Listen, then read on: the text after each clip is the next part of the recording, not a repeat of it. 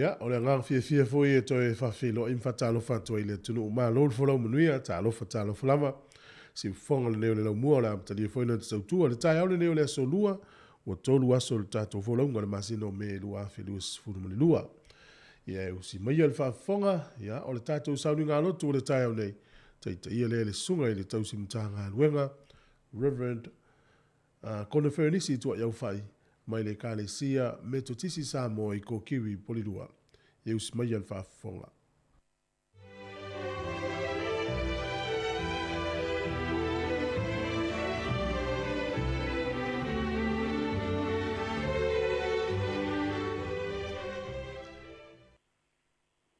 Samoa ai. Alo mai se o tātou si whaatasi le vi inga ma le whaatai i le atua i le nei tai au fou.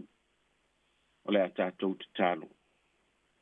Ua sangisangi fia lau whanau le li ia i le nei tai au fou ua e fōa i mai. O le ala leo la mātou whaalata la tātou i a te oe. Ua mātou talitonu e whaifua le nei tāpua inga pe au noa ma oe. Whaapa ia mai i mātou whaamone mole. Nei a mātou la ngona lau pai mai. E manu i ai la mātou sauninga nei. Ono Yesu o mātou te talo tuai. Amen. O la tātou pepese i lona vi inga i se furu ma le lima. O i fōnga ma vi inga i a sau ni a Yesu awa ua wha alava e whao la i toto i a vidi i a Yesu mava tua mana e loto ma Maria tuma i leri i mamana muashi li ese lo tato tomi ola oilona e favava le maleola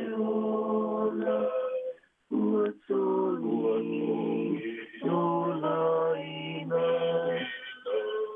atato nawatala ile madi o Yesu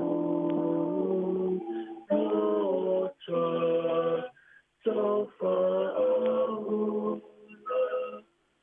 Olepo so o Yesu usawa ile ala einoa eta itori ena amasana olea natanule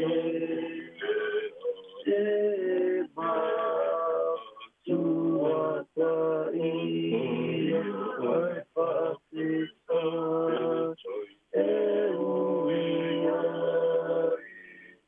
oesa pahatia o le tatou tusifaitau o lenei aso o le amau mai lava i le tusifaitau aso o le kalesia metodisi o le tusi al perfeta o Eskielu o lona mataupu muamua o te faitauina mai faiupu e 2.4 se ia whaapau mai le 2.4 Eskielu muamua 2.4 i le 2.4 whaafonga ia fionga le atua o ilunga fo'i o le vai langi i lunga o lato ulu ua iai le whaatusa o le nofo ali ua tino mai e pei o le maasa whaira o ilunga fo'i o le whaatusa o le nofo ali le whaatusa o tino mai e pei o le tangata i ona lava lunga. Na o i lo foi pei o le tino le apa popula, o tino mai e pei o le afi, o whaatali o li o i te tonu, o tino mai i lona surunga titi e o a i lunga, o tino mai fo i lona surunga titi e o i fo i lalo. Na o i loa o tino mai e pei o le afi, o iai fo i le popula o whaatali o li o i nai. Pei o le tino mai o le nua nua e i le ao, i le aso ua. E whapea o na tino mai o lona popula e whaataali o li o i nai. O lona tino mai lea o le whaatusa o le popula o le ali. Na o i loa ai, o na o whapau whao ai lea. O na o langona lea o le sifofonga o le tasi, ua whetalai mai. Whaamanuia mai lea tua i le whaitawina o ana fionga pa ia. Ma ia te ia pea le vi inga e whaavavau. O se upu e whaatonu fo lau Samoa ai, tiu te mawhaiva alofi lima o le nei aso. O le autu o le nei aso le tusi whaitawaso o le kalesia me tutisi e whaapea. E whaailoa le mamalu o le atua i ana au auna filfidia. E whaailoa le mamalu o le atua i ana au auna filfidia. Au filifilia se matua mai le vaenga o le whai upu e luas furuma le valu. E whaapea lona whaitawina. Na o i loa ai, o na o whaapa u whao ai lea.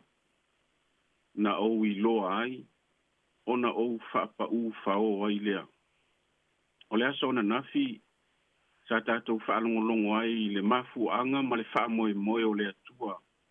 Na afu ai o na whaali mai a eskielu le whaalinga. O le aso le nei o le whaai ui uina o le vaenga mua mua o le whaalinga le nei le perfecta o eskielu. Pai mai le tala sa whaita wina. Ina ua vaai eskielu le whaalinga mai le langi.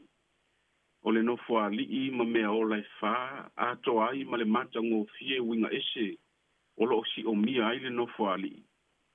E le ai lava se isi mea na ia whaia. Wana o le whaapa u whao i lalo, e pei ona iai le tātou matua. O le ale winga o le whaapa u whao i lalo le perfecta. Mua mua.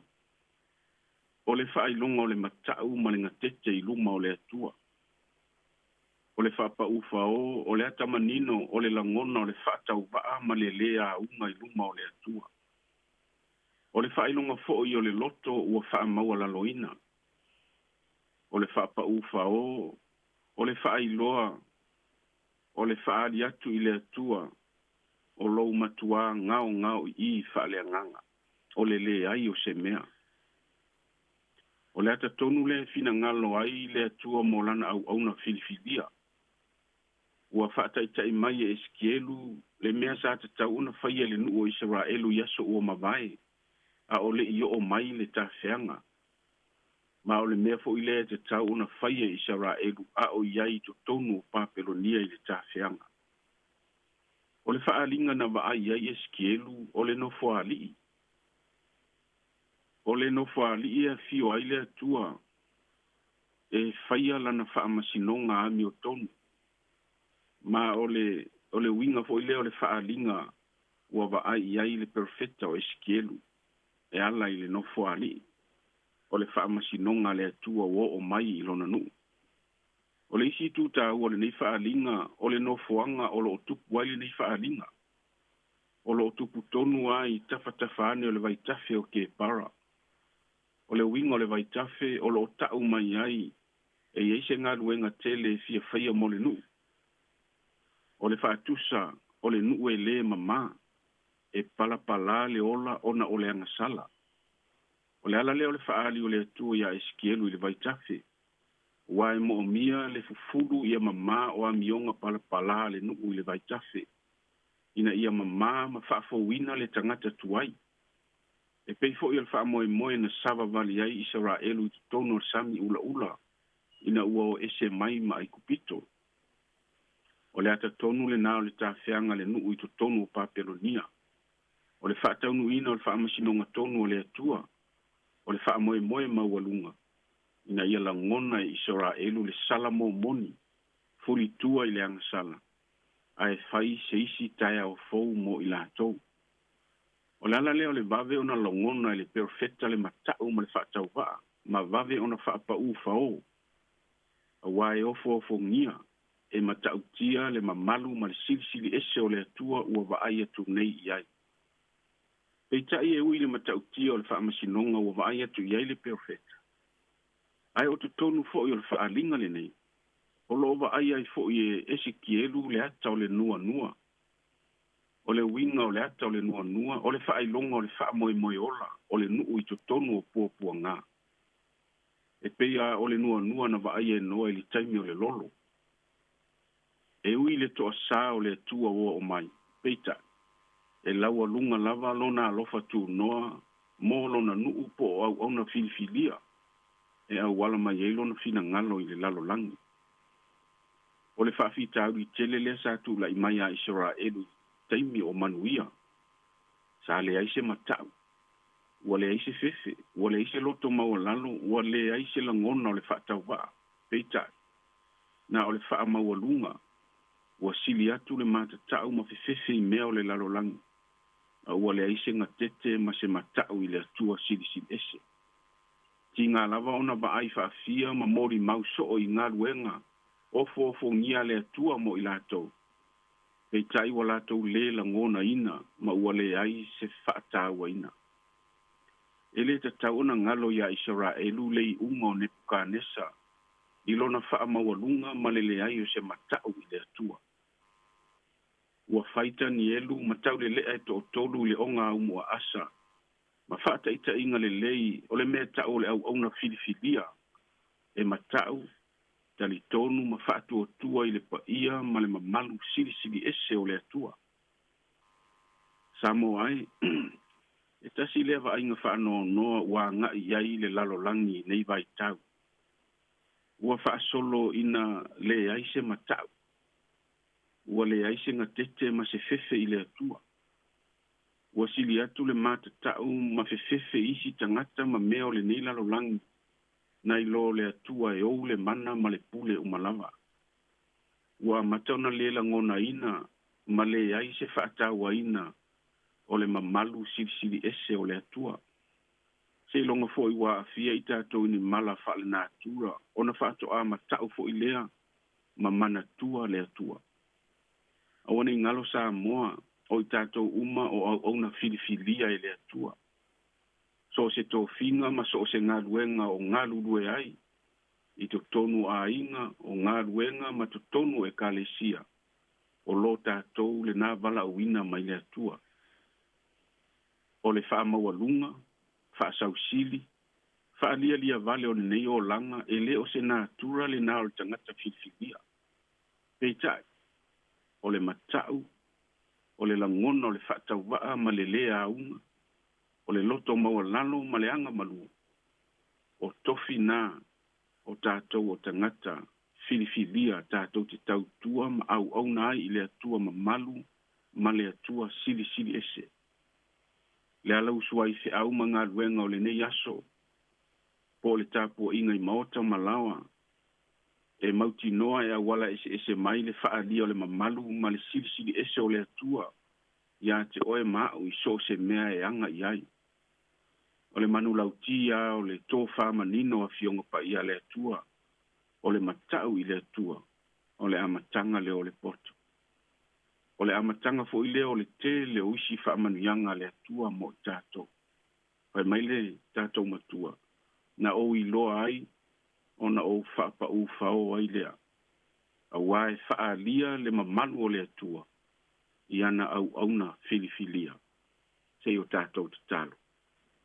Te le lava upu i manu a waititi upu i mala i loa lofa ma lo wanga le leilo mātou atua i le nei aso fau. Whaafitai le ola ma le malosi whaafauina. Whaafitai wha moe ngā o loa tu nuu ma o tangata ua whaatau nuu i le manuia. Ma nawa fo i nisi o ngā luenga sa whea ngai ma lau whanau le pō i sā o mawai. A o le nei o mātou toi ala whai o manuia i le nei aso fau. Mātou whaafitai le tele ma le ana o noa i o awala ese o whaamanuianga mō loa tunu mau tangata. Ngā luenga ese o lo ngā lulue ai o le mālo maana whaamanuianga. Whaafitai tele lo mātou atua. E ui lava ina whea ngai nisi o i mātou ma whaanoanoanga ona o lau wala au pa ia ma le tele o whaafitau. Ai tali tonu o lo tau whai manuia tutusa le lava loa o lo tunu mau tangata. Whaafitai le whaamanatu au fionga pa ia mo i mātou. Whaafitai le ngā luenga tuli loa le nganga pa ia I le aso ma le atai. Ia siri lava le mamalu siri ese o I le atua. Na e maliu pua ngā ai a wale tongi o leina o I mātou. E le asa I mātou ma se ma whaale tonu. E anga sala lava le tangata I o luma le li ia. A o mātou whaato ese maloa tunu uile nita e au whaamole ta malo pai. Se ia e whaama ngalo I mātou I lo toto ki riso. Mātou wala au matu inatu, le a lau suai o loa tunu mau tangata, tiu te mawhaiva ese o le nei aso. Le usuai o nai whanau ia o onga o le tapu inga nei ta mamati nā mātua I malu wha. Ia pui ma malutia I mātou yo a ao whaamole. Mātou manatua I lātou ma lava o whata o to lia I so se no fuanga, ona o mai ma whaingata o le tino nei. Ia iai lau whaamalo longa. O ai o whaano no whaamaisi o loa ngana. Anga le lei whaamanuia, le ala uso na ia mātou whanau ia o onga. O ai le poto I sido na mātou tau mawa I atu oe. Whaamanuia ma whaafua loa le soifua nai o mātou ta māma tina mātou tua. Mala lātou tāpua inga I maota malawa. Ia iai au whaamanuianga mo I lātou. Mātou te talo mo au e kālesia I lau o whai ngā luenga pa ia ma e kālesia ma le ngā luenga mori mau. Ia iai au whaamanuianga. Manuia nei whai ngā mālo o mātou iai. Manuia I so se au nanga ese o lo ngā lue mole manuia o tangata. Mātou te talo ma manatua si o mātou watunu I Samoa. Fea ngai ma le whaamai. Ai mai se fo e tau a fianga lau pale mene I ona taita. Ia iai loa nganga mo I lātou whaamole. Ia lofa mai e fuanga o le nei aso. E fo inisi o whono tanga. Lau o fwai ngā luenga o le anga atu iai. Ia iai loa nganga mo I mātou. Mātou tu inatu ngā luenga lau le tio whaasala lau. Ele ngata o le whaasala lau ina o tala ese wale manuia o tangata. A o le mori mau watu o lau tala le lei. E foi la tau fuanga ma le tau atina ina o lau ngā luenga. Ia mātou te talo le li ia iau whaamanuianga mo I lātou. Maolo lātou mālosi, tō mai manga wā. Ia wātiu te mawhaiva ma ngā luenga ua e tutofi ai I lātou. Fuanga o le nei aso ta mā tātou au ma oe.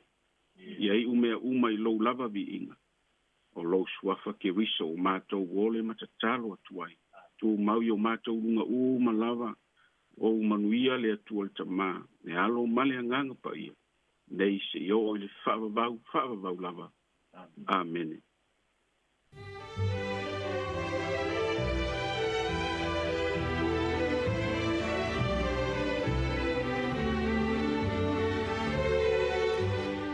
Ua whaafonga le tunu I le tātou sānu ngā lotu le taio nei, ia na teita ia le sunga I le tausimatanga luenga, Reverend Colin Ferenisi tua iau whai, mai le kālesia me tutisi Samoa I ko kiwi porirua, whaafitai tele lava, whamano tā pena, whaafitai mo le tātou sānu ngā lotu.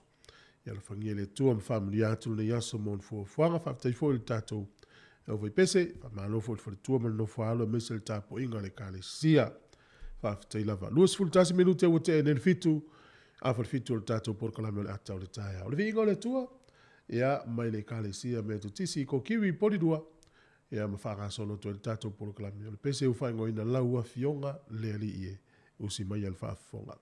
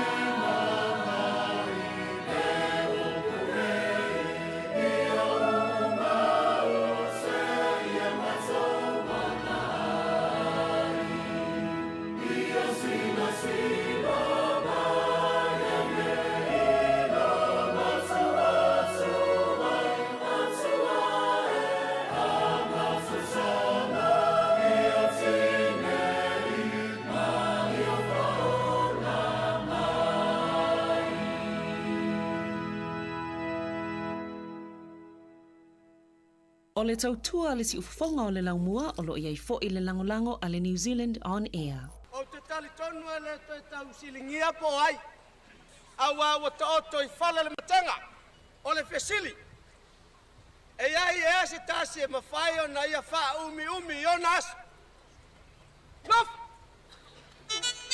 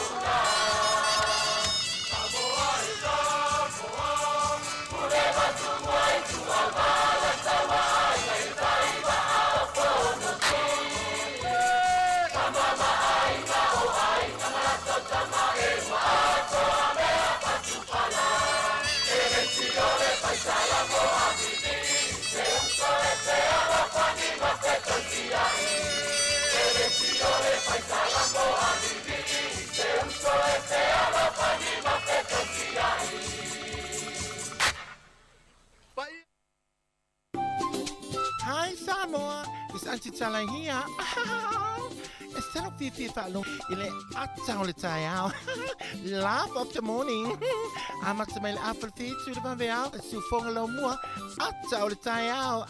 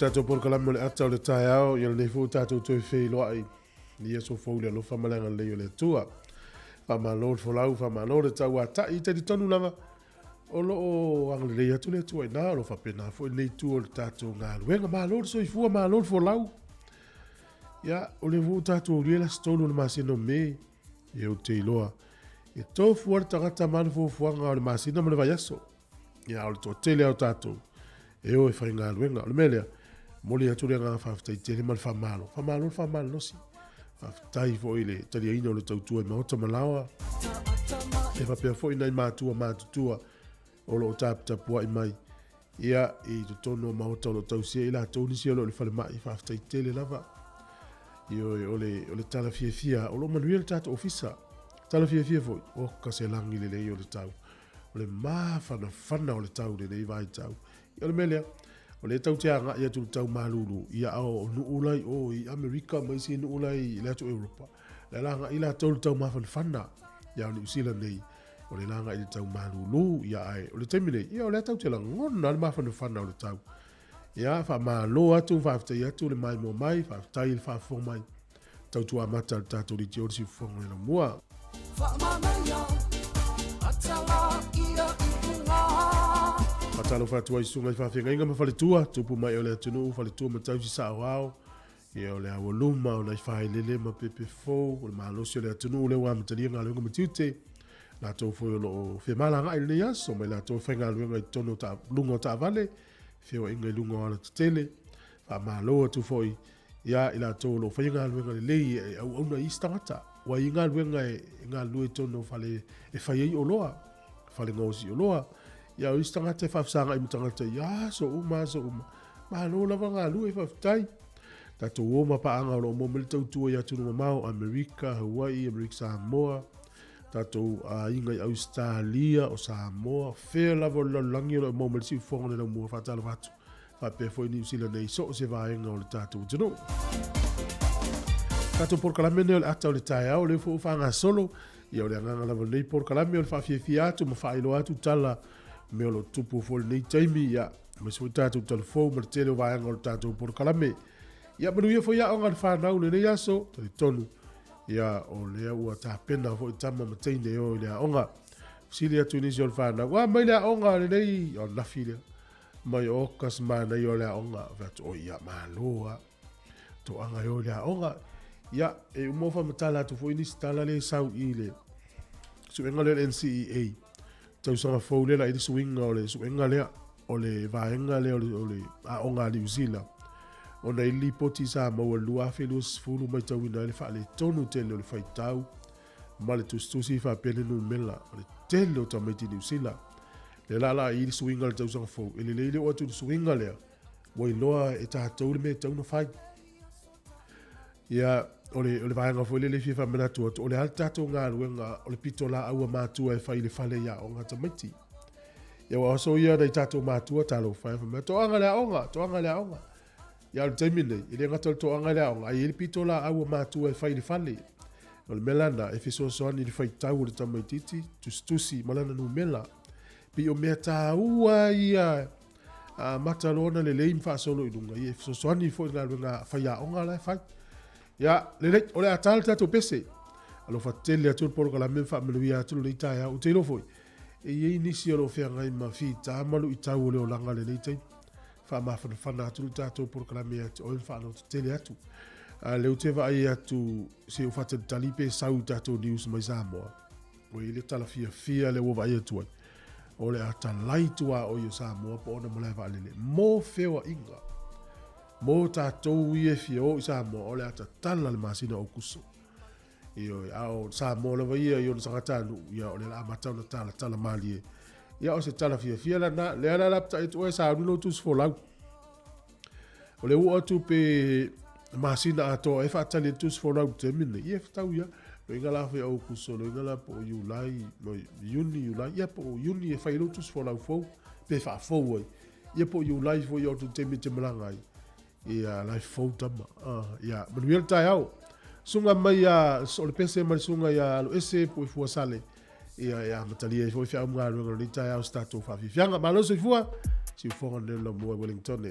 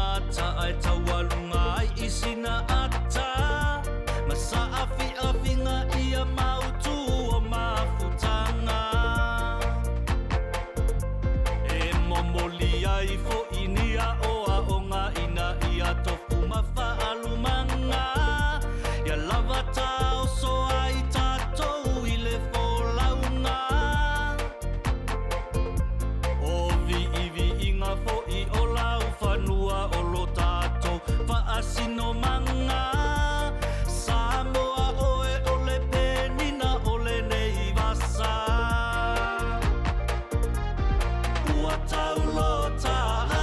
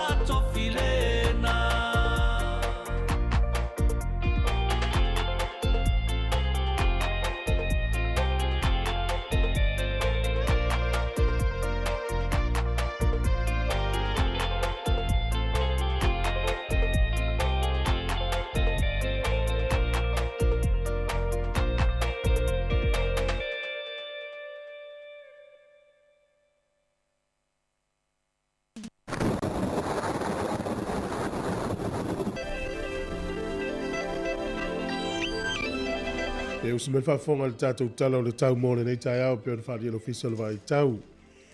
O le aso le nei ia peifo i anu nafi ia ina i timu ia matele lava ina vai ia le mātau le la. Ia o le aso a tai au, o le aso lulu o stofi, a sfoile ma le aso na imatua ilangi le lei lava le tau peo le whaari alo fisa le vai tau. O ka piti le aso le nei, whamelo fisa le vai tau, ia ina i timu vai ia le mātau le la nisi o taimi. Mana ua tu whanganui matau naki matua ilangi le lei ale tau le so. Mawai foi lea nuu leo wai rapa, whapea Hawke's Bay, Taubo ma Marlborough matua ilangi le lei le tau le aso le nei. Ia ole maulano le fure malulu whamawina o lo iai. I le ono le nuu leo Taubo, ea mawhanwhana le maulunga le whamawina ia o lo iai. I le luas fulma le lua, i le nuu nei o whanganui. Mawai au kilani le so ma Hamilton matua ilangi le lei ale tau le aso le nei. Tau le lei mfuafuanga o le nei aso. O le motu i saute ia whapena fo langi le lei le tau le aso le nei. Maulano le fuore malulu e whafa mawine Queenstown. Ea mawhanwhana o le maulunga le waiai. Ia luas fulu whamawine le soni whapea fo i kalai estete. E luas fulu ma le lua laolo i Picton ia ma Blenheim. O leo te lenga o lea tunu nei aso o lea matua ilangi le lei le tele o vaenga o lea tunu. Ia manuia ia ngā luenga i whaia i whafo ma le tele o fuafuanga o lea alo tu i tātu o tunu. Ia e whamelo fisi o le vai tau.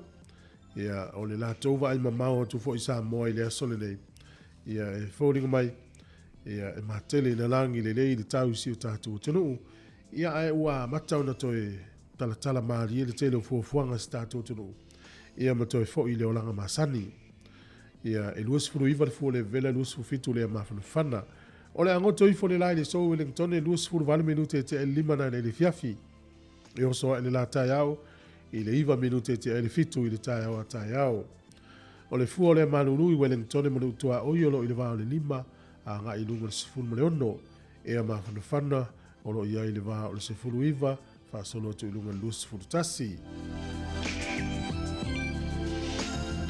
Ia mo le au whangota le aso i au te lona u tausi le fiatu la whono whainga whaiva whamana tōtu pēr. Wellington e sua le tai, to e sfutasi minute le fitu ana le la, pē le tai le tasi le au auli, to e sua le tai i le tia le tita le fitu na le fiafi. O polirua whamelo official vai tau, ia e sua le tai sfutasi le tai au nei, pē le tai le tia o le lima i le fiafi. Ia ona toi sua leo le tai le te o le se furu tasi i le fiafia na nei. Tala na o le tau mo le tala o le tai mo le se le fia le tunu. Ia mo la toi lafo la tau tupe, ma lo la valanga lei. Tupe sa mo pa u maunano i le aso nei tala lima valu sene. Io e tala lima sifu mo le valu sene. O le tupe Amerika e ono tolu sene. Tupe Australia e valu iwa sene. Tupe fiti e tala tolu se fulu mo le lima sene. Tasi tala New Zealand, maula tupe Samoa. Tala lima se fulu ma le valu sene i le aso le nei. Ia, malo lava. Ia ole avano whamirianga wa soifua pe whapionele was whanau. Ia lofu tele atu por kalame whaminuia lo was soifua. Ole tato emaili lava na mo as whanau. Aso whanau at samoacapitalradio.co.nz. Ia pe awhapea efia maisi as whanau e. Tō lau lau atu le tato por kalame. Ia manuia tele o tō was soifua. O le tusi fai tau mo le nei aso, ia o lo maua le tusi o le lua le Timoteo mo mua, fai upe ono. Tusi al apostolo Paulo ilo na tali whale nganga o Timoteo. Lua le Timoteo mo mua fai upe ono. O le mea lea, o te wha manatu atua ia te oi. Ia toe wha mumu le mea lofa mai le atua o loo ia te oi. Ia o, le ia tele tala Paulo fai ilo na tali. Whale nganga, ia mea lofa lea sa ilo matua pasi mai tina o Timoteo. Tau fo ina maua e Timoteo. Ia manuia lo waso i fua, le senei family as whanau.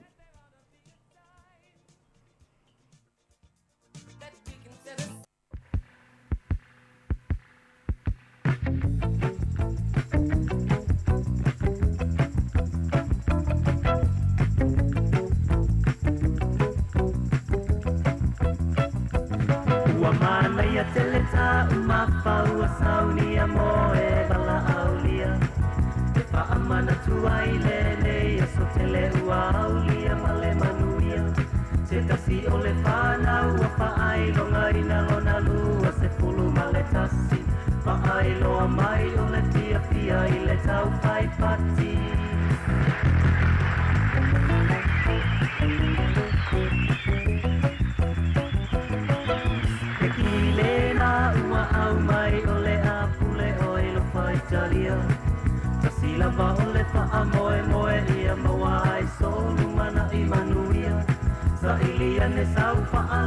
fiti le la le le o le fai fai isi awa asa silau ma te whai atua e misi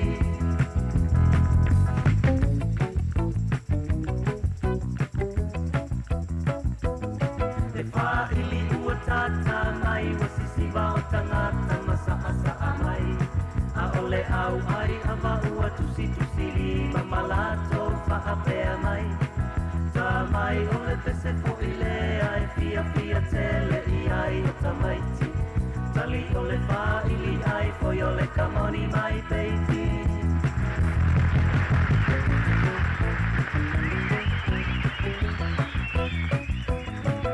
ole mea mali e te fia atai lei tu palea o tina wha apea lava o ilato wasi wha atoea e ai ua ora te ila ma ile tipa tipa mai ma pesili po o fea o ai le siau ai sau o le tali ua ai uma ele whanau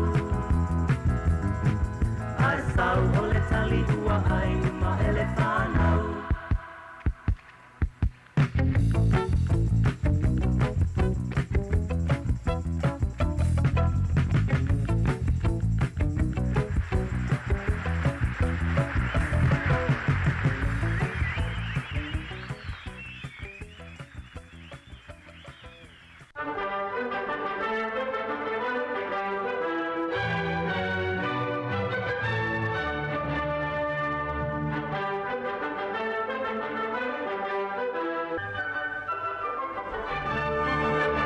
Malo whaftai whatala whatu le tunu si mai el whafonga i le nei fwoi tai au le wawai fwoi tātou tala o mena tupu laulangi le aso i le aso tolu o me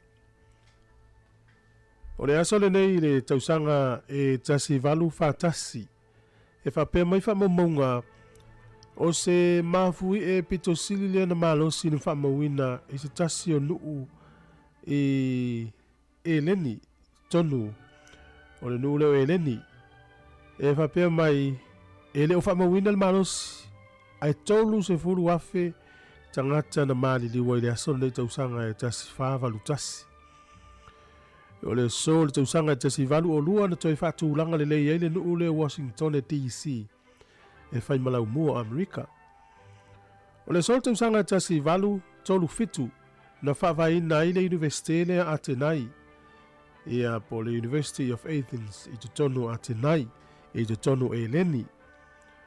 O le asole nei le tausanga e tasi iwa lua tasi o le nuu lea o West Virginia, tonu Amerika, na lato whaia le taxi le asole nei mo o loa whatau. O le sol tausanga e tasi iwa lua sifuru tasi na pasia ile tula fondo le malo a Ielani e ta o le Government of Ireland Act tasi iwa lua o. Ina ia vai lua i Ielani Ielani i Matu ma Ielani i Saute, Northern Ireland ma Southern Ireland. O le sol tausanga e tasi iwa fitus furu ma le tolu na mai a ele fausia o le faletele le o le tawa ta o le Sears Tower i te tono Chicago. E ana avea ai a le fale umile nei po le fale maualunga nei o le fale pito sili na maualunga i le lalangi atoa i le nafo i taimi. O lona maualunga e afe fitu se lau ma le fitu futu tu se le ma le lima se lau luas fulumita le maualunga o le nei fale. Na mai alo na fausia i le aso nei tausanga tasi iwa fitus fulu ma le tolu. O le sol tausanga tasi iwa na fai mea alofa i le tangata milionea le o Bill Gates. O ia le ana company o le Microsoft i se tupe luas fulima miliona tala ia mo le lima tausanga e fai mea alofa i fo mai mai popoto i fai so isu enga po le a se tonga fiti o le mai leanga o le AIDS. O le sol tausanga i luafe mo le fitu na nei loa ele tamai ta i fa tausanga. O le teine pele tania na ta fafao maona mātua i potu kale o Madeleine McCann. E o mai le solo faia per sa ilinga po feo iai. E le na su e tele le lalolangi le teine titi. E ni usila nei le aso nei le tausanga e tasi valu iwa fitu na vea ili tamai ta i o Margaret Grishank e fai maurua i fo mai o dokta ua lesi tala i te tono ni usila na ngalua le fai mai i Waimate i le tu i saute o Canterbury na maliu i le mai o le influenza le tausanga e tasi iva, tasi valu.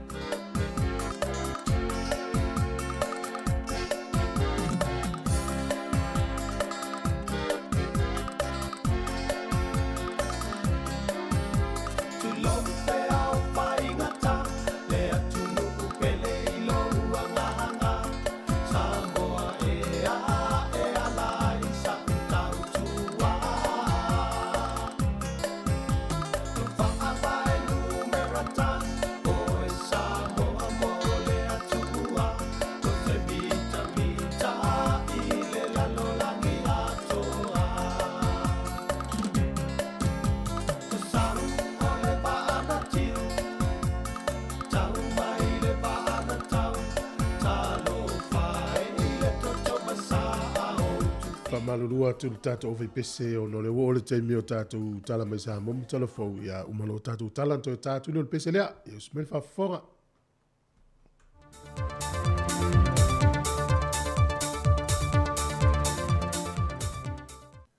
Talofa lava o le tautua whaawa o le siu whonga le lamua e ala ia le telefou mai sa momo le nei fo yaso usimai le whafonga.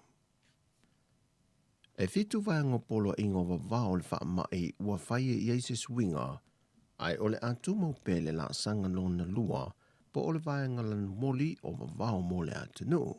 O ia whai unga na pasia le kapeneta, mai a mata wha maluina, e le itu lai se fulma le lua le po le aso lua, a malama le aso lulu. Wha mauni mai le fionga le tamai taipane mila ne saunuanga wha la wei tele, o le ato ea e atuaia o onga whanau li investea o Samoa, e pe o na whaatu langa ina le amatango le nei masina. Ai moa onga a mata o a onga tūlanga lua makolisi, wa iele fuafanga e a mata te tala le masina le nei. Ai watu inatu le vaianga maoti o a onga ina ia whaata otu mai e fuafanga, mo le toi fo ia toi o whanau i te tonu o potua onga le masina le nei o me. Ai mo le au fai pisinisi o le ato e te tala la ato pisinisi mai le ono le tai au, e o atu i le se fulu le po, ai a mata vavau le itu lai se fulu ma le tasi le po, se i o atu i le ono le tai au le isiaso. E iei pisinisi manisi o onanga e te tala mai le se fulu ma le luo le aso sa, se i o atu i le se fulu le po. O le teu ngō polo inga fau atu ina mai le fionga le tamaitai pāle mia, o le asa o loto e le au whae o tangata e whaata siatu i whaapot putonga, i tu tonu mawhafo, ai e tausia pēr le tutu ma le nofo vāvā, mai ia whaata ua le whai o tali whafonga, ma le whaalia pēr o pe patui. O vaenga le polo inga ua te tala i nei whai te toa mosa o se Samoa i atunu i whafo, e toe malanga mai ai Samoa mo so se mafua anga, ai ia muli ta ia pēr i a ia inga wha le soifua maloloina, morso o se tangata e malanga mai le atunu. Pei tai o tangata whai ngā luenga ngā lulua i kon karate whaavau malo e malanga mai Samoa, e te tau fo no lātou tangia ia inga wha le soifua maloloina, watu i nātu e Samoa e te tau no lātou ia. Ato ai la mal te tala ino tua o i whaavau malo le atunu i so se tasi, i le vai tau au kuso ma se tema o le tau sanga nei. O tuunga mo whai ngā malanga o mawa le leo le a taunu mai le atunu. O le a whaanofo e seo no i lanto e taunu mai e whaamao nia i eri siama mo le fitu aso. Ai o isi vaenga o mo le pasese, o le a whaamatueanga i ainga e whaanofo e se ai. O le vai aso newa taunu mai le isi uta whao popo tele mai le so swane le malo Amerika, e una i ai tui pui mo le saonga le mua le tātou atunu. Le fast fulma lima afe ono sa lau tolu se fulu, ia tui le vaila au o le faisa. O se tasi leo o nanga le malo Amerika vsoswani atunu o le lolangi, le wo atu ai le au whai o tui wo latu tufai na wha me alofa, e le tasi tesi ma le 2 biliona, e vsoswani atunu e se lau se fulma le lima, o atunu ia na awala tue le vsoswani mai le as 8. Wa lima se fulma le 2 miliona tā la le tupe wa wha aluina le malo Australia, mo tui pui mo le se fulma le 2 atunu o le Pasifika, e au fiai ma Samoa. O lo tuli mata EF so swani le malo Amerika e alai tui pui, atunu e maua lalo lo rato whaitau wa whai, ma atunu e feo lolo mai vai lo rato ta mau a inga. O le so swani mutua whaaftai e le fionga te tai o le atunu, le fionga fia mena omi mata afa, o le awhisoa ni tele le wha awa wino le tuilo na lua mō whanau, mai le 5 tausanga le sifuma le tasi tausanga le mātutua. E le iai seisi reporte fau e se mai wha maumonga le soifua malolo ina ngata mai le aso tofi le vai ason te nei. Ai wo atu le iwa sifuma le 2% e lantou le sifuma le 4 tausanga malunga atu le mātutua, wa mai au lato tuilo na lua. Ai mai le vai tausanga le se fulma le lua le se fulma le fitu tausanga le mātutua, wa atu i le valu se fulma le ono tesi ma le valu pasene, wa mai o lato tui pui lo na lua. Ai mo le whana witi, le 5 tausanga le se fulma le tasi tausanga le mātutua, wa atu le 5 se fulma le valu tesi ma le fitu pasene, wa mai o lo lātou tuilo na lua. Ai mo I lātou wanga vaa le tuilo na tolo le posta, wa vitu se furu wafe wha se lau tolu se furu maliva, e lātou wa mai a whaatino ina. Sau no le whionga te mai tai pāne mia, e tala whionga le leile a toa o tuinga mo le atunu a toa le tuilo na lua, fua I le masino au kuso, ma le masino a perila. Wha lia le whionga le te mai tai pāne mia le tau mate le matanga ruenga le soifua malolo ina, o le whai ungo le masina le nei o me, e ono whai I foi I lalo, le maua lunga le o loo alu pe iai, I tangata Samoa o a fia I le wha mai, e vai aso tai tasi. Te paitua ma loto wha awhitai, te moe puna wae ma le loto wha tua, o le au tūlo le saunuanga wha apitua ma se saunuanga wha la I au, mai le awhionga le minista o le au nanga le fesa po le fuimu, le whionga whawalo le whau Harry Schuster, e toi wha la I au wei ma toi wha manatu le tāua telo le au nanga, a li ma te maita I o lo ngā lulua le nei au nanga I ofo I nātu wai le soifua, mo le lawe ino soifua le atunu o I teimi o wha la lave te tupu wha fo sei. O le aso lulu le vaso nei, le aso wha o me, e wha manatu I nai tau sanga te itasi le tāua telo le sao I lātou nei, e meise, o le toi wha manatu I leo le au nanga tā ua I lātou sa ngā lulua le nei au nanga, na ma o mau o lātou soifua, a o ngā lulua I le au nanga. E se lia le tolu se lau pepa whaasala ua tu I nātu ia I lātou na solia polo inga o vavao I teimi au tāpu nia le atu nuu.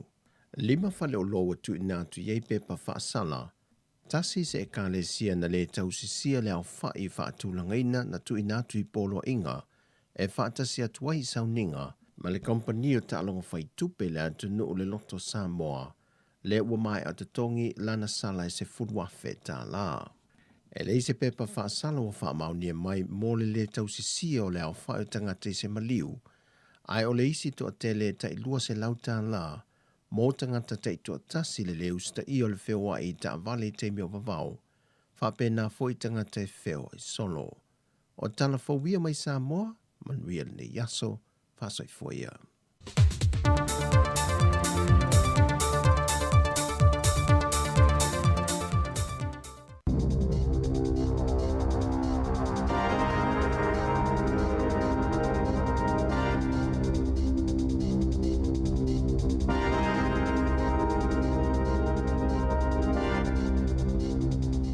Tala flava al whaapoponga mo telefon me le siu whanga le lau mua. Mo le nei tai ao le aso tolu me lua whelua lua. Ua whaalia le tamai tai pale mia Jacinta Ardern. E le ise apanoi ono whaieni si whaapoponga le polisi o la fonga. Ai maisi o la fonga mo tangata I pita tele la tau tupe. Na amata whiwhina wa inga le vai aso taluai. Ina ua whaisa saunoanga le minista mo tupe maua, ile le lava o wha maumaunga o lo o umia le tunu ile mawalunga o ni la fonga o lo o tutongi. E tangata I pita tele la tau tupe I tutono New Zealand. Na ta ue Ardern, e le o iese fuafuanga whaapea, mai le isuia fo ila la tau polisi, e le ai fo isa la tau ngāluenga whaapopo e whaia iai, mai mausali I pealo na talitonunga iana saunoanga na whaia. E o mai ana nafi, e le ai fo isa la tau polisi mo le whainga palota o ia fuafuaina e whaia iai ni whaafi naunga, sa iei tua inga le teitai o le National Christopher Luxon. Whaapea ma le teitai o le Act David Seymour e whaasanga ia Ardern, e winga I la fonga mo tangata mau o loa. O loi mātau le fia sa mo le mawina I le asoana na film lai waalele whaavao malo I o Kilani, ina ua tau ai tau nuu tangata asiasi mai mo le taimi mua. Talo mai le silia ma le lua tau sanga talo wai, ina ua toi te tala I tua o New Zealand. Ua toi matala lea avanoa peo na iai ananafi, mo tangata ua mai a le leo la tui pui. Mai le silia ma le 5 atunuu, ia le mo miaina ni visa e asiasi mai ai New Zealand, e au fi ai ma Peritania. O nisi na whaato a wheloa i ai ma whanau po grandchildren. A o nisi, o ni wo lewa o na vala, o na ole COVID-19. O le masina o ke taupa fta atatala I le avano I so o stangata mwhea na asiasi mai ai. Ini usila e peo na sai ai, a ole I whaia le COVID-19 peitai, e yele maasalonga e I u ina toi tu umai I luma. O le whaalawa I tele o ni reporti le esenga o totongi, o le asi itia I totongi o le itu pao tamaita e pe ona whaalia I se saili linga fou. O whaatuptup la ia lava ni finangalo ina ia whaamalo sia le whai o reporti I le esenga o totongi, maana ta wai se saili linga lea na whailo atu le TV tasi. Le lua se fulu I le wha se fulu pasene na whaititi le esenga po le vava mamao I le vao totongi o li ima tamaitai. O lo o mata wina fo I le to tele o isi tina matamaitai ua whaafaigaluenga ina pe si itia fo I o lātou tūlanga I totono company. Maolo o sili ato o na whaamani e ina I tamaitai pito mawala lalo a lātou tupe maua. O lo I ele taumatenga e mawhai ona I le vao le sifululua tā la valu sifulu sene. Ma le tolu sifulu lima tā la e whaopopo le vai aso mō tutongi o tamaitai e to samalilua sifulu ono tā la tolu fitu sene le I tō la. E o maile masino iuni lua whelua tasi. Watu samalilua sifulu iwa tala I le tō la le tutongi o li I e wheo lolo pe o ngā tutonu. Ma e lua tā la ono tolu sene wa ese ai matamaitai. E li poti umai Australia, Kanata, Beritania mātunu I le iuni a Europa. Ese ngā o tutongi le vāo li I matamaitai. O nisi e whailoa whaalawa I tele, a oisi e whailoa atu ini mata ngā luenga le mālo, na tā ua le polokalame le Mind the Cap. A fui whaamauninga mai la lātou saili linga, e fōlinga mai o le whailoa o reporti I le esenga o tutongi, o lo au ngā tele lea I tutono New Zealand. O le esenga ma le vāvā mamao o tutongi, I le vāo I tu ainga tangata anu ese, whaapea mai tu pāte I tasi, e te taulava na whaamalo sia na li potiina, e whaala potupotonga, e ta ilima se fulu ala tau tangata whaingaluenga pēsili atu foi, e tu samaleiva pasene le esenga, po le vāvā mamao o tutongi o I tu pāte I tasi I tutonu o ni usila.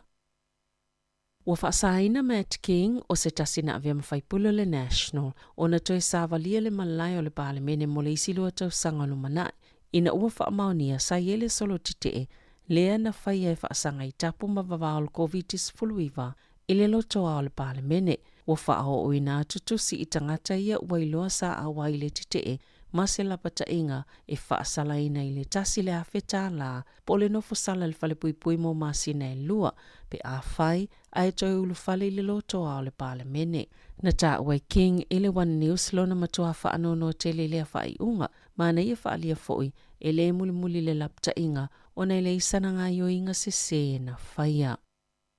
Ua filifilia le malo se kampani e na te mata I tawina ni whaamatalanga I whaia I lunga o penga of so tainga po le social media, e whaatatau le tali atu le COVID-19 mo le lata I le lua tau sanga, ma e tatau na ta I whaaso, ma lipo te atu le malo. Ini whaamamonga na whaalaulo atu le leitio New Zealand, wa tā waile ngā luenga o whaia le Analect, e tuli mata I eitus tu singa I lunga le Facebook, Twitter, Reddit, maisi upenga of so tainga, e winga I ulu tala olo I ele taimi nei, e pe o le tali le COVID, po le COVID response, o le virusi, o le whaatinonga tui pui, o le tamau ainga, pisinisi ma tangata whaatau, o le sailinga o tangata sala talata iena a fia le virusi, ma le whaupunga o le team of 5 million, po le awe to 5 miliona, o ripoti na whaia mo masina e tolo, e silia ma le tolu se la wona I tō lau, toi te lava o ripoti ta itasi umai na whaia, na ilo ai, e tele atu ni whaupunga ma whaamatalanga atangata ni usila I lungo penga of so tainga, e te na ilo finangalo tustusia, e lango. Na tā ua e whaapea na whasosoani I le kulupu mo le COVID-19, ina ia whaamasani so tainga e talia I whisili mātunga lungo o tangata ni usila. Sa whasosoani fo I le ilo longa na tu whaatasia le Analect, e fua I le manuia o so tainga o le tutu whaatasia te le COVID-19 ma polokalame whaalawa I tele sa whaia, mo whaamatalanga o le whaamai. Ua whaamawina nei le company whauwhale Wellington o le Armstrong Downs Commercial o se company ua ngau, e ua whaawau na whaatino na ngā luenga sa I le eini si tupe whaasawai. Le pisinisi, ma tutongia ia na ai tā lafu, ma sa ia lava se lapata inga o le ai fo inisi pisinisi mo ngā luenga whauwhale, e ono o isi tūlanga whaapele lumanai, o filifilia David Rusko, ma Russell Moore, mai le Grant Thornton New Zealand. E tau mawhai whaawau na whaangai o le pisinisi, ma o ina uma a setal company ma tutongi tāno sanga uma, e whaasanga le company, a o le I tapunia. Wa se fulu tau sanga talon whaavaina le kampani, sa tau mawhai lava I toi whaatolanga kone karate, pe I tae ele imanuia, mo wa yele whaiunga, o le whiriwhilinga o ewa, a yele pi sinisi ma whaanga ioi, o se taulanga pito silile ona le lei mo tangata, o ila atou whaakone karate maisi au whaisia, ina ia whaititia nisi tupe ngau. Ile Pasifika, wa whaalia le whainga malo le atu Solomona, na alau na sainia se malilienga mo le puipuinga masaina, o na ele lava se malilienga whaapea. Na talanoa ina ma au se tālia, peita aina whaalia le balemia manase songa vare. Sailua lava ele malo le tūlanga po se tau e o iei se taua, ma o le ale avea ma se vaenga o se whainga whaamiliteli, I te tono le Pasifika. I le fono al balemene le atu Solomona I le aso ana nafin whaalia I le balemia, e le aise fuafuanga e aise militelia saina, I te tonu o le atu Solomona. Sa yeise asia singa Gerrit Campbell le whaatono le maftanga le White House Indo-Pacific, I te tonu honiara I le vaiaso talawai, masa asia fo I le au malanga Amerika, ma lo fitim Papua New Guinea, ina yaso ina umai ale saini ngā lima le atu Solomona masaina. Na whaitio ina le itua ngai al balemene, le whaalilo lilo tu ungo le malilienga na sainia, sa whapea fu ina whaali manatu I New Zealand, ma isi malo isi sifo, I o la tau watunga lunga e whapea, o le malilienga le nei, o se awala ma se whaitatoa lea o se militelia saina e o fia tuai, I le Pasifika. Wana nafin whaalia I Campbell, wa ye se fofanga President Joe Biden o le United States, e whaanatinati eni whailo inga whaavao malo, ma tunu o le Pasifika. I ta'alonga, na whaia ina lau teito o fito tamaita I New Zealand le ta'alonga ma Australia, e le suenga siampino le ta'amusanga teito o fito la langi sa whaia I Kanata, e luas fultasi I le se fulu ma le fitu, o le ta'amusanga momole le Black Friends a New Zealand mo le silia ma le lua tau sanga I le teito o fitu, ono o le whaamai. Toi 2 minuto le ta'alonga o sili ai o New Zealand fulfitu I le sful malwhape tai na toi sikoa I Australia ma manu malo ai. Mua atu sa whaamawina ai o le tamaitai o le awa New Zealand Portia Woodman. Sa avea ma tamaitai mua na te mawaina sikoa e lua se lau ia taamelo sanga. E lua ni sikoa na ia mawaina le ta'alonga mkanata. Ma ia au siele au whainga lua se lau maltasi. Mai fase fulu ono leo fa ingo sikoa e ese malita mai ta iolo utulanga lua Bianca Farrell mai Kanata. Sale Emmanuel tom whainga numero tasia New Zealand vaenga to mai ta ilta alonga ta Apollo Lydia Cole ili isi vai o le LPGA Tour na manu malo to mai ta America Marina Alex masatu langa tutu saile numero tolu o le taimini olo numero tolu lalangi mo le vaenga o alii olo mo le mawina le manu ia peo tamu whainga le li New Zealand Steve Alka ili taamil sanga le PGA Champions Tour na manu malo Alka ili taamil sanga le Insperity Invitational ili lava taamil sanga o le tolu ile o na manu malo ili taamil sanga mai lima se lau tolu sfulfa fitala lo na manu malo. Tala fo ia ma le si ufonga le lau mua mo le nei vaenga o le tai au.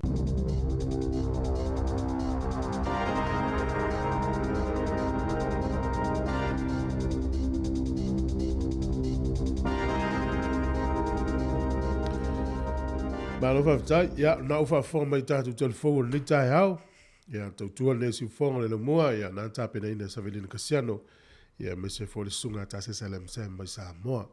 O nisi o tātou whaasiri silanga i lewa tele mali whaaloalo e wala ua tua i pa ia o le maftanga whaifi au I polilua mauna no tua oi. O le a whaiele tātou whono tanga masani I le aso lua, o le aso lal nei. O le aso tolu o me lua afi lua lua. I le e whakasa polilua. Tua tusi numera lua Louisa Grove, Waitangirua I polilua. I le tūlae se furutasi I le tae au nei. O lo te tala fo I lewa no I so o se whaafengainga na ia tātou awa I whaatasi le nei whono tanga. Ma le whaalo lava whaaftai sai nia I le laulaua whono. E ili se tātou whaasiri silanga tā ua le nei, tūlo ia sa mo lau whaafonga anga I le nei vaenga o le aso. Ai o le nei whaasiri silanga po le nei whaasala launga. E mo le whanau a la sela maseti. O suwafala ne o le whanau. Whale tolu, Solomona, Moli, mala au. E toa whata maiti. O lo fia maua se fsota inga ma utou I se taimi wafe. E tu sai ma se wha amanuianga. Maire a inga o lo utou tamaa. Wala au maire telefoni le lua tolu ono o tasi lua tasi. Lua tolu ono o tasi lua tasi. fesili mo peni a mina whaare tolu, ma le whaalo lava whaafitai. Toi ngā whea whaare si la nei a whapeo ta ita le au mai e ai. O nana watu anu mena vili loa po le alfa manu yanga le sau i. Ia le lei whaafonga mai, ia wai ia ila tau e swafa fo le swafa lea ai le o se whaana wala sela ma se tia wale vili anu mena whaamone mole. Ai si le fia fo se tala e winga i le ina ita maiti nei wo la umatu tua ufai ai ngoli si vaenga. Ia longo atu e le fea fo wale si nei whaamone mole o loo.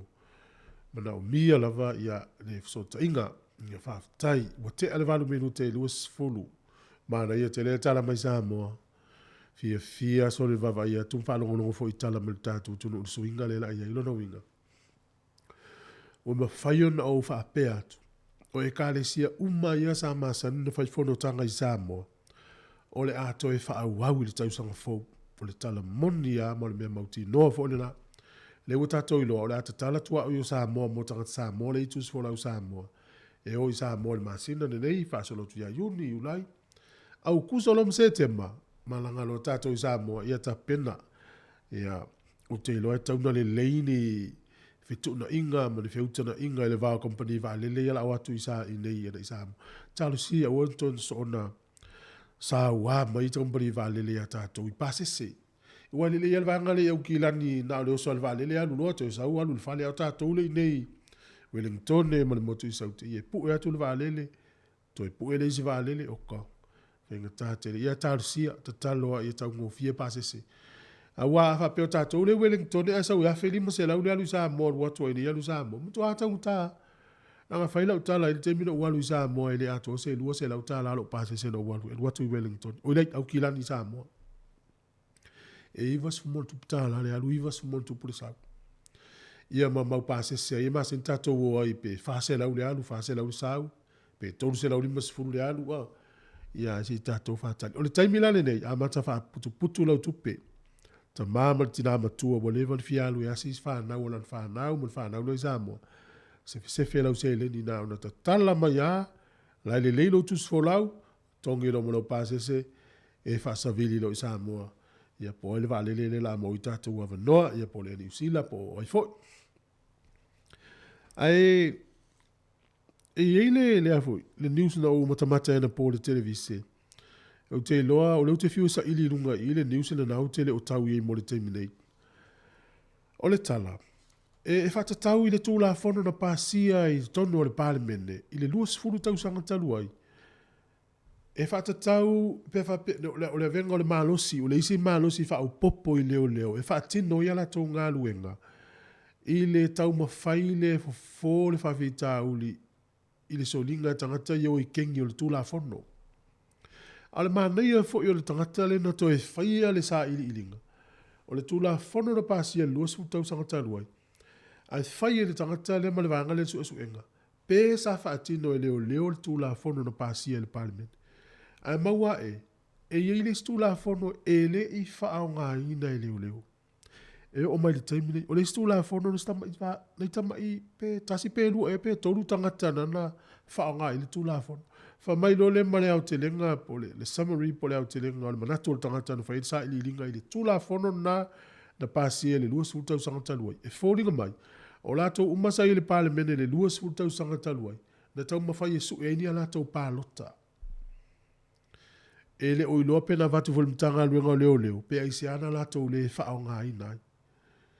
A tato vai nei ia o le talale le te whaalongo nei i lunga o so se tangata po o le national o le act mai si party i whema ia vai tele le a wala le whaatino e leo e mai si o le malo e fofo ai pe whaanga ioi e le tūla whono pe whaamalo si e le tūla whono i le vāo tangata i kengi ma leo a le maua e o le tele o la tau ia, sa ia le parlemene le tele o tau sanga talua i, mai le luas fu tau sanga talua i o ma le taiminei, la tau umai tono le parlemene, fōringa mai.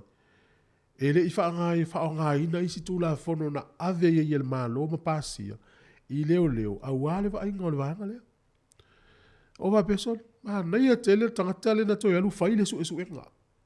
E le aima se mea na whai iai, pe na whai fui, a sta mai wa enga na whai. Ia leu tatou mai tau ina to tele o ila tau le anga i mai Australia. Ia na mai a to tele au fi king. Ona po mtua pisi a leo iau kilani. Pisi o leo iau kilani ana po. E fafo yusu fa inga o ngā oi. Fao so fa inga o ila tau ta lepe fale anga oi. A me se amo meo fale urofo nga le tio ata te tele i luma. Au ni fale ofu, ma ni fale lava, ma ni fale oloa tau ngata. O lika stoa po o fale fa tau lava malu. Si ta lepe le tupulanga talvau. Tau tia. Tau tia. O le isi au ala le ua, le no fa ilo ina tu le isi aso, le va enga le utupu tele e me le. O tau vanga tupulanga talvau. E tau mawhai po ai sili atu mea na te whaia. Wai whaasala lau lungo na social media. O le whata inga whapeo le matou kurupu toa whaa. Le ua matou wa ai le whaasala launga lungo le Facebook a lesfo i kurupu. Ma pera le na ota le pere warehouse le polirua. Tau mawhai le one o le matou kurupu. E whaila se mea sili atu lor ngai o inga lau li ia. Na matou lo le ta le pere mo le i polirua. Al whata tainga. A e pue le video. Ia, o le whainga lana le whai ei le mafua i mea ia. So le tau vanga tu pulanga televau e whaanga social media. E whai po o ia maoa e atu ala tau me whai leo le isi fo i tangata, ma le isi tangatiti, ma le isi tamaititi. Ia e longo toi pia tātou mātua, le wha mena tua tuna i vāenga ia, e leo i eise tua inga al porukala me i mātua Samoa. Ia e ono le tupulanga televau, le teimi nei ma mea i e tau vai, o le afianga na social media le iei. Ala tase pese vai fo e, tātou wha soa, vili mai. Mana o mia fo le sao mātua le mta upune tātou talatala no, tolu vanu lima no o whātasi. Ina i e so soni fo inisi mātua la tau tele o i loa le melea. Fia tala noa tu fo i wha maunga leo i le tūlanga o le tele o ngā o inga ngā ta avale. Ngā o inga o ta avale i to tonu o Porilua, Wellington, Hart Valley. Wha maunga le i o te tango i wha matala atu i a pēr umar tātou wha whiwhianga. Mai le sunga tau langa tanga noa, e ile au kirikete maa losi tonu Wellington.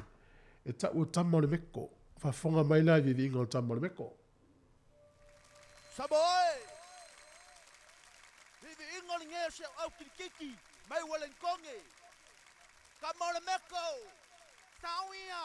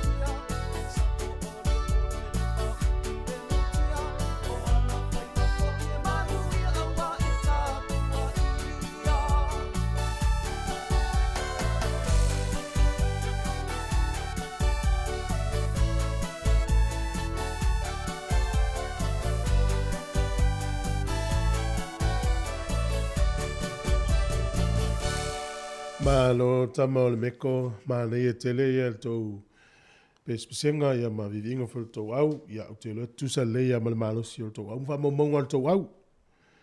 Io e tele malo, ia e la iti tusa la iti foi fai a ina. O le fa mamonga leo te fia tala noa toi fo ie, o le lapta ia i leo tatou i nei Wellington e.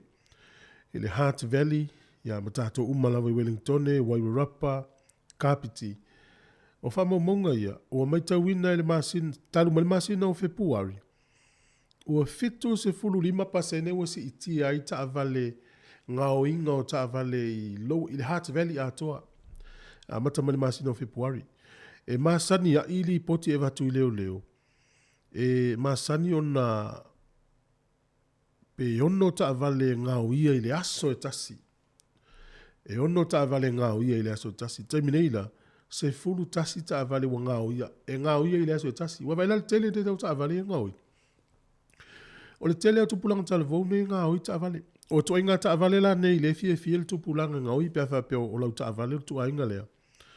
O le to inga ta avale le ile o le Master Dimio. O le Nissan Tida, ia por taida, ma le Master Atensa. O le to inga ta avale na e tolu le tele na li potia i leo. Ia e ngao ia. Ia fuafuala i Wellington e 5% le ua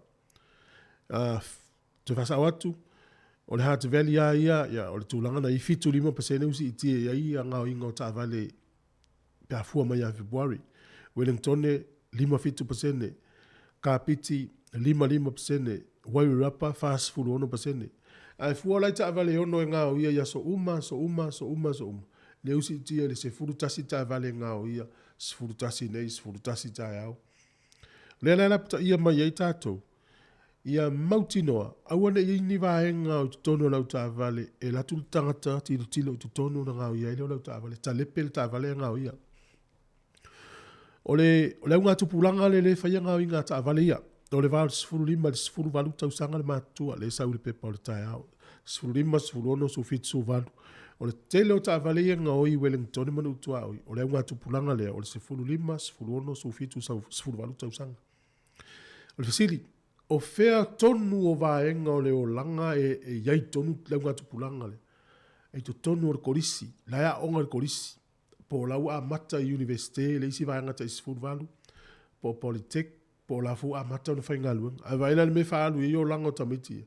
Whaalu le ngao inga o ta avale, ma le ta lepe inga o ta avale. Ia, toe wawa iane, e le whape ua taule pua malafo i mātua. Ia, ta ua lava, ia le tiu te whai. Ia ile si tala le na ufa mawina fo ine tae au le pepa. Tu loa i latu nei tala ea whai ne sifira ngalo. Ai watu wha alapa ta inga. E ile tama i titi foi. O le sfuruiva tau sanga, Palmerston North. O le tele o ta avale ngau i le tama i titi mata lepe. Ai alu ian titi enga malu ta whao. I mangao i eisi whale o isi ai. La, e i Malaysia na kurupu i lalo ma sfuruiva tau sanga. O la i titi la lea, la ua maua. Lua sfuruiva na amata ila na amio lea. Ala ua loko alfa pui. E ili si tala le e au ngā e whamanatu atu i mātua. Le suinga o le NCEA. Ma le wala pita ia i whai maile tala.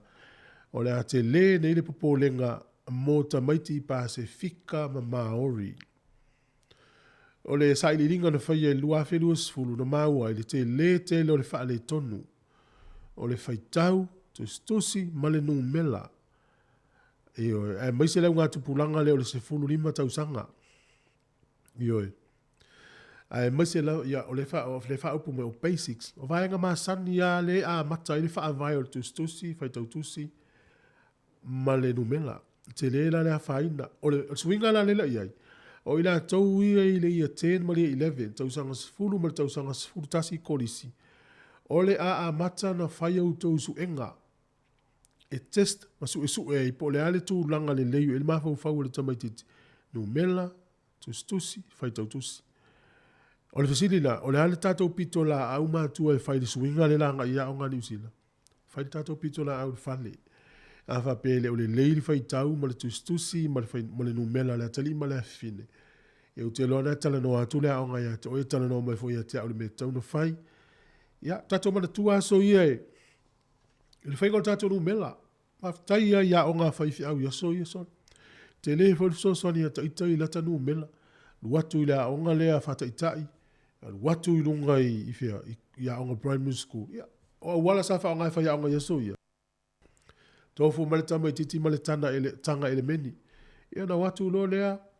Whai ele nu mela no winga o lewa noa e toi wha o ngā le mātua, toi wha o ngā le lewa nona. Ia o le whai tau o lea tali i lea male a fine o le tustusi. Ia mai se o lana nu mela. Nu mela le wha mafa mai i. A tatou fuala iai, e i fo le so e ngā leo te whai tau e le tai o nei mai le vai ngā o ngā mata. E afe i la tau whai ngā luenga ia o ngā mata na whai so e ngā. Na whisiringi a po le asa la tau mai tau ia o ngā mata i o le preschool education, po le childhood education. Po o a ngā i luma se la tau mai tau. O le tele o tangata i na tali i le survey le afe tangata whai ngā luenga i tonu o ngā mata i New Zealand.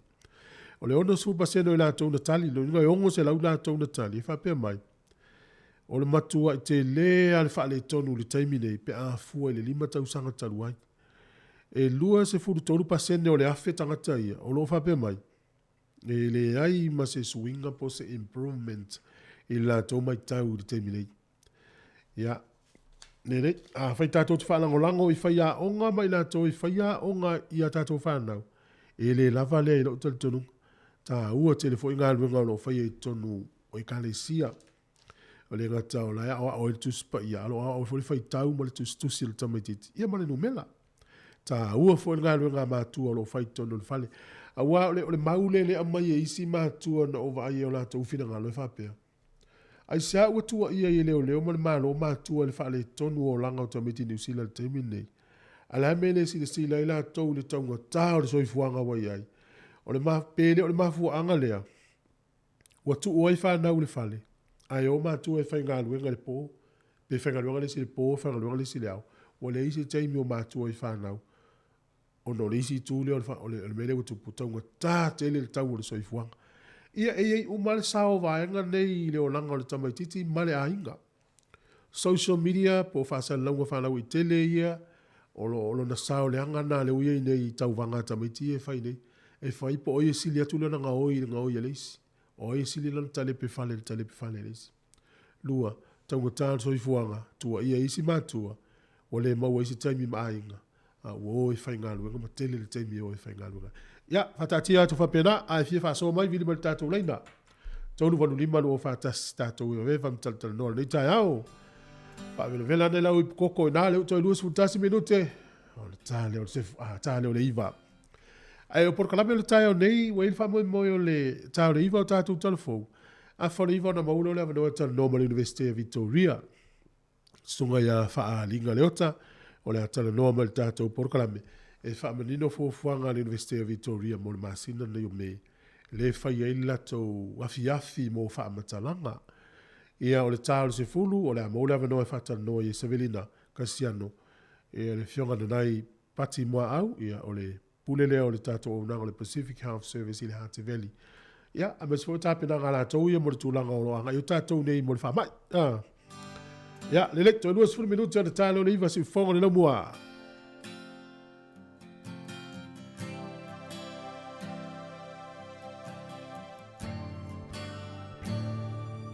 O te leto ki te pai tua, ia Samoa na mua. Sa tanga whaina tinga le whainga tā. Ai ua tau nuku le tala lele, ma ua tā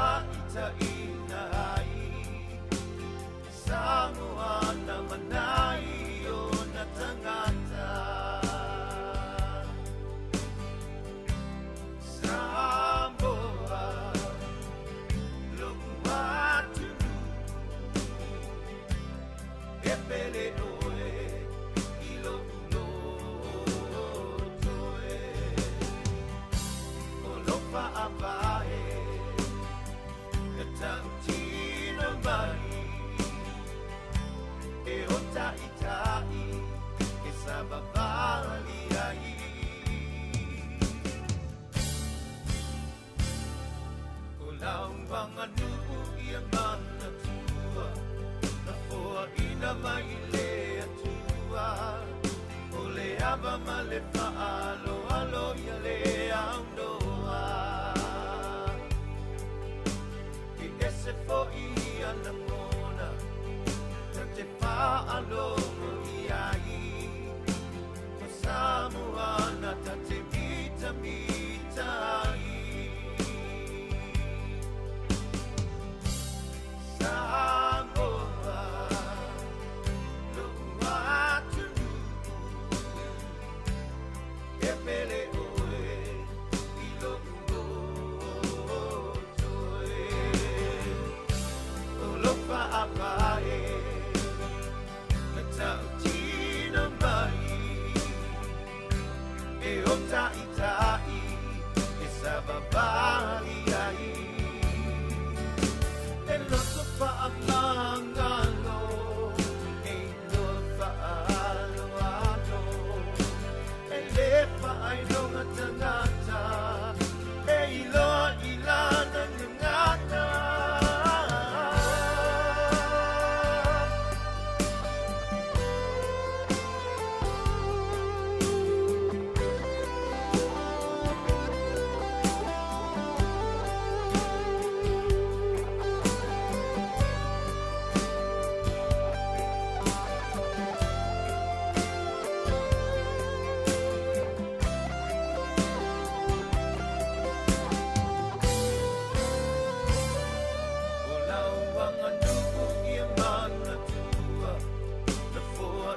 Mai le atua, o le ava ma le whaalo alo ia le aundoa.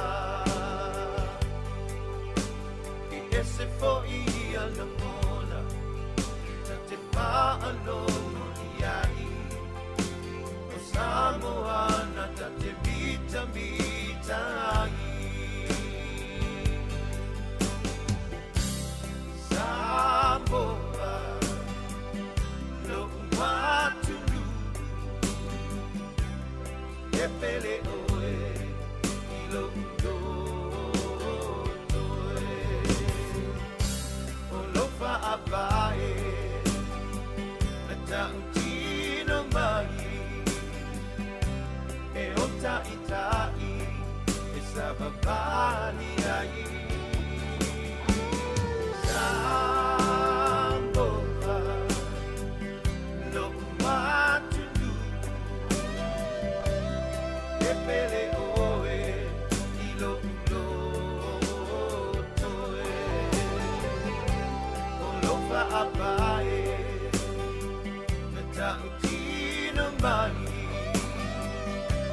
E o tai tai, e sababali ai.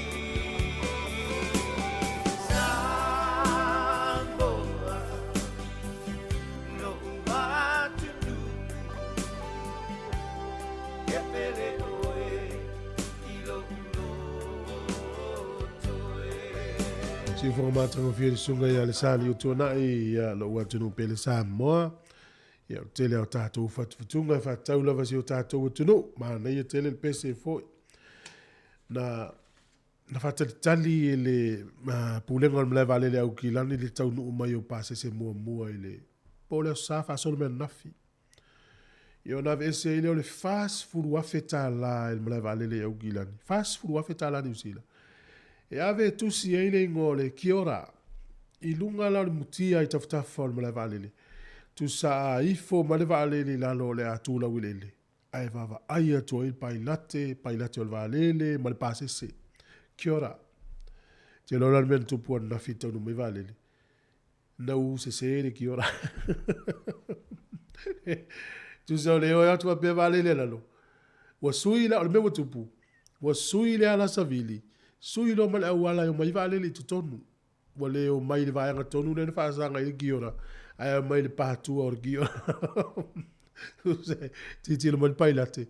E fa sa sanga mo ia mata itusi o le o mai patua mata itusi. Tu sala le sol pepa o le tai nei. O feo le fast food wa feta la le sa. Tasi le ofisili la tu ui le fionga ministai le aso forreili. Mai ta wina lava le palemene ni usila le topu tele o tama whana o Samoa ma le Pasifika. E o I te tono le palemene. Tautua le atunu ni usila. e mai tau atu. E le ai ma se nu Pasifika o iei tonu o le risile o le ono sfuru atu nu uie o mai fua New Zealand. E le ini visa. Pe ai se a lava. O no fale anafi mo mafau fau pe ai se a lava. Ia ufa pele. O ua mafau fau ngana wa. Ne no pola mafau fau New Zealand. A mai tangata Pasifika i tonu New Zealand. E leo mai ma se tupe faalu inei. Ai o mai ave e se tupe inei ave o latu atunu.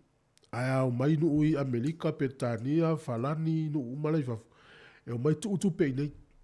O lo ule manatu. Tene no pole aso fina ngalo. Ai mana e fo ele fsili e le fionga le faipule, pole minsta. Si au mai si na o saunoanga. Mai si na o saunoanga. O le halme o whapea ai. E ili si tala le rapta i tātou le lato e fo i tātou le o langa masani o le o langa masani ia o le toi fo i lava le mesa ia e ili whaia onga le ua whaasala ina nei e isi a onga intermediate whaia onga i luas furu tau sanga o whaia onga i le tamaita i whaia onga lea o lo o lango ina e le pule a onga le lei te le o le whaia onga al mewa tupu e iai ia le camp po le tonga la ua pinga tō la ua pinga na i whanau a lea onga lea na ave le mafine lea, ale mela utupu, aiole au wala lea oa i tamaiti, discipline. Ia, ua ave tamaiti tu ui leisi me pongi sa, ai su ele au wala mai i tamaiti i le mele, fai le tōla wapinga. Ale mela utupu, fai tau tu la, i tu la na fese ya isolo i tamaiti i fatoa o mai i le pongi sa. Ia maisi vaenga na fai e le tinale, e faa luma i tamaiti. O vapele, e au ngai fai loa atu. Ua o le tausanga le nei, o le hao fo i e tōla wapinga tamaiti i isi vaenga o ni usila i o tōla wapi e. O le vaenga o lo lato wola o oina. Ai amata o na tapena i le matua, fa pelo tei mua lea, po le lona lua po le lona tonu. Fai ia i le aonga, fa matala i le tala le no fai atu nei. E te maua le tala na, ia ilunga o fasa longo ni usila. Nei te ue adu i mase fai aonga e fa pesa na amio. Ia o te lea i leo whale tonu si o walo pe awha pe alua i se kempa le au. Ia, mana tua tātou por kalamena le ufa atu langa atu malatai au nei e pa i le lua pe taunu u le lua tātou whasa laungan o maile mo le nei aso. Ia, se iau lia fo i tae au le whetu tae au. Nei whawhiwhianga, ia au le i pena vino leina pe a whiwha le tātou mtaupu. E mo le sunga ia keni ai awane i ngalo a matanga iti. Sumai whawhiwhanga.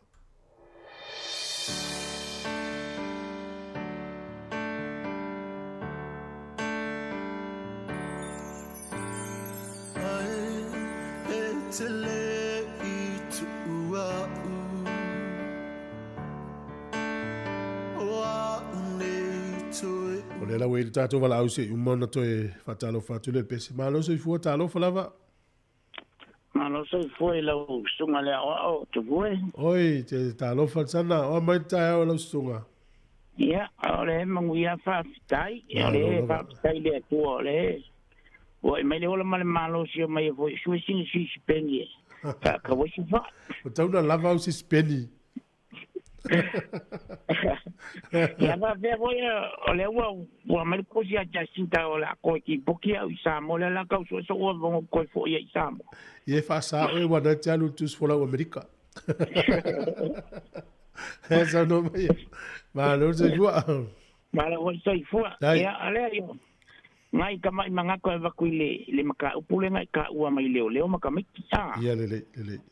Ole ale maka upule o kusai kele o ke makwale I o ya uile kula fongo voile nga parciel malo sa sang ka mai. Ia le lau va il taimi le ya. Ia ko sala ki kino la ia. Ile keninga amaka mai nga kangar kula fongo.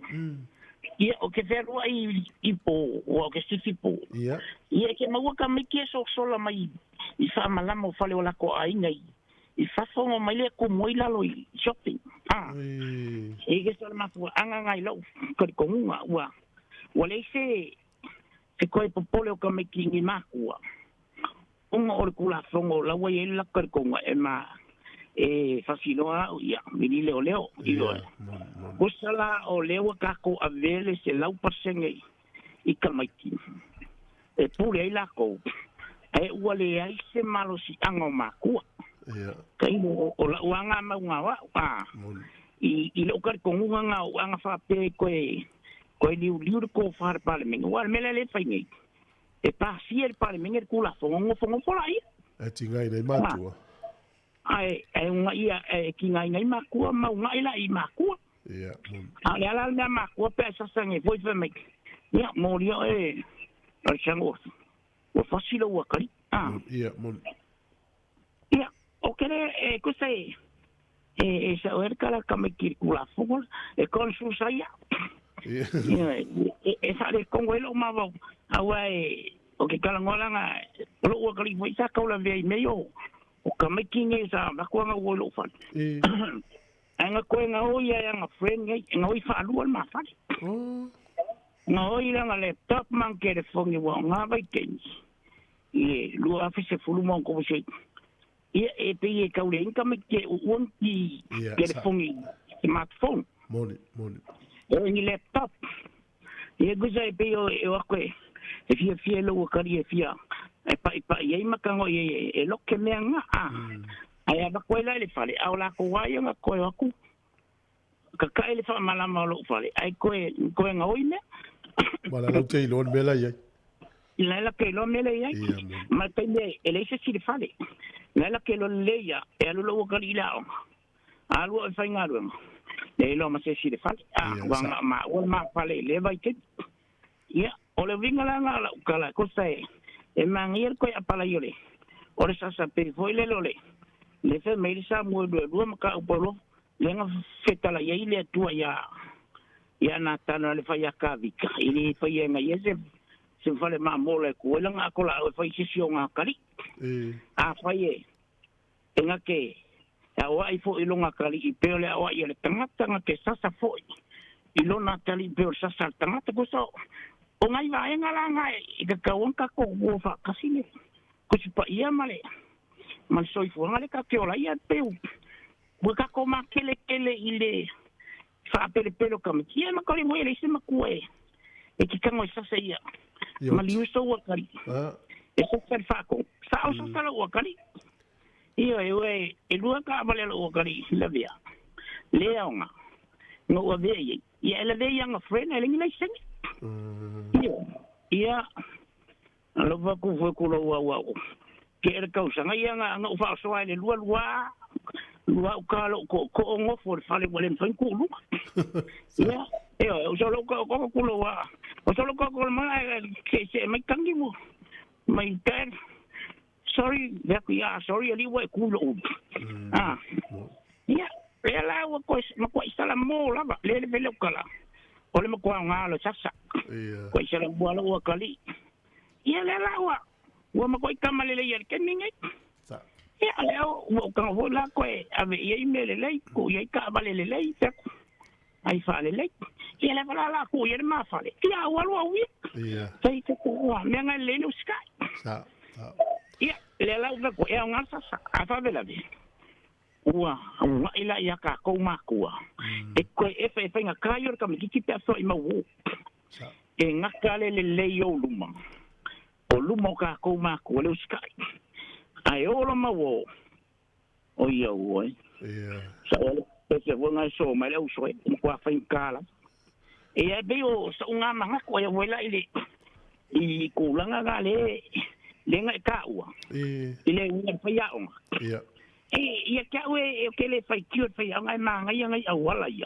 asa ka mo fa singo le kenyo le au awala le ai manga ia la ia fa singo le awala nga o lo le kenyo le pongsa aka mo fai lola ia lo e ka me ki penga ke maka winga le mele nga fa singo I sa e fa ayo mai I awala le ngo fo ai le ngo fo nga maka ri ka ko samo e ke alu le au e ke alu po fela vale e ke alu ko le maumai ye ki ngala mala pomsa wa e lo ale wala ke sa wa ka le ai e le va benga ngi moli wila mangi ye te o ngai vai nga sia nga ko fa e mangi por kala me fa ya ngai ka un fa singo mo le mele ken pai ma le mele la oe e ka ape mai esa I di mai le mele e ye le ngo fo ngor ken e fa singo mo la vela le mo li el fam si don fa ya Ia nga mo ria ta ko e manga ia. Ai o nga si selong amakanga.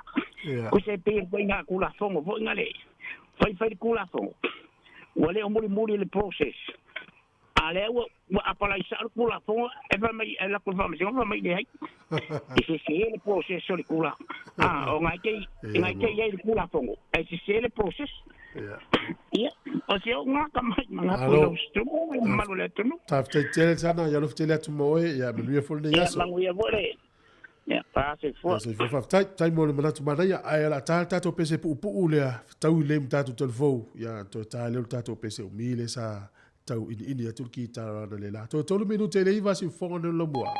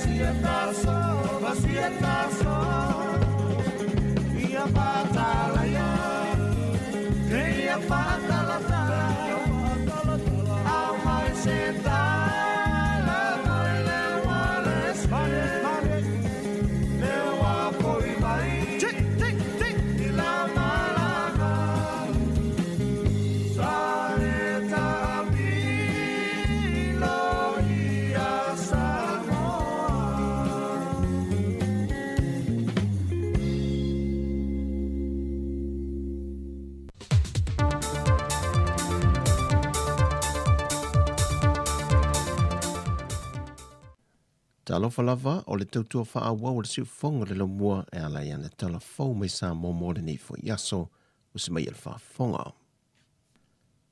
E fitu vai ngopolo ingo wa vao le wha mai ua whai e eise swinga ai o le atu mau pele la sanga lona lua po o le vai ngalan moli o wa vao mo le atunu. O ia wha ai unga na pasia le kapeneta mai a mata wha maluina e le itu lai se fulma le lua le po le aso lua a malama le aso lulu. Wha mauni mai le fionga te mai tai pāne mila ne saunua ngā whālau e tele. O le ato ea e atuaia o ngā whānau li investea o Samoa e pe o na whātu langa ina le amatango le nei masina. Ai moa o ngā amata o a o ngā tūlanga lua makolisi wa iele fuafuanga e amata te tala le masina le nei. Ai watu inatu le vaianga maoti o a onga ina ia whāta otu mai ei fuafuanga mo le toe foia toe o whānau I te tonu o potua o ngā le masina le nei o me. Ai mo le au whai pisinisi o le atoe te tala lato pisinisi mai le ono le tai au e o atu I le se fulu le pō. Ai a mata wawao le itu lai se fulu ma le tasi le pō se I o atu I le ono le tai au le isiaso. E iei pisi nisi manisi o onanga e te tala mai le se fulu ma le lua le aso sa, se i o atu i le se fulu i le pō. O le teu ngō polo inga fau atu ina mai le fionga le te mai tai pāle mia, o le asa o loto e le au whai o tangata e whaata siatu i whaapot putonga, i tu tonu mawhafo, ai e tausia pēr le tutu ma le nofo vāvā, ma ia whaata ua le whai o tali whafonga, ma le wha lia pēr o pe patui. O vaenga le polo inga wa te tala i nei whai te toa mosa o se Samoa i atunu i whafo, e toi malanga mai ai Samoa mo so se mafua anga, ai ia muli ta ia pēr i a ia inga wha le soifua maloloina, mo so se tangata e malanga mai le atunu. Pei tai o tangata whai ngā luenga ngā lului kon karate wha wau malo e malanga mai Samoa, e te tau fwoi ono lātou tangia ia inga wha le soifua maloloina, watu i nātu e Samoa te tau ono lātou ia. Ato ai la mal te tala ino tua oi wha vau malo le atunu i so se tasi, i le vai tau au kuso ma se tema, o le tau sanga nei. O tu unga mo whai ngā malanga uma wa le leo le ataunu mai le atunu. O le a whaanofo e seo no i lātou e taunu mai e wha mao nia i eri siama mo le fitu aso. Ai o isi vaenga umo le pasese, o le a whaamatueanga i ainga, e whaanofo e se ai. O le vai aso newa tau nuu mai le isi uta whao popo tele mai le so swane le malo Amerika e una ia ai tui pui mo le saonga le mua le tātou atu nuu le fast fulma le 5 afe ono sa lau tolu se fulu ia tui le vai la au o le faisa.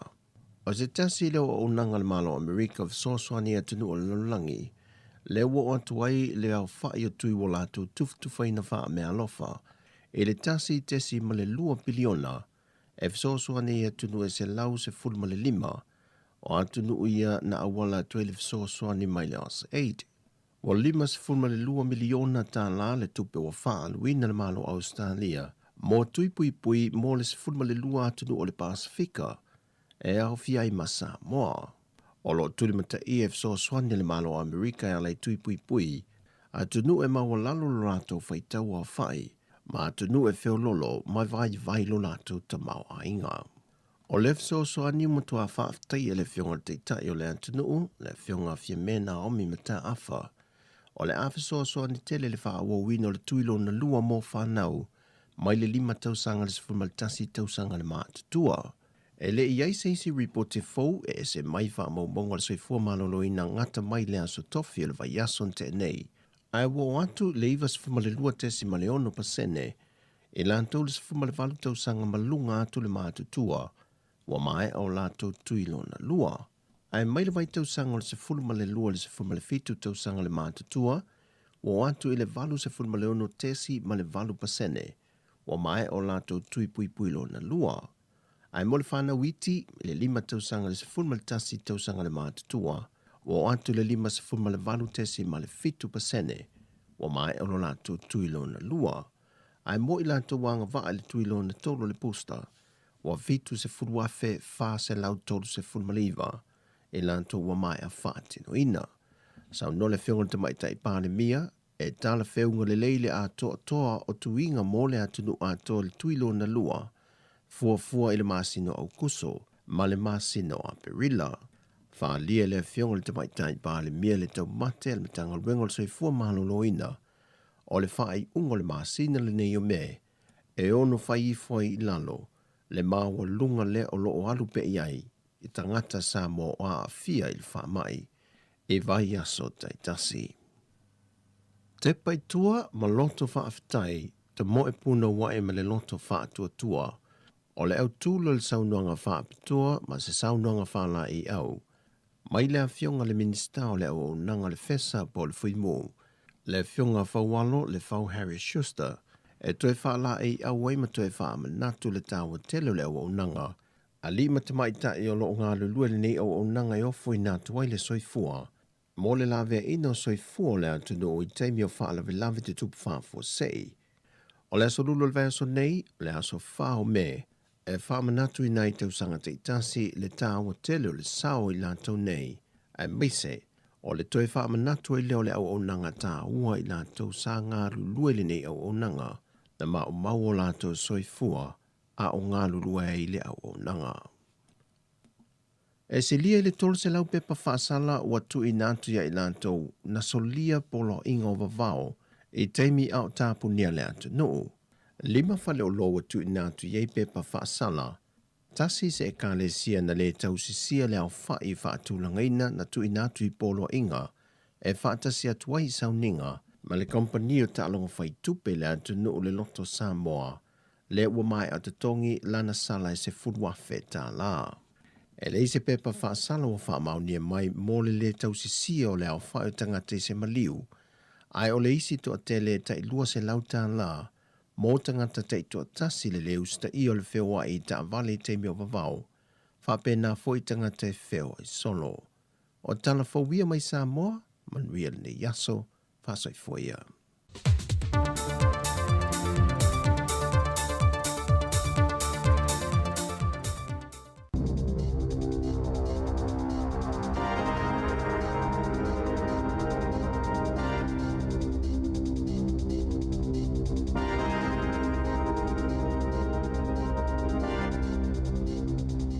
Te whaatalo whātou le whapuponga o talafong mai le si ufonga le lau mua mo le nei vaenga o le tae ao. O whaatulanga ngā fōwia o fōwhaina mo le whaitau tusi ma le numera I le NCEA. E ono a whaina I tamaiti Māori Pasifika pe ona tā ua e whaia onga o le a amata tu tau sangfo na whaatino whaatulanga ngā fō.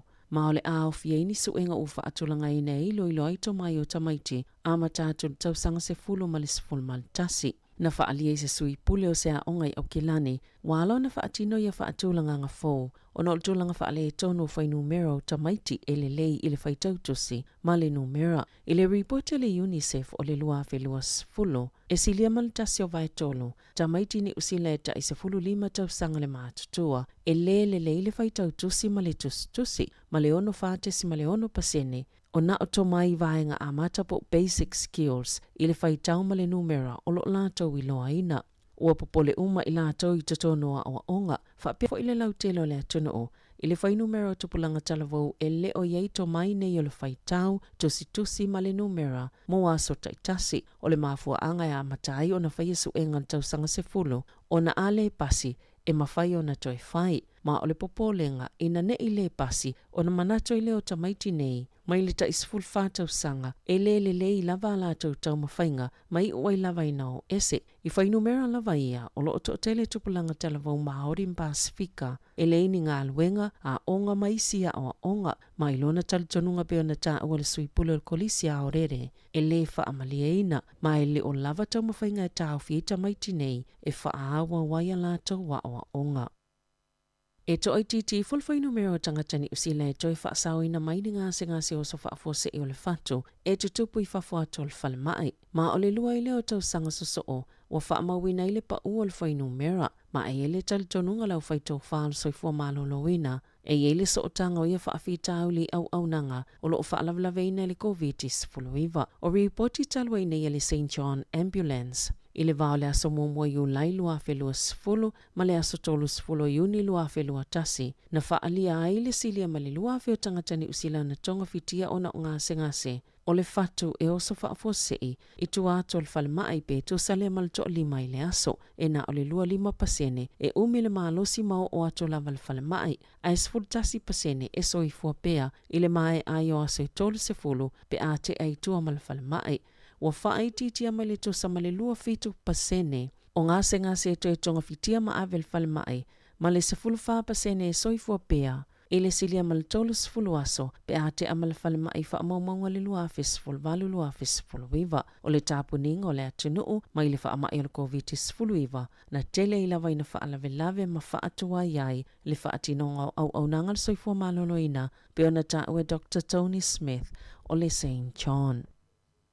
Wa whaalia le tamaitai Balamia Center Ardern, e le ise apanoi ono whaieni si whapoponga le polisi o la fonga, ai mai si o la fonga mo tangatai pita tele la tau tupe, na amata whiwhina wa inga le vai aso taluai, ina ua whaisa saunanga le minista mo tupe maua, I le lava o whaamaumaunga, o lo o umia le tunu I le mawalunga ni la fonga o lo o tutongi, e tangatai pita tele la tau tupe I tutono New Zealand. Na ta ue Ardern, e leo iese fuafuanga whaapea, mai le isuia fo ila lātou polisi, e lea I fo isa lato ngalwenga fa opopo e whaia iai, mai mausali I pealo na talitonunga yana saunuanga na whaia, e o mai ana nafi. E lea I fo isa lato polisi mo le whainga palota o ia fuafuaina e whaia iai ni whaafi naunga, sa iei tua ingal te ita o le National Christopher Luxon.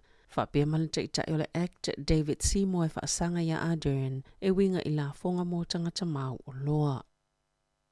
O le whaalawa I tele o ni reporti le ese o totongi, o le asi iti ai totongi o le itu pao tamaita ai peo na whaalia I se saili linga fau. O whaatuptupla ia lava ni finangalo ina ia whaamalo sia le whai o reporti I le ese o totongi, maana ta wai se saili linga lea na whailo atu le TV tasi. Le lua se fulu I le wha se fulu pasene na wha I TJ le ese nga po le vava mamao I le vao totongi o li I matamaitai. O lo o mata wina fo I le to tele o isi tina matamaitai ua whaafai ngalwenga ina, besi itia fo I o la tautulanga I totono company. Maolo o sili ato, o na whaamani ai nai tamaitai bito mawala lalo la tautupe maua. O lo iele tau matenga, e mawhai o na I le vao le sifululua ta la valu sifulu sene. Ma le tolu sifulu lima ta la e whaapopo le vaiaso, mō tutongi o tamaitai e to samalilua sifulu ono ta la tolu fitu sene le ito la. E o maile masino yuni lua felua tasi. Watu samalilua sifulu iwa tala I le ito la le tutongi o li IFE o lolo pe o ngā tutono.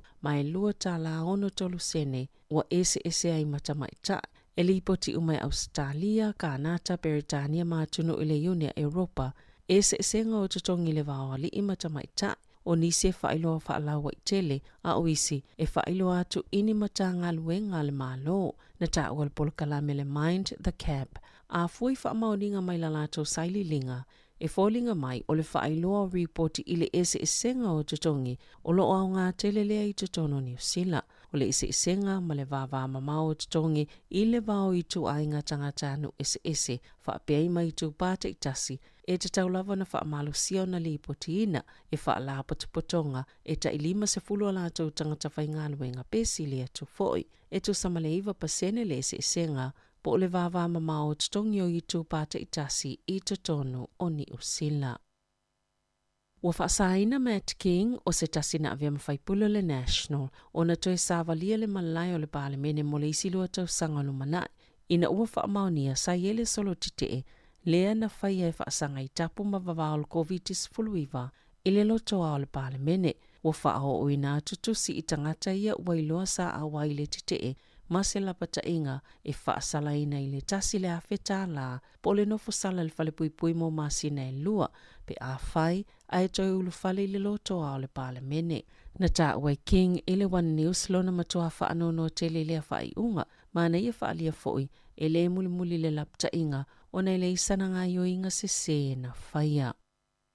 Ua filifilia le malo se kampani e natia mata I tawina ni whaamatala ngai whaia I lunga o penga of so ta inga po le social media, e whaatatau le tali atu le COVID-19, mo le lata I le lua tau sanga, ma e tatau na ta I whaaso, ma lipo ti atu le malo, ini whaamamonga na whaalaulo atu le leite o New Zealand, wa ta waile ngā luenga o whaia le Analect, e tuli mata I eitus tusinga I lunga le Facebook, Twitter, Reddit, maisi upenga of so ta inga, e winga I ulu talolo I ele taiminei, e pe o le tali le COVID, po le COVID response, o le virusi, o le whaatinonga tui pui, o le tamau ainga, bisi nisi matangata whaatau, o le sailinga o tangata sala talata iena a fia le virusi, ma le whaupunga o le team of 5 million, po le awe to o 5 miliona, o ripoti na whaia mo masina e tolo, e silia ma le tolu se la wona I tō lau, toi te lava o ripoti ta itasi umai na whaia na ilo ai, e tele atu ni whaupunga ma whaamatalanga atangata ni usila ilungo penga of so ta inga, e te na ilo finangalo tustusia e lango. Na ta ua e whaapea na whasosoani I le kulupu mo le COVID-19, ina ia whaamasani I so ta inga e talia I fisili maatunga lungo o tangata ni usila. Sa whasosoani fo ile ilo longa na tu whaatasia le Analect, e fua ile manuia o so ta inga o le tutu whaatasia te ele COVID-19 ma polokalame whaalawa I tele sa whaia, mo whaamatalanga o le whaamai. O whaamawina nei le company whauwhale Wellington o le Armstrong Downs Commercial o se company ua ngau, e ua whaawau na whaatino na ngā luenga sa ili eini si tupe whaasawai. le pisinisi ma tutongia na ai talafu masai lava se la patainga o le ai fo inisi pisinisi mo ngaluenga faufale e ono o ise tūlanga whaapele lumanai o Filifilia David Rusco ma Russell Moore mai le Crunch Thornton New Zealand. E tau mawhai whaawau na whaangaio i le pisinisi ma o ina uma a seta al company ma tutongi tāno sanga uma e whaasanga le company a ole i tapunia. Wa se fulu tau sanga talon whaawaina le company sa tau mawhai lawa e toi whaatulanga kone karate pe i tae ele imanuia mo wa yele whaiunga o le filifilinga o ewa a yele pisinisi ma whaangaioi o se taulanga pito silile ona le leimo tangata. O ila ato whaakone karate maisi au whaisia ina ia whaititia nisi tupe ngau. I le Pasifika, wa whaalia le whainga malo le atu Solomona na ala ona sainia se malilienga mo le puipuinga masaina o na ele lava se malilienga whaapea. Na talanoa ina ma au se tālia, peita aina whaalia le balemia manase songavare. Sailoa lava ele malo le tūlanga po se tau e o iei se taua, ma o le ale avea ma se vaenga o se whainga wha militeli i te tono le Pasifika. I le fono le balemene le atu Solomona i le asoana nafin whaalia i le balemia e le aise fuafuanga e iei se militeli a saina i te tono o le atu Solomona. Sa iei se asia singa Gerrit Campbell le whaatono le maftanga le White House Indo-Pacific i te tono honiara i le vaiaso taluai. Ma sa asia fo i le aumalanga Amerika ma lo fitim Papua New Guinea ina iaso ina umai ale saininga lima le atu Solomona masaina. Na whaitio ina le itua ngai al balemene le whaalilo lilo tu ungo le malilienga na sainia. Sa whapea fo ina whaali manatu i aini usila ma isi malo isi sifo i o la tau watunga lunga e whapea o le malilienga le nei o se awala ma se whaitotoa lea o se militelia saina e o fia tuai i le Pasifika. Wana nafin whaalia i Campbell wa i se fuafanga President Joe Biden o le United States e whaanatinati eni whailo inga whaavao malo ma tunu o le Pasifika. I ta'alonga, na whaia ina lau taito ofito tamaita ini usila le ta'alonga ma Australia e le suenga sampina le ta'amusanga taito ofito la langi sa whaia i Kanata e lua sefultasi ili se fulu malefitu o le ta'amusanga momole le Black Friends ani usila molesilia male lua tausanga ili taito ofito ono ole wha mai. Toi 2 minuto le ta'alonga o sili ai o New Zealand sfulfitu ili sful malfape tai na toi sikoa ai Australia mamanu malo ai. Momu atu safa mawina ai o le tamaitai o le awa New Zealand Portia Woodman. Sa avea ma tamaitai momu na te mawaina sikoa e lua se lau ia ta'amelo sanga. E lua ni sikoa na ia mawaina le ta'alonga mkanata. Ma ia au siele au whainga lua se lau maltasi. Mai wha se fulu ono lau whainga o sikoa e ese malita mai tai o lo tōlanga lua Bianca Farrell mai Kanata. Sale Emmanuel tom whainga numero tasia New Zealand vaenga tamai tai ta alonga tāpolo Lydia Cole ili isi vai o le LPGA Tour na manu malol tamai tai America Marina Alex masatu langa tutu saile numero tolu o le taimine o lo numero tolu lalangi mo le vaenga o alii o lo mol mawina le manuia peo tamu whainga le li New Zealand Steve Alka ili taamil sanga le PGA Champions Tour na manu malo Alka ili taamil sanga le Insperity Invitational ili alava taamil sanga o le tolu ile o na manu malo ili taamil sanga mai lima se lau tolu sfulfa fitala lo na manu malo. Tala fawia ma le si ufonga le lau mua mo le nei vaenga o le tai au.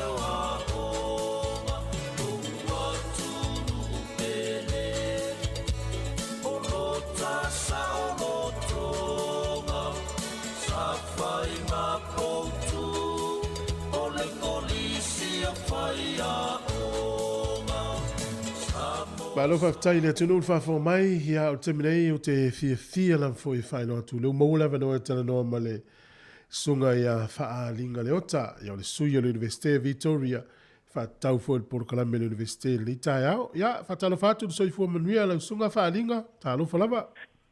Ia, talo fa lava tu fue, fa talo fatu il pa i o tato atunu. Ia o lo fa fonga mai nei tu la le asu. Ia, mai monga te tele se ia pa ia monga iti. Talo fa lava. Malo, fa tai fo il felo inga le tai au ai wha linga. Au le ia mtalia la vaenga ta ua fo I tatala noa. Mana fo il whai loa lo tūlanga I to tonu o le Universite. Mo le sile fia nei mātua manisi o le taimo mua leu wha longo mai ei, wha mole mole. Ia, whaftai lava tu fue, ia, talo fatu o lo uingoa o whaalinga o puia leota. Ia, o te sau mai le nuu o sale longa. Ia, po o ma papa sa taua. Ia, o nuna na yo tua a. Ia, o taimi nei o lo o ngalua I tonu o le Universite o Victoria, I tonu o Wellington. Ia, o le tūlanga, ia, po le position o lo o ia, o le Pacifica Future Student Advisor. Ia, mo ina tau e leo sila fia, ia lea fo I tū o ngaluenga. Ia, o mātou o lo atu I a onga, ia matotonu o le lautele, wha putonga fo. Ia, o community events, mātou te tartana noa I nei alo manai whanau, ia e meise fo I nei mātua. Ia e whamalama ia mea tau universite, ia o courses, o mata upu, ia ma mea tau finance, scholarship, ia manisi fo I vaenga tau nofuanga pe o accommodation, ia ma le tele o vaenga tatono o universite, ia o loo fia sila fia e nei mātua ma nei ainga, ia e meise fo I nei whanau, ia o mātou ngaluenga na mātou te o atu, mātou te tatala noa, ma whaamalama, ia nei vaenga tau, ia awa fo le sauni atu, ia o ngai tatono o universite. Malo, whaftai tele lava. Ia nau whafonga mai lea tunu o tato malo na le tau nei. Ia le sunga ia whaalinga upu ia le ota. Ai whaalinga, maa nei fo le taamata mai. Ina o umalta whaatata noanga taluai. O ale mena tupu mai le taimina o mai le nei taimi. Ia, o le temi nei o le watoe amatalia ia le vaenga lona lua, ia o le trimester 1. O loo iai pia I te tono o le trimester 1, ona esfulu lua vai aso o le trimester 1. Ia sa amatalia I vai aso e ono mua. Ia ona whaile o le maluolonga ia anai whanau fo. Ia ona whaawau lea o lato waonga. Ia o lea watoe amatalia. Ia le lato wha moe. Ia e ala I le ono vai aso muli leo iai. Ia ona wha solo atu lea I nei suenga. Ia e whaai ua. Ia ona toi whaie leo le malo longa. Ia o le teimi nei o lo so longa le lei mea uma. O lo fia nei whanau. Ia ua fia fo nei whanau mawhai ona toi o mai. Ia toi mafuta fo manai o lato wo. Ia eui lava ina tinga ina fo I le tele o whaitaunga o tusi. Ia po o readings. Ia tele fo I o assignments. Ia ma mea whapena. Ia alo o maua pe ina tole fia. Ono lo o ngalulua e whaatasi. Ia manisi fo I o lato wo mai masani. Ia o lo tau aveina fo I o lato mata upu totono universite. E pe o mena lo tupu temi nei lo sunga tufue. Malo ia te. Pe o le mana I o le toi atu o maiti totono whelo I mau. Ele ngata ilea. Wa tele fo I tamiti fo I lea Samoa e whelo. Ele Samoa. Maise nei tatu tamiti fo I mai Samoa le wine. Ia. Ia, ole nā lava tūfue, ole temi nei, ia, mole sila fi ole atunu, pero na tātou iai I lalo I fo ole vaenga le, ole modi, ole orange. Ua tau, mana iai fo ia winga o tangata te tono le universite, pe o fia, ia nei whanau, ia manai tangata fo. Ia mawhai ona lato, pe ua mata ana to fo I le mesa iai. Ia e pe o le vaenga fia na ia o telea ia nei whanau o mata ona o mai ia I totonu o lato vasenga ia po lectures ia po tutorials o le mena o fia ina I whanau e moni lava ia vaenga fo ia ma whaina whai online ia ai pe mo tatou Pasifika e pe e sili ale le whapsanga e sili ale le tala no mai o whaiao ia ale tate no fuatu mo wa ai e ma whai ngofia e foi na whai o fesili ia whai ngofia e foi o no fesili lesi le isi tangata ia pe a whai le malama ai pe o le winga na wa fia ai nei whanau ia wa mata o na mawhai o na toi foi ale mesa ia o le o mai anga i vasenga ia ma mawai fo le lato fiang ia wa fo le lato tama fainga tonu o le university ma le te ia sa no ia o le ute no ile talantata no talwai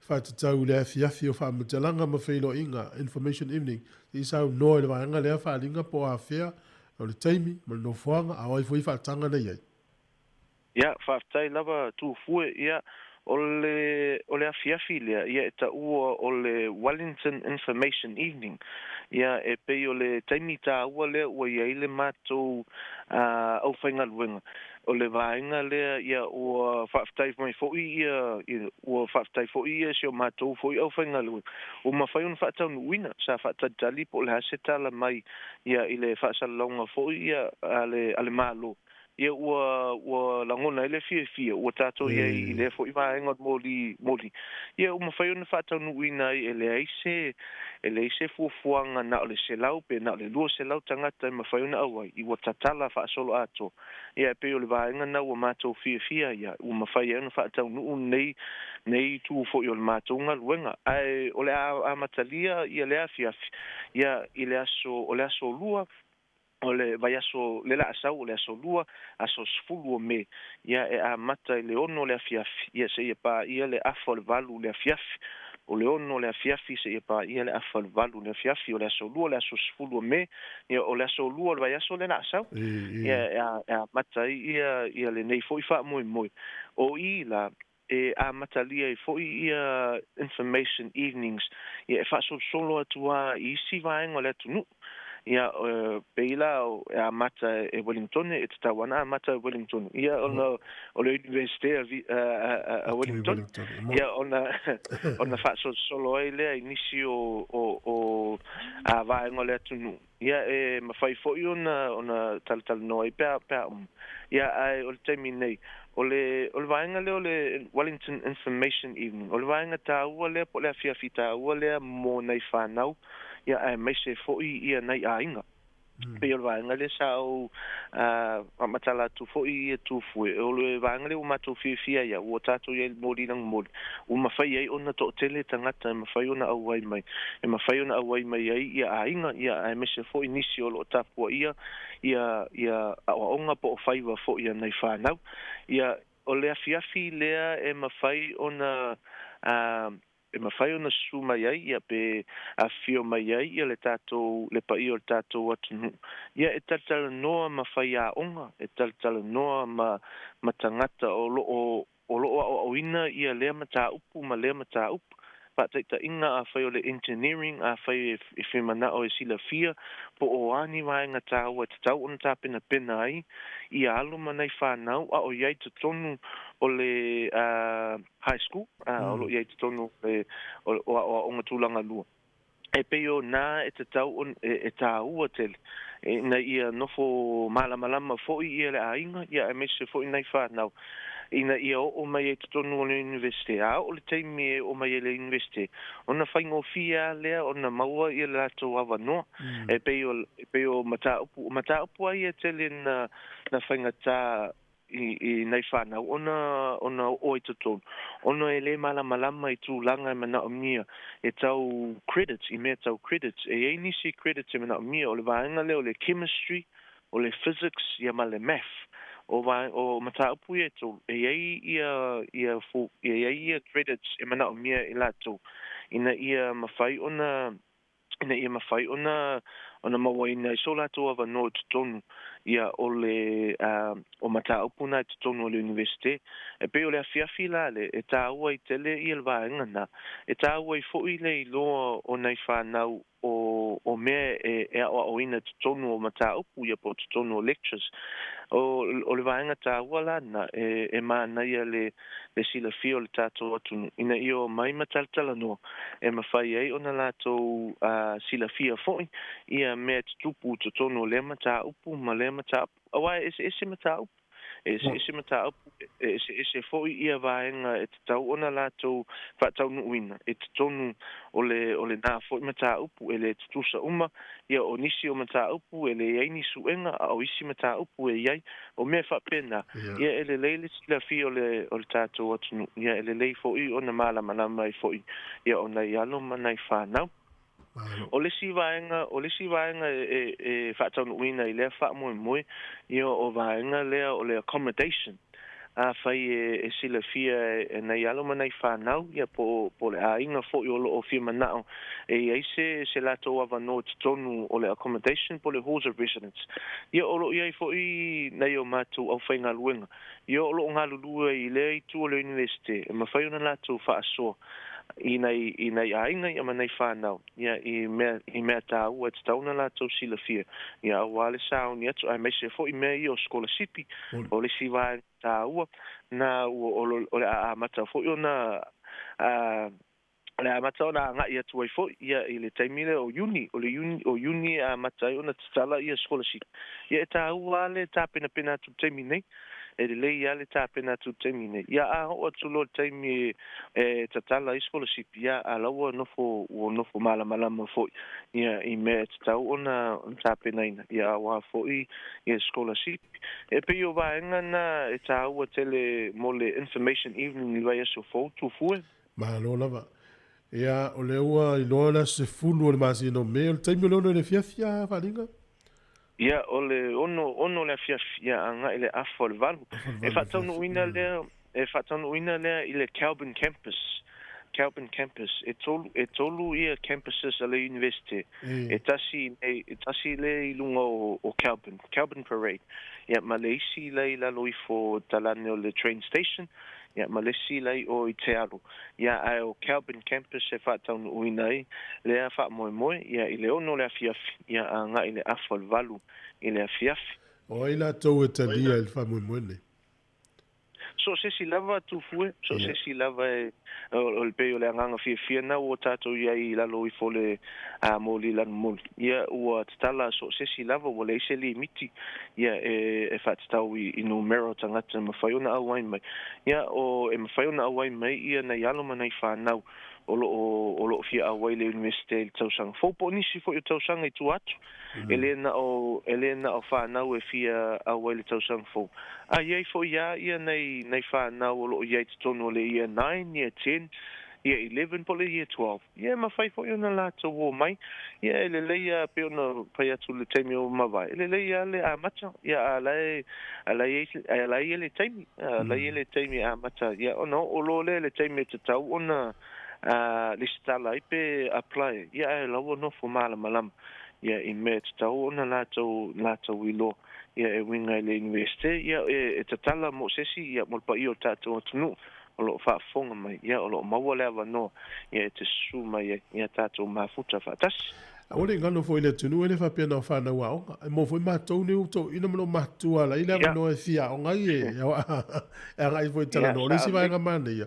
o la sunga falinga manisi le tau o whainga luenga ele leite le ngana Samoa sa le vai ngale ia o le lava tu fue e mawhaiona awai mai ia le awhia ia le nisi fo ia le o iei tutonua onga umae o lato o onga ia a lo fia ave o lato lisi fo ila sanga o me ta wa o ia a fai o lo e fainga luenga nga luenga we manatu ifo wo fia ave so mata ia ma fai fo ona e su ma ia tato tala no ia ma fai ona tato ona avatu fo se so swan ia pos fautuanga fo ia I me tau mata up ia ma me tau ona fai tu fu e fa mo moli wanga lo atu ia Ia e le vaenga whapitoa mo le Pasifika o le session o le Pasifika e whatau uina mo lea fiafi.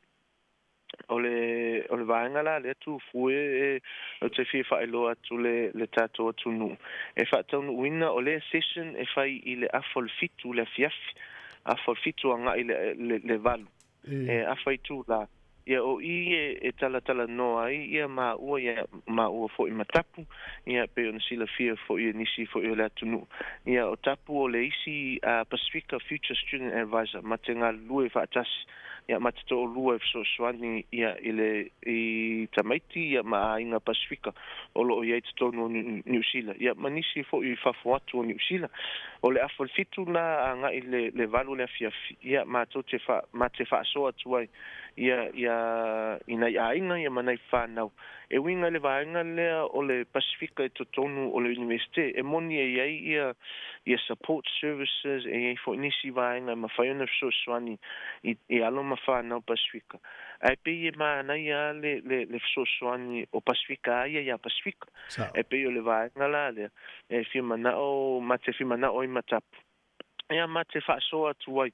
Ia ile lautele ia ina ia no formala malama foi o ia vaenga Pacifica ia po support services fatatau anga i Pacifica ia ma fai ona faunga ina e nei whanau ia po nisi foi ia ole o mai o onga nei le university ia ina ia ma fai ona maua e la tole le anganga o le comfortability ina ia comfortable la to ia ina ia lato so tai mai ate mato o Pacific ia mato te so swani e ma fai fo una lato tatal no fo manisi o vaenga tau fa ta inga o le Pacifica student success team o lato wi o lo so swani nei whanau ia manisi o lo o onga le University Pacific ina ia ta ma fai o lato mata up ia atupu foi ia me o fa lave le malofia ia e mafai foi la to ona tusi se leta pe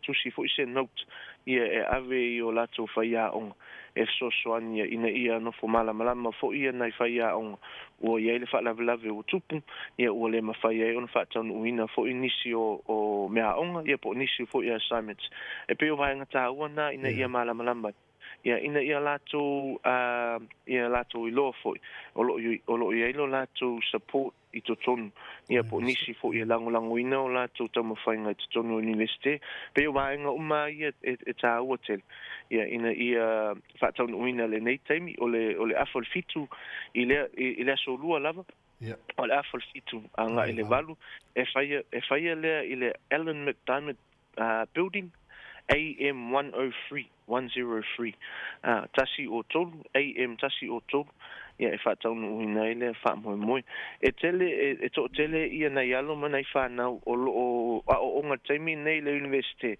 o le whainga luenga le nā fiafi tu fue o le winga o le whamatalanga e mana o mia mātou fo i le whainga luenga ia le sosoani o nei whanau o onga taimi nei ia o le afiafi la le na e to tele ina ia lo mana i whana o le afso swan ia o nisi o le atutu i lumo le awala ia o nisi o le atutu to tonu fo o le mato campus ina ia whaasino ia nei tangata o le awai mai le afiafi ia le awale te tau no ia po fea fo ia whai awa e whai asina te leo o le mato university ia po tato fo university ia mana mia fo le soswan o te tualalo tu fo ia tato atu nu ia whai te su mai ia whai fo te afio mai ia vai ia nei whanau Pacifica ia me se fo ia nisi o whanau ia e soswani na fiafi ia ina ia whaasino atua ia te oi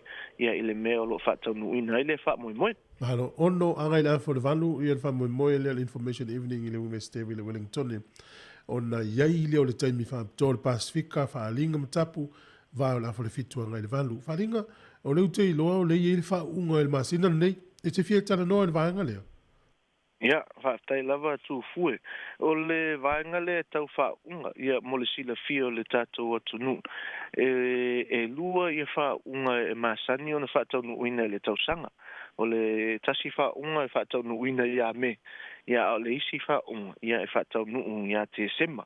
Ia o le tausanga nei, ia ono o le taimi fo i lo tato iai e winga i le whaamai. Ia ua avea ile nei taimi ma mea ua le whaatau nuuina ia le whaunga peo na masani ai. Ia i Michael Fowler Center, ia ono o le taimi o lo tato iai le whaamai.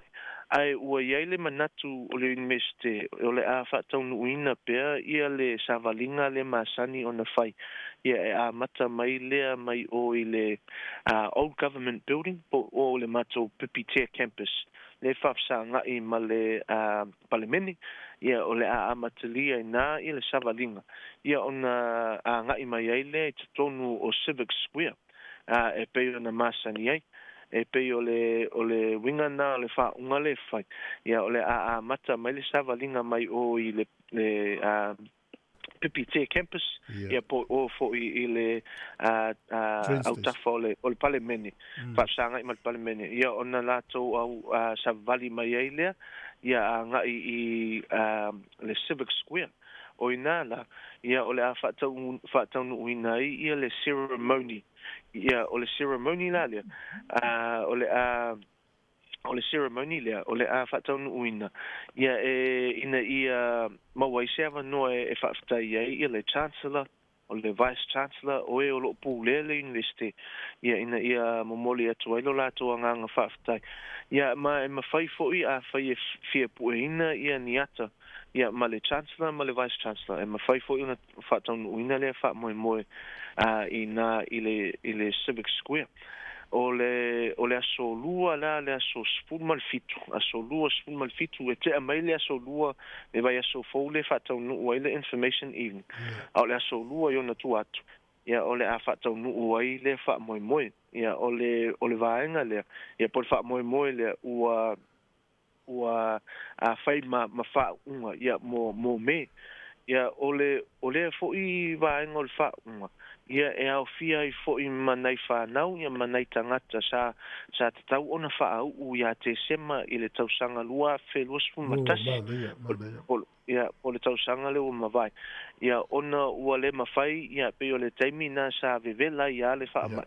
Ia ai pe o le mawhai ona whaatau nuina i se savalinga, ia po se ceremony fo. Ia ai pe o le vaenga le alua o mai a me. Ia o le au whaatasi, au fia whaatasi mai ai.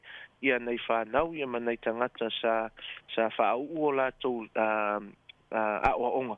Ia e tonu i universite i le tausanga o mawai. Ia e to telea nei whanau o wa ai i o lātou swaf. Ia o mawai fo i le anganga whaaftai o le anganga oli o le anganga fia. Ia o to tele nei Pasifika o le temi nei ele i maua le lei le numera ele ta o mai ele numera o le awhai o i lātou o le awhau.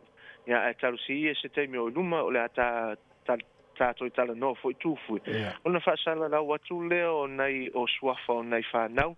Ia manai tangata o le awhau. Ia ma lātou mata upu. Ia sa lātou tau aveina te tonu o le universite. Ia o le aso lua, aso sfulu mafitu.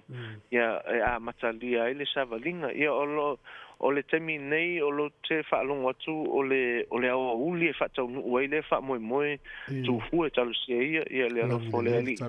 Ia langi le leile tau. Ia e whaatau nuu inai le wha moe. Ia ele i o mai fo i se tala. Ia po le ase plan B pe a whai ele solonga lei mea e winga le tau. Ia o te loa a maua se ava no. Ia ona whaelo atu le tātou atu nu o lo whaafonga mai.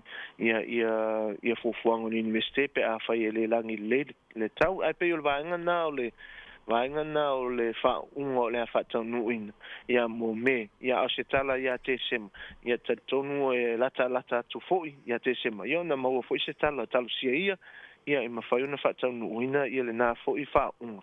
Ia awa foi nisi foi o tātou whanau. Ia manai tangata Pacific. Ia o atu nā taimi. O le ala ua whaatulanga o le aso lua o le vai aso fau le aso se fulu o me o le afiafi o whaamitalanga i Wellington. O le aso lua se fulu fitu o me o le savali leo le whaunga. A le ua whaatulanga lau sunga whaalinga, o le se furu tasi le tae ao le asolua, se furu fitua me, o le ato lau lau ina ile lisi o le au whau, I lunga le si fonga le lau mua. Ia, o le fuila o me lau sunga po edisi lau whenga luenga o me to lau lau le lisi. I le se furu tasi anga, i le se furu lua le tae ao, au ta pena i le sa vali le au auli peo na i ta ua. Le lau wha mautu le taimi lea. Ia, o le lava tu fue. Ia, maa lo whaftai. E isi vaenga o e fia talano iai e whalau tele ele I umal tatai. O le fia whailoa tu fo I te tono lo whaafonga mai fo I nisi I whafo atu o Wellington e. E whaatonu ina fo I le fia fio whamatalanga ia po le information evening. E umatu ia le whao unga le tae au. Ia ona o walu wailea I Palmerston North. Ia o Palmerston North. Ia e whaatonu oi fo I le fia fio whamatalanga. Ia po le information evening. Ia o whaia sina pisio mātou. Ia e whailoa tu fo I nei a inga ia ma nei whanau fo I o lo whaafonga mai.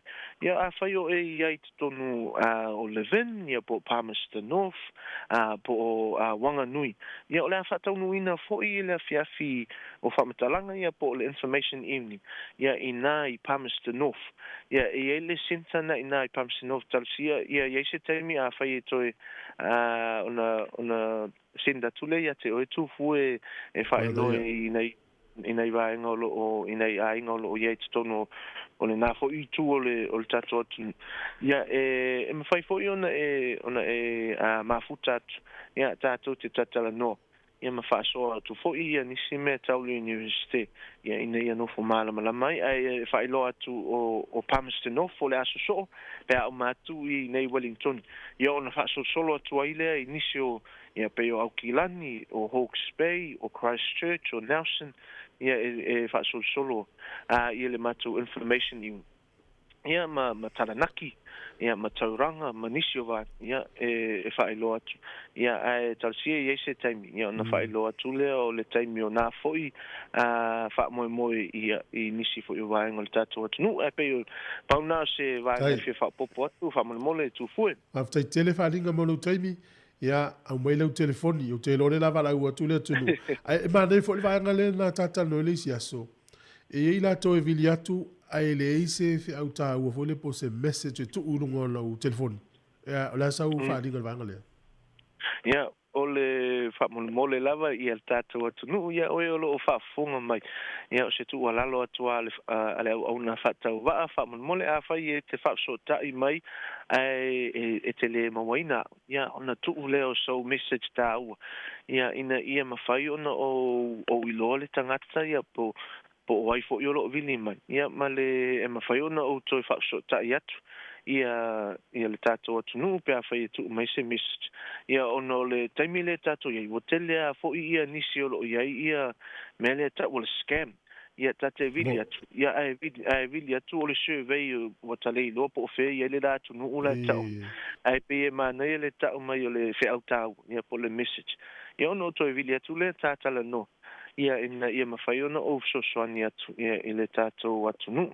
Ai o lo numera o le olua 5 ona tolu 5 fitu tolu o le olua 5 ona tolu 5 fitu tolu. Ia a whai fo ia te fia text. Ia e mawhai fo ona e text mai. Ia ona tatala no le. Ia e mawhai fo ona tatala no. Ia I le nā fo I vaenga ai pe o lo telefoni nā whamolmole tu fue. Ia e mese fo le tato atu nu. Ia e mana ia lo vili mai. Ia a whai o tele tali atu. Ia whamolmole tu mai sau fe au tāua. Ia po se message. Ia tatala no le I se taimi ava no. Alo. Whaftai tele, manuia ngā luenga o la whenga I maoe, whaftai fo I lau tautua, me se alo whanau sa mōlo tautua le universite. Ia alo tele atu whaninga, manuia fo le aso. Ia, manuia le aso, ia manuia fo I le aso sao tina, ia tina uma si o tato atu nu. Fia whapopo atu, whamole tu fue. Monisi o lo alala I te tonu o Hamilton, anga I le Waikato region. Ia, o e umanei le tatala noanga ona o malanga tule o le navaenga o le atunu tu fue. Ia, a whai e te fia tatala noa. ia ta ole inu sta kofe ia matatala no ia so ni foi ia I lo malama ma lo silafia o me tonu o l'investe ia ai fa tai lava tu fue manue fu anga le sofa manue le tu ia si tato tunu ia o lo fa fonga mai nei tu la soifua ma ia manuia ia soifua manuia fa tai te lava sunga fa linga leota su University of Victoria pia tal normal tato por klame ia maka nei lau kalena taimi maso ia walongo atu ma fa moenga pea e fia auai te mirei la tato pese ta pena malisia tato por klame le tau se fulu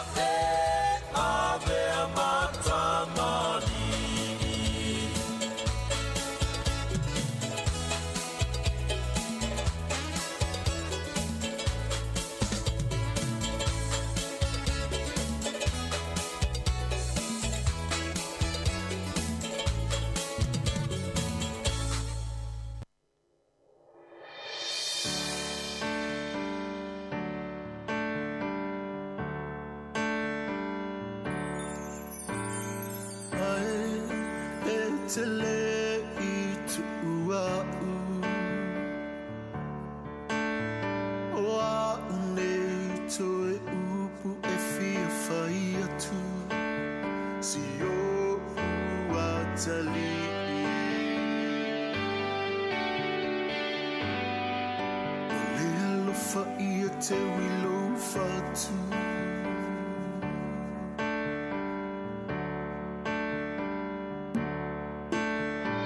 Ia e mana tuaina o nei upu. Tusi ilo loto mafusi lo. Fusi io lima.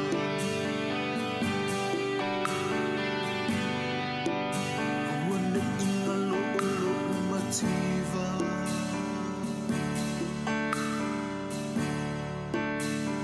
Fusi atuita.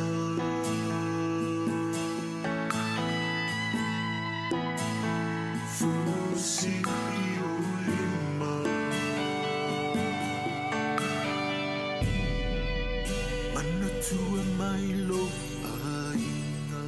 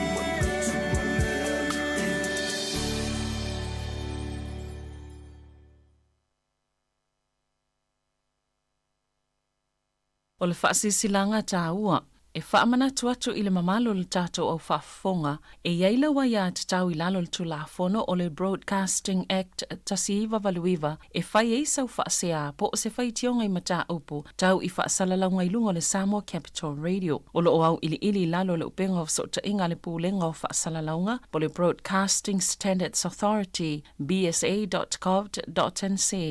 A inga mo le whai o sau whaasea i se polkala me whaamanu alia i lau whaafonga anga. O lo o au fia i vaenga nei, o le ale te me mawhaiona whai se whaasea, o ai tu ainga polkala me mawhaiona o whaasea ai, o ai e whao o iai la o whaasea mō le taimi mō mua, whaftai.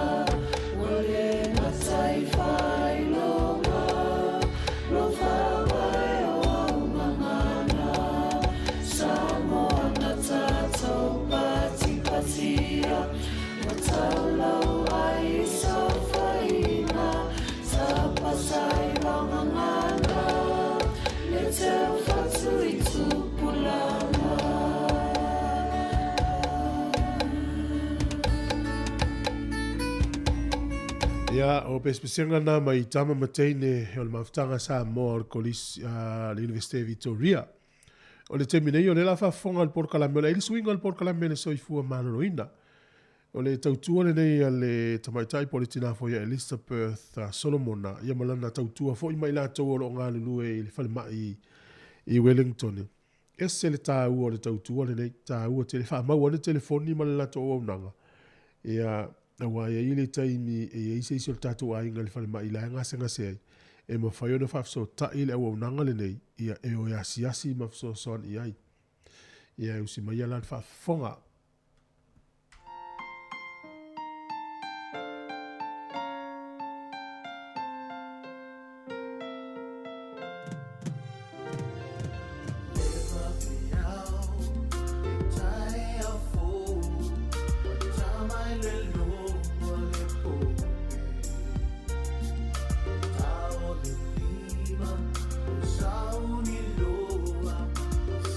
Safari,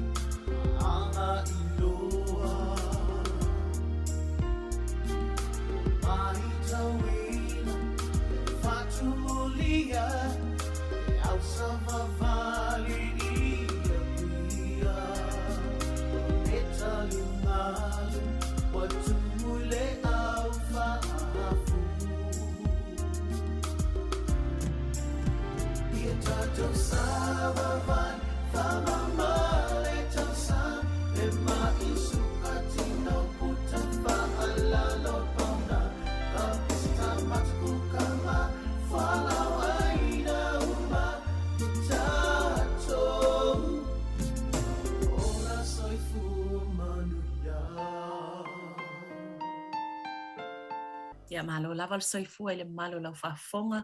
E me se foi la tō lo fifia lava e mafuta mai le tautua al tātou le teo le siufonga lau mua. Taimi foi neo tātou po kalami wha ngā solo le siufonga lau mua. Ngā lue whaatasi e ma tātou pule ngā whaafale mai. I nei tu malo Wellingtone, Porirua, Kapiti, Malhat Valley. Tai o nei ia le o mafuta mai ia nisi foi o tātou malo whaalonia. Ia le sunga ia Elizabeth Solomona.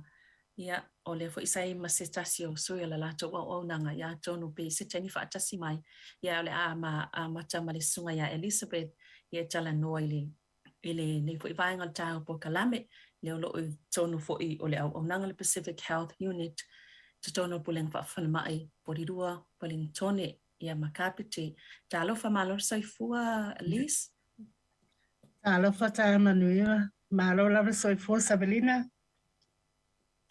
Ia, talo fa o tātou wheloa I lava I lunga o pēnga ta whailangi e mana I fo isia suinga o tātou puipuinga lava ia mo le wha mai o le COVID o lo pisil nei fo I vai tā. E tātono lo manuia sa mau fo isia whainga malo longa manuia I le wha ungal vai aso le whianga I fo ima. Nei aso wha maluina. Ia. Ia, ele lei pe ona wha malu wha iloa ia lau sunga Elizabeth sa e tala no mo fo ilunga tato li tio telo ni so taimi ua mawai. Ia mawhai lo fo ilau mtafa yoi. Ia ai po ai fo inise I totono la o tau team lea ia tau te ngā lue whaatasi. Ia amal mole Liz. Ia. Whaftai mole nei awanoa Savalina. Mo te whaamaru atu wale mwhaina au wai mai Teresa Beteli. O lai fo pisi o e ngā luenga I Kenepuru. O te whaatala whaatu I le Samoan Capital Radio. A me se lava le paia ma malu e o whaafonga mai le netai a matango fie. La a matalala utala. O mata ofisa ta o le Pacific Health Unit. E lalo I le Directorate Pacifica. O le taita I le afionga ya Dr. Tangaloa Avatai a Ulu. Le lopo wo lata ile los fulu tau sanga talu na whaatu le nei unit. O le mea na whaatu le unit whape e o mai e le lo le mainstream ngā lue whaatasi ma tato tangata. O le la wo whai e loa le vaenga lea. O le whala mai. Ia ngā lue whaatasi ma fō mai ma tēne tausi mai ma isi vaenga o le profession, I le medical profession. Sei whamatala atu la le mato ofisa. A momo pe ena whai mai Savalina o lo ingo Elizabeth Fialongo Solomona. E to o wha mato I le mato ofisa. O au e ta o le navigator lo na wingala o le rolo au o te alu asi I lunga le ward. Na o tangata Pasifika ma te o e asi. E ma le mato nurse o le o le specialty clinical nurse o le sunga ia Agnes McKay o le fiti.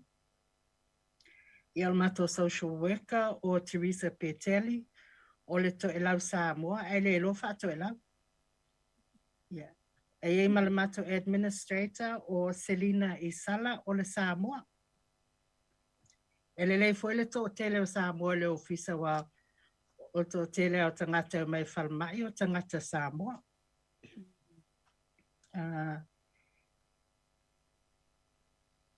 O tele o matonga luenga mateo e whamatala upu. I le vā o tangata mai ma fō mai wa e tele a upu pālangi e le entato upu. E matowola e tamo whai e whamatala. A matole avanoa. E mawhai ana vili I le New Zealand interpreters. po le language line. Ya ua in our experience, ele le ya le whafsangai. Ma le mai, ma fō mai, ma medical teams. E tele a teime o nai tatangata esel whaaloalo. A whai a tele fō mai na le I oe ama lulu le ulu. Ele o malama lama le lei. I tala lai whai mai fō mai. O le mela le mati o ai. E asi tangata Pasifika I lungo le ward.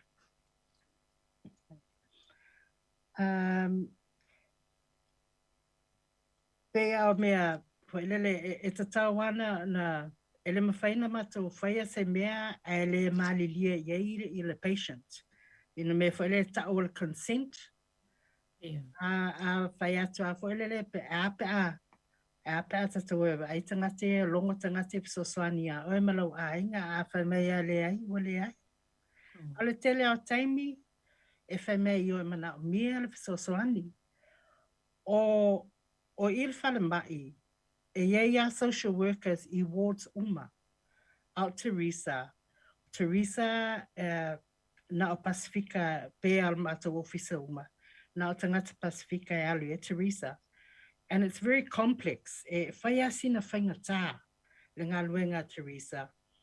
O telo mea lai whai mei a inga e le lei whale, laino no fuai, le afford le pili o fo mai po ole o e mai lato vai ile fale tala vai ma le si foi mele le mawai ole olanga ne tawan fainga renga tangata po me o tamaiti ma grandchildren e fainga renga ana o tangata matuele no foto tasi ile fale e foi taimi o fai mai ainga o fainga tala vai ala to na tausi lato tangata matua na ma e te lan ma o ye ma Teresa e tala no fale ma le mai ma le ainga po ele le tala no ni options e ma faina e le faia ma to se tonu pa wala mea o le ave e le information na tala no la I o la to po le ale mea le lei e fai mo lato tangata matua po tangata mai.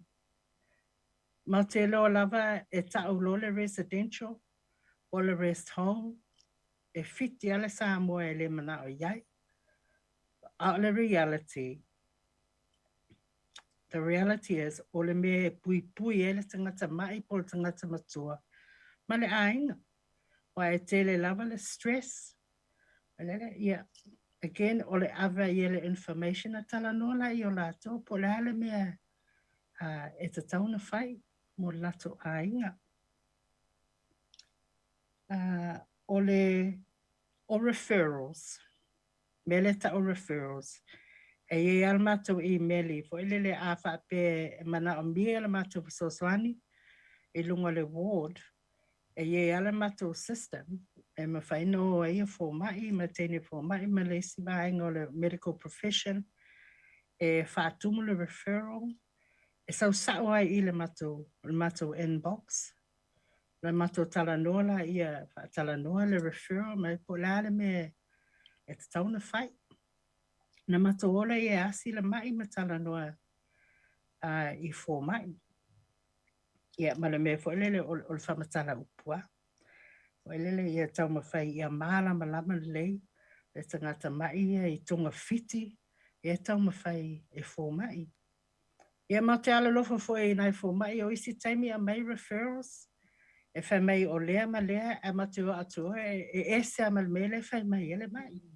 Ia I lunga lava le malama lama, po le whamatala le lei, pe ele iai tamaiti le taimi na e whamatala le lei I fō mai. Ma lato tangata matua. O lesi fo e vaenga e tele ana o e vae mai, tangata e tau o le allied health. O le allied health e iei social worker, le tangata le occupational therapist, ma le physio. So, o leo te loa, e le intato upu e whamatala, e le occupational therapist, ma le physio, but mea o le occupational therapist, o tangata na e lato e tala noe le mai, ma va ai po oa tu ai ngā equipment, o lele po se se la au walking stick o se wheelchair. Ai foi criteria o me whapena. Ia la au tila le occupational therapist e la tu pe e assessi le tangata lea po ato ainga resources e mana o mia. I le taimi le to e fo i le fale, e pui ainga i le tangata i le fale. O le physio, ia a ta lo le physio o le tangata fo le e fai wha amalo si tino. E o le tangata e lati fo e assessi le tangata mai, ma wha matala i le whaingo o wha amalo si tino. A mato tala noa nei ma physio, mai se lava physio. O lo tato tangata o le visual people. E te tau ana i se ata e whaali. E so o le mena ma tu se ameni ata e whaasingo e poele. E ma whaila a whailo i exercise. Whamatala foi i le ainga i tamaiti. E te tau ana i loa e le ainga in the household. Po ato ainga resources la iei ma po ato ainga wha malastino e tauna whai. Mo tangata mai. Wa, o leina whamatalanga Sabalina. Ma lo lava lau sunga lisio e mana ia le manino o le tulanga o lo e talano iai. A o le whale mai lea o lea e te talano e whale mai tele lea i Wellington ia lea e te saunua iai le tulanga le to o nanga. I o na lava. Ia. Malo. E whaamatala e fia ni tangata Pasifika iai wa ai ai lalo la o tau au nanga i tau sanga taitasi. Wa leo atu pia i tau sanga i aso uma ia pe whaamatai. O le fesili e tau whaingo fie, o le tali e tau whaingo fie lo fesili. E maua le lisi, e i meni mai le lisi a mātou i aso uma, e tau mele numera mai ngoa o tangata Pasifika le whalma, e tau lo Pasifika o Samoa fiti lalotonga e no Pasifika. E maua la, o le average la, a sa pe o le lisi nel tae au, e maua le peuma o whasulua i le nei aso, tangata o lo il whalmai. So o le average la i aso uma, o le tolosulima i lunga, anga i lunga le po le whasulima, whasulongo, tangata i tono o le whalmai. O tangata lana, o isi, pe tasi pe lua so na nofu ai, o isi pe vai aso, it depends i le mai o tangata nga. So o le tali, e leo ia unu mera o tangata le tausanga atua, le whaingo fia te tau atu o le lisi e sau, tolosu lima i le whasulo tangata i le aso. Ia o isi e umina nofo isi le ai, na le tasi pe lua aso. E ese ai foi le numera o tangata foi ia mai whailato appointments a ele no nofo i tono le whalma e tau lau outpatients. So e foi le taimi e maua mai e mata referrals i o tele au le o le whamatala upu. E ela lawe o le mena na i tangata o le mea whai ngā luenga umata maiti e le sesi au mai la tau i appointments. Also along le mele ta o le DNA did not attend. Yeah. Te le ane o mai ia department na ia mātou pe mwhaina mātou follow up. Ia o taimila na e ia services i whafo o le whalmai e ta o Pacific providers. O le vaengala na a whape mana a mea soani e alu sesi e asi la inga po le alme wale o mai i lato appointment o se mea whape na la fola i al mato referral e le waka atawhanga. It's a Pacific Nursing Service e base i Polua. Na taita e Dr. Margaret Southwick. Le Pacific Navigation Service, taita e Barbara Vardy, i lalo le PHO o le tuora. Ia ma i le hat o le service ananai, le Pacific Health Service, Hutt Valley. Ola tola na ngā lua. So those 3 services i le community, lua I porua e tasi I Lower Hutt. And usually I whape o le outpatient. O le really, le maua, I meli, le tali mai. Na awela ia la o refer o pimwhaina alu sesi e asi le ainga I le whale. Ele po a mai la tau ma po la me o le au mai ai, o le o mai ai I lato appointments. Okay. Malo whafitailis. Lona winga la le mata watu e tā pā lava I fō mai la o tau langolango le waenga o tangata ngase I taimi o le I tōnu le whalmai. Whapena fo I mai nā tau le tau sia tui tua. Yeah. E sao le le whapea, o tangata Pasifika o mātou o le Pasifika Service, e le whapea Mautio na mātou take over la ia, e Mautio e ngā lulue whaatasi side by side I le medical team. Po ele le peso soani e tatou tangata. Ma o le fo wamanino o le eila o tau sosoani me le lango I wha wawa I mo le tangata ngase. Pe malona ainga pe o ina te e tua ma le whalma. Iyo. So o le mela le o aile te e tua, le sile me no fia tala no atu wai, o tō tele nai tatou tangata e le masani le mele, le pepa le au mai tangata pe aile te e tua ta o le discharge summary. O le pepa la na e maua uma e tangata ele I o ese ma le whalmai. O le discharge summary, na e sau ele information, le aso na e admita I le whalmai, le aso te te ai tua, le mafua anga o lo sau I le whalmai, po au whala au na inu, ma isi whamatalanga o fōmai, ma whautuanga me le fōmai, fōilele, and they always say, whaatali ai te aloe tua, tasilwai aso, alova ailo fōmai. Yeah, a ewa ai pepa na savalina, oka, it's very wordy. E whainga tāna vai nai tato tangata. Yeah, e tau ma whailawa, whailele whamanatu I teams runga, a whailato whono e tau le MDT, o le MDT, e fōmai, e le nurse, e le OT, le social worker, tangata umalen, ngā lue whaatasi lunga o e longo me mātou. Na mātou ole whamatala lele, le discharge summary. E o e whala au. Le tele whala au, o tele o teimi whai meina ta tangata. E le lopo le ale au ngā o la whala au. Nā whai mai a inu e le loa. And o le mate loa, lau whamatala ia e fōmai le ia e whala au. Alange le malama nei tatangata hoi lele. So we always ask the doctors, face a yellow card, le tusi e le whala au, whaafia na inu I le aso, o le ale au ngā le whala au. Ma le taimi e tue alu e vailfoma e tue mai nisi whala au. Ia wao na isi tatangata, whamei wole la vai inu whala au. Yeah.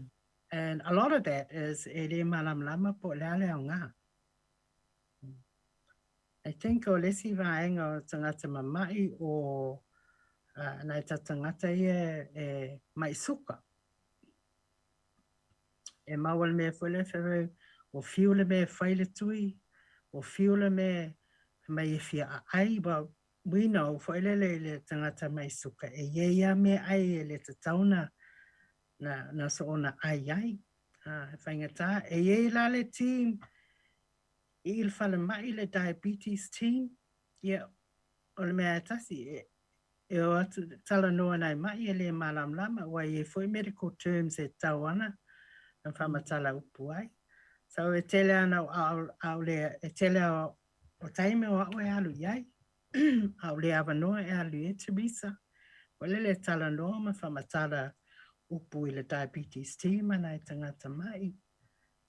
O le mele o matova ai o isi tangata e ta o le mea fo ele le whaparangi in denial. ua le whaalongo wha mai ua fiu. Ia, na isi tatangata mo me whai ua amputate le lim, ua tipi le vai. Ua lele ua leanga whai a le suka. Ia, ua toe salamo a le ua o taimi o le ao ngale. Ia, lona vai. So, one of the things is ele tato ile community ele Pacifica diabetes community nurse base nai Kenepuru.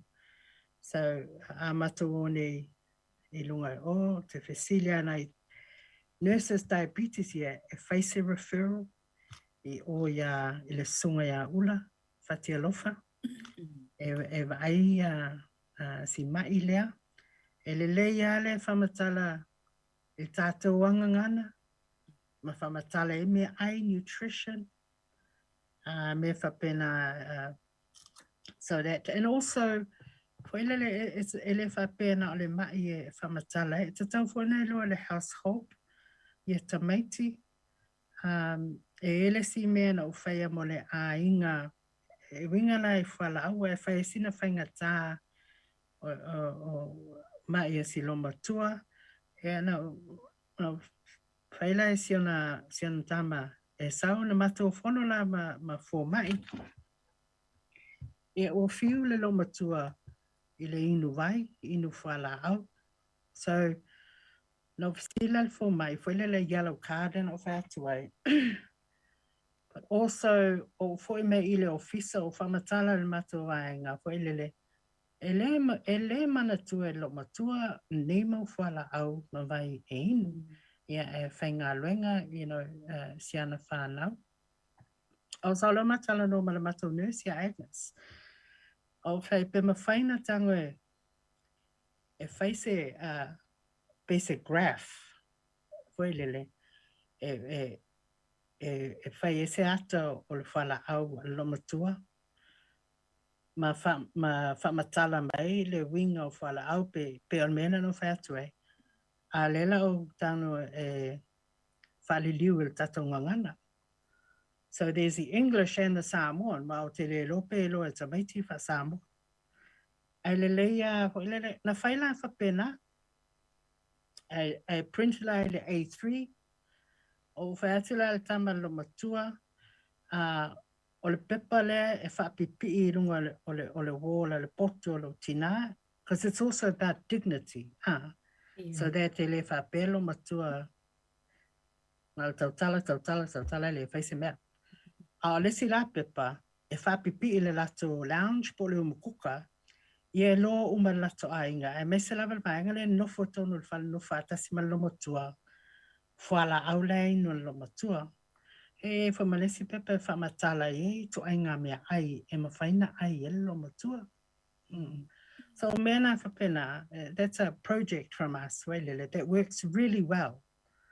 Wailele, because it's about, well, the two most difficult things ya tato, o le health literacy, ma le comprehension le malama le o le health literacy o le lava o le ngangana wha Peritania e malama I mea lai whai mai e le ia fō mai. So tasi fo ina awala le o matawa ai it works really well. E wa o te mawhau wahau I le dignity o le tangata. It's tawana na keep in hand the dignity o tangata mai. Okay, what's this, Selena? Never mind. Whai peta au saule admin e sau whai mele o te lelo whai.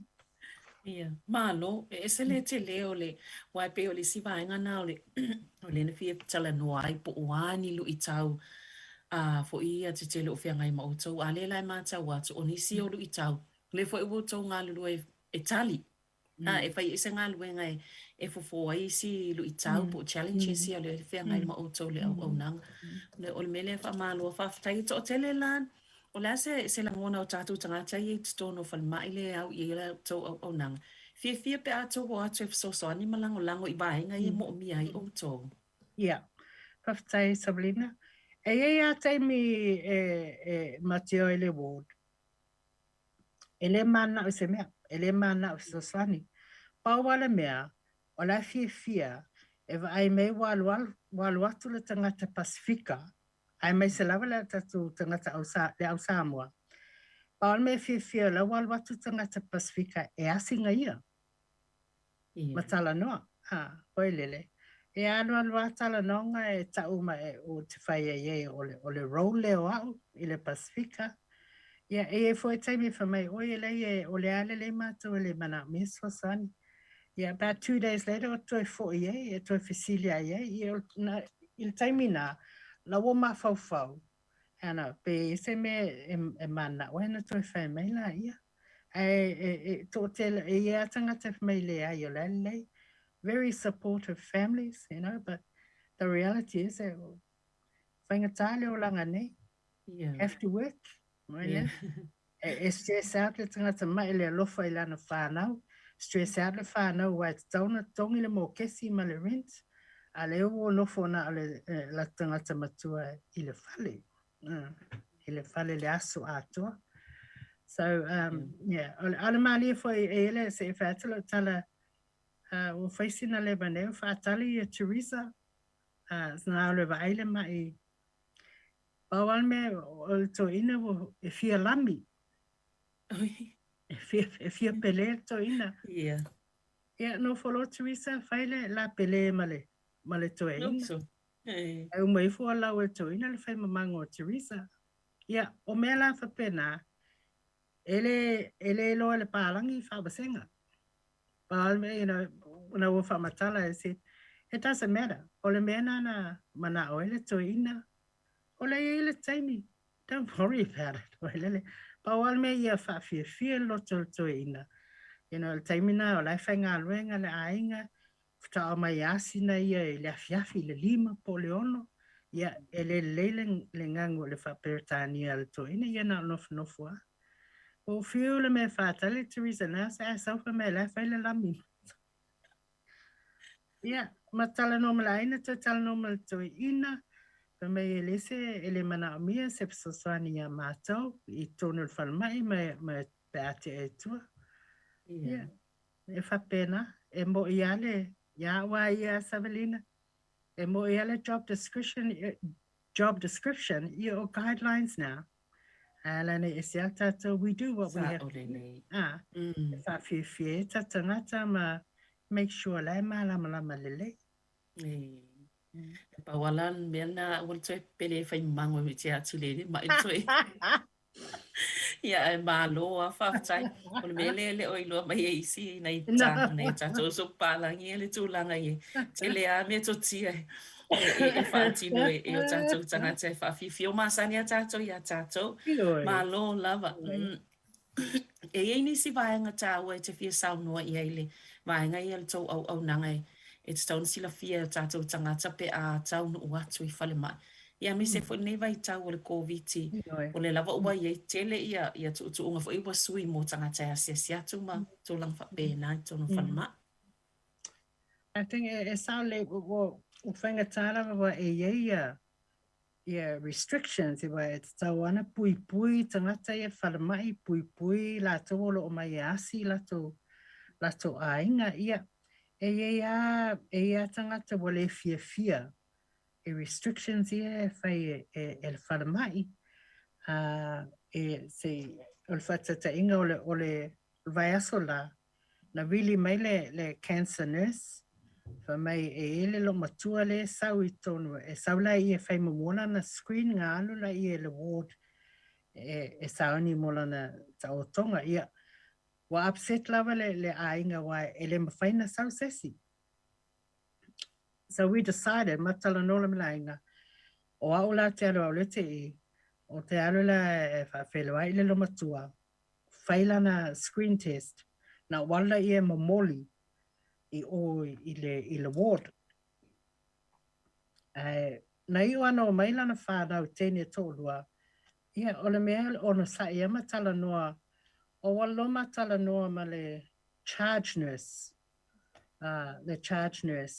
Be mwhaina whaatanga, one daughter, e mo ia late iei, ele masani lo matua ya la mana lo matua se masani ai ya alo ama tal no ngoma nurse agree lo le nurse le etasiale tote enofu wale mela na mana ai a faile ta otongo lo matua e mana o telefoni me latina faile ta talo lungo o telefoni le yalo lo matua le feta so mela fa pena ye mo fia a inga fia masilo matua o io mai le charge nurse alan tama teine na mafaina nofo na faia special visit for le why otherwise it's off I luma ele atrium for le so me fa pena traffic tala bal teimine o tangata alo lofa lato tangata bomba mai ne ai le mafaina o mai uma il fal mai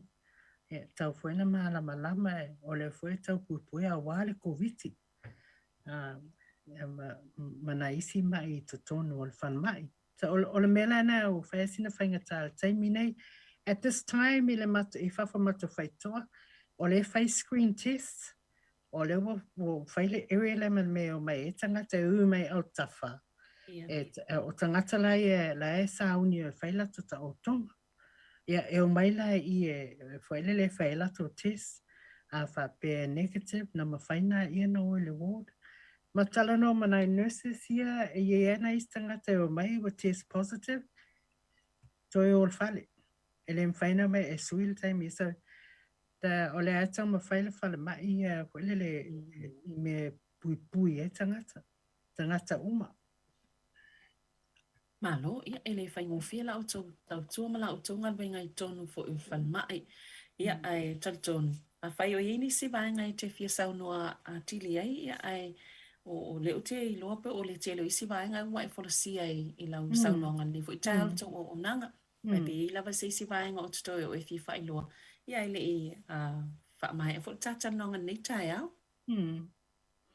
I think level go ti ta umal ta longa you know just a photo atu nai tangata Pasifika ai se amana mia se sosoani ole ye mato I le falmai ia o la unga luenga e ngata I le falmai o Teresa e whainga luenga I ma vaia ia tangata Pasifika lai kene puru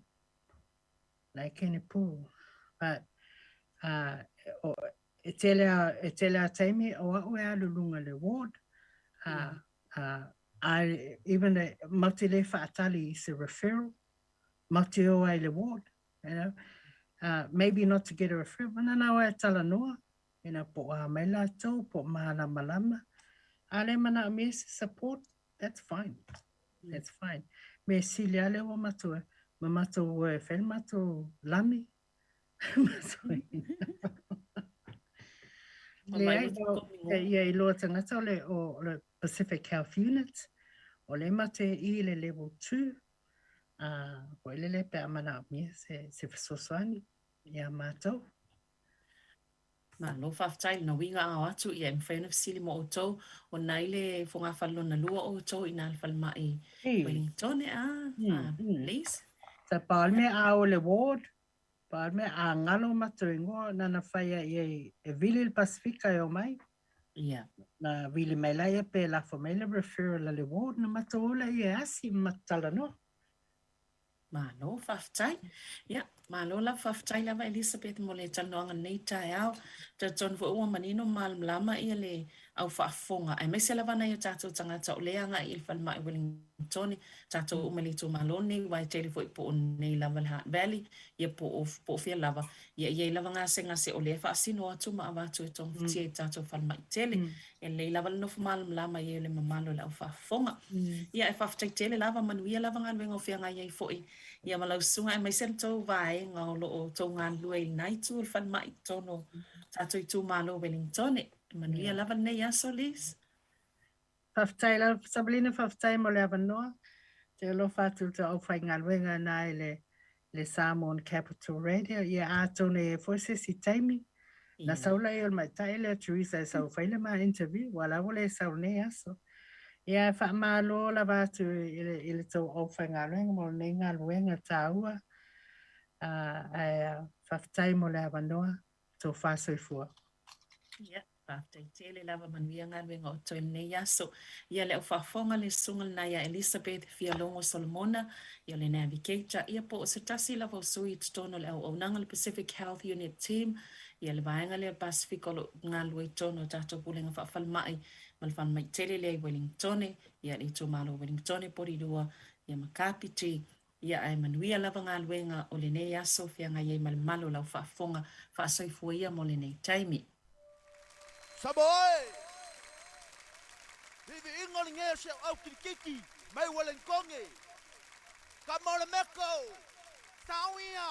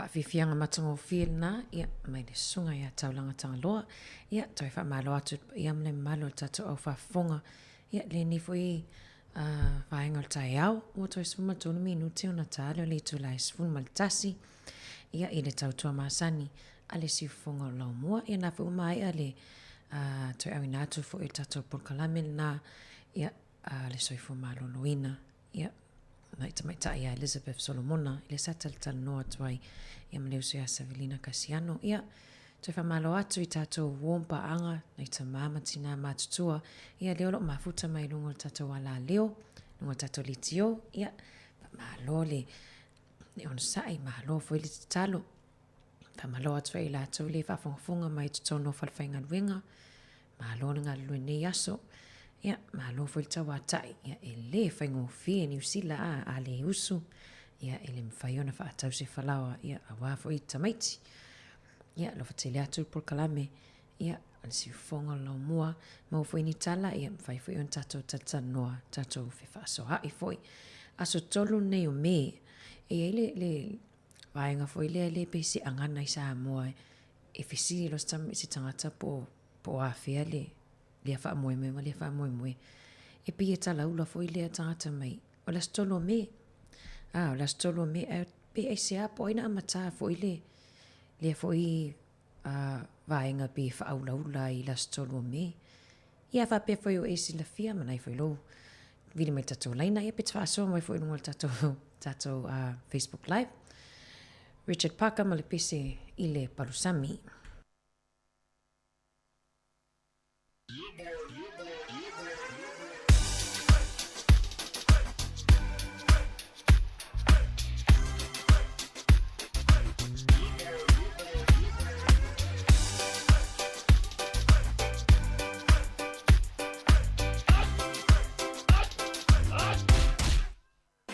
Omi te tonu lau olu au Baile pepe se ne ima imau Afifi malu ole tama Baile lau ulu ne ima tala tala Le lau whaifa pito i te tonu Vai ima sae pape o se pomu Vela mai loa ole tama Se whaala i titi se nai au mama Tawhia ai I se palu sami te Tawhia ai I se palu sami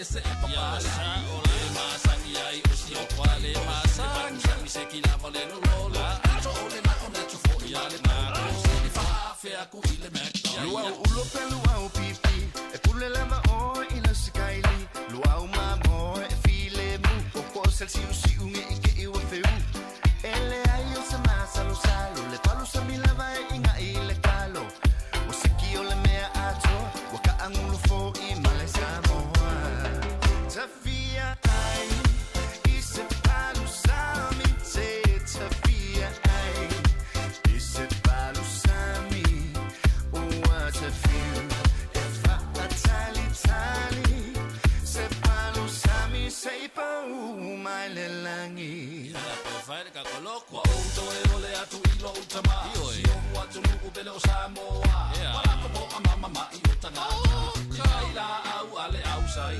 sa oi fa sa no vai ole me amor ka me ai fa Samoa se mo atu nu pa umiki mas se mo fa como se talo tao mas se fa ai I se palu sami te Tawhia ai I se palu sami tale lava ai me ai papalangi na ole mawai I le tino mai hey Tawhia ai I se palu sami te Tawhia ai I se palu sami what a few if I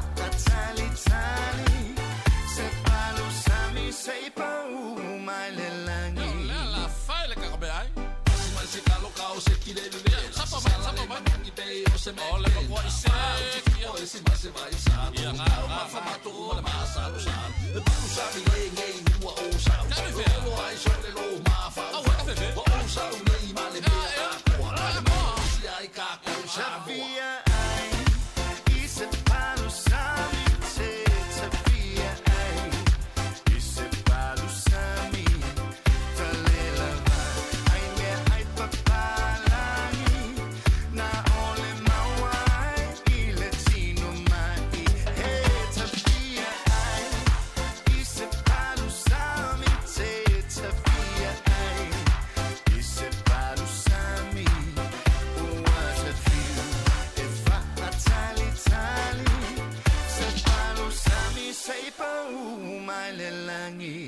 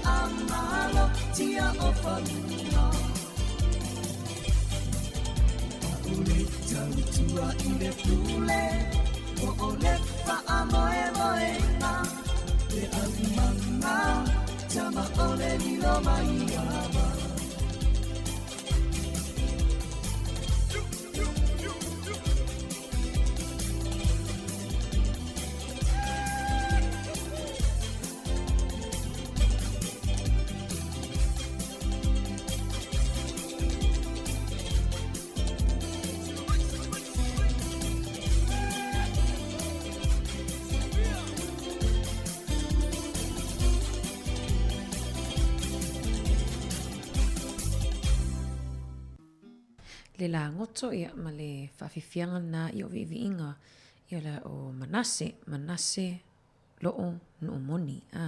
I le peo na mata mai foi mai mua mai foi tātou ia ma futa mai nungo le tātou Facebook ma le YouTube ia ma na ia nai ata ia nai tātou watana mai a tāsisa ia nai ia le vawa ia toi taimine ia o na wata aile lau whala lom tua ia ma whata ainga ia ia whamaloa te foi nei tātou ta mama tina mātutua lo ma futa mai nungo le tātou wala leo. Nisi o tala wawai atu foi tu tono Beretania. Lea e tuina le nungo penga te whailangi tai au nei. Oro e se tama se ali i New Zealand so whai a Joseph Day. Olo o tau sa ili al taimi nei. Ona lea sa ngata le i lolon tino i lea sto nai. Ia lea lai whai foi suesu enga a leo ia po ai foi nisi na wa ai foi i lea foi ali. O Joseph Day o ia sa avea ia ma tama poeata po camera operator. Ia whiangai foi ma vaenga foi i le whaingo masini poeata a le TV New Zealand. Tōras fultasi on tausanga ia le tausa ilia nei tonu Beretania. Ia le whamei e le oilua po le a tonu ia po whia tonu le po le ala na ethnicity ia po se tangata Pasifika, po se tangata Maori, i ona e vai atu pe ini pea i ona au, i ona 5. Ia talo whai. Ia, ona i tala lava e te iloa e atonu fo i mai loa nisi o la tunu fo i le ali. Le vavai atu pe tato te le iloa e pe te ua o se pe awhasa mota malia pea. Malo fa malo ti a lina fia wa ai koloi malo ti a rasela utaia fa mania fo yas fa na ila toro fa mania ia fa mana tuina fa na ne yaso fa mania tras fa na ia malele fa linga ulu ia mania las fa na te lo fo ia wala ta pena fo ia sunga ia musa wa se ke ma ave o il fa enga mania te las fa na ia e sita ia e mafuta mai Samoa ia mania las fa na mai la to malava fa mana tuina la to fa na ile so ai awinatu peta to fa fifianga sui fifiloi ta tonu lava le tu las fultasi ta le tu las fulua fa popongo tato talafo ta le tu la tasi fa amuta fo ile tato tautua ia ilungol tato wala leo ai fa awawa to lava ia fa fifianga sui fifiloi lungol tato app mal tato Facebook ia fa pe mal tato YouTube se ia pa ia le tu la lua awni ngalo ol tato Samoa Capital Radio app luas fulfai tu la fitu aso vai aso ia e te whafonga i foi ia i porkalame fa pe foi wa misi porkalame o le aso na e whalongolongo pe whafonga i whaiona e maua uma mai whalongolongo i le po whaiona tautu ina turungo le tatou app le na pe nina o tia whau ia mavivi inga o le awhiuanga o laulii.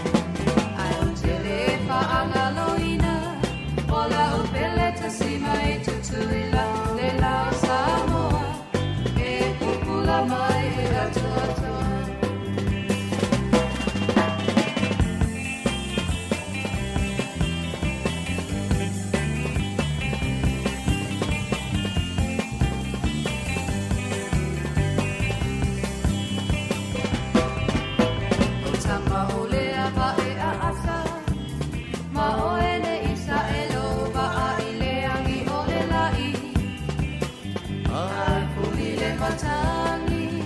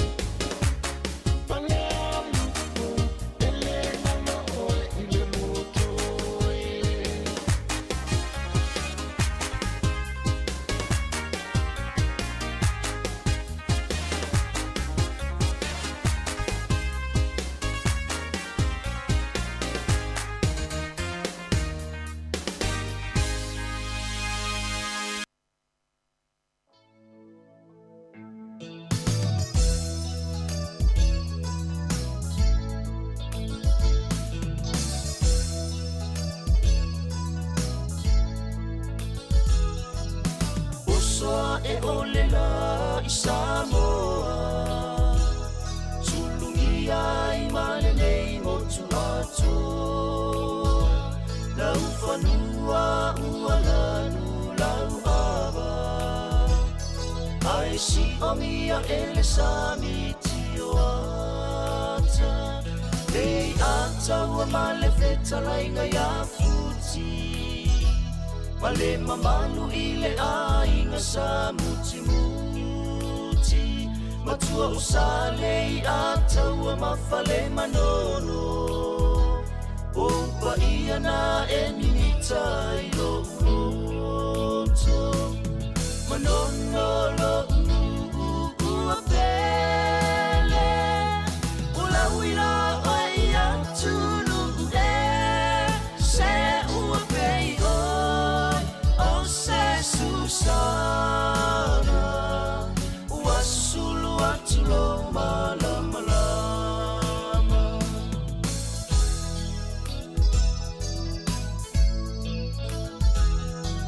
Le telefoni lena o le vainu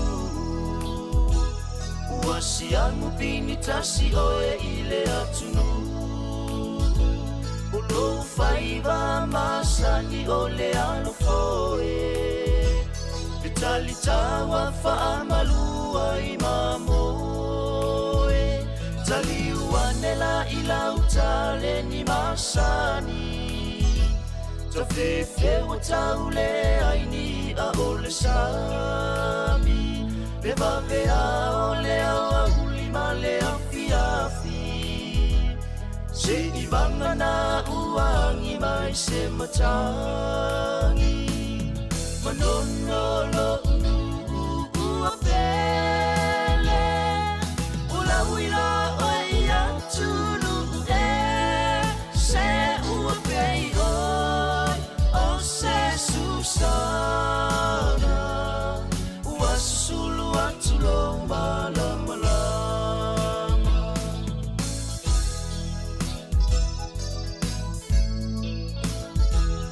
Ei ai fo I Malaysi mo tuitai Leone one e te samali vali ai O mea uma ua lasi ila uva ai Tasilona pona uti uti le suavai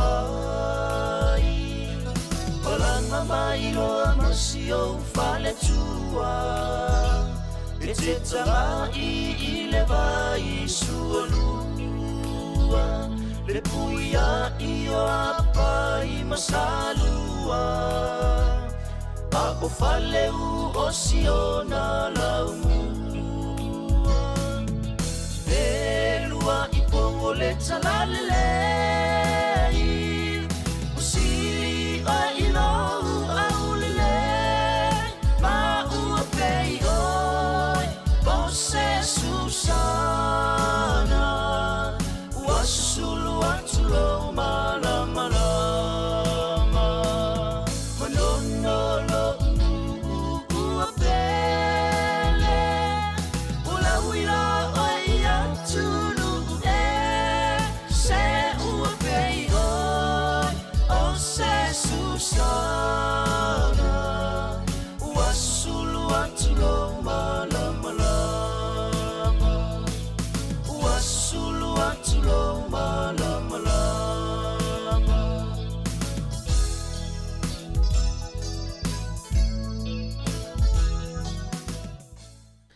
Ia toi whamalo atu i vi ingo la fiu anga manono ia mai le Tamate Brothers ia toi whamalo atua i le neia vahenga o tato porkalame suma leono minute te elis fumaltasi Wawai atu foi i le I talalata mai foi I tonu o Ukraine le vai atu foi le aile o Mariupol ia le ua ripotia mai tai au nei ua toi wha wai foi ia leo sa inga ia a Lucia ai mei fai tau fia se lau tangata o wha peona ua wale mwhaiona I se amanua foi e so sola e o ese mai ai Pue mai fo ilunga ala ata o te lofo ile mai moa toi fo ile malo la tunu ia ilunga fo I o Penga te whailangi malungo ala ata ia. Nā fwoi wa ai fwoi talo whai tau fia se lau ia nei whanauiti. Ono whapeona wa loka ina ai wale mwhaiona o ese mai. Masosola ese mai ai. Ia mai o sa whainga fwoi e Lucia. Ai olo iei lawa nisi o tangata sa o ese mai ana nafi. Sam whaiona o ese mai ana nafi. Ia le olo lango ina fo i le koruse mumu ia male malo au whaatasi ia fsosoania toi fo i sia fo i vaenga langi a ia tato te pe e tultuli lava e tato i news fo i po tala fo i la fiafi leono a le te leona o mai lava tala i sia fo i atuno o Ukraine ia mana tua i fo i tato a tatalo fo i lea a vaenga o le lalolangi. Te role sa tatano atu fo tufu ena leila ia i le tele o tamaiti po whanau ia o la iti tele leo e ngau i ta avale. Ai lewa vai atu ia au kilani lava ia. Vai atu ia au kilani matua i e tele o tangata ia tamaiti tupulanga tala vau sifuru valo, sifuru fitu. Lea e whatetele lava lato ngau i ngata avale ia peo sofa ia fu i whare o loa. Ai whaatitele lava i le pose meo le fultasi le pō a i atu le lua tolu le vaveao. O i wai takere ia le ai tu la e fo inisi o te pulanga talavou. Ia le wa maua ai whamea tu a tere o i lātou ia. O lātou a ia le maua e ngau i ta avale mga o i whale o loa nei e toi maua fo i le siva i aso. E sa o ia listo o to o le sa vidi mai tato pokala mena leila. Ia wa mahalosi fo i le ua le mwhaiona to e whaatula whanoina le fasi o le whanau. Whaatonu le o le fasi fo i le tau o le abuse ia au tātou. Ia o le pe o le sasa lava e whaatontonu ia nai tātou whanau.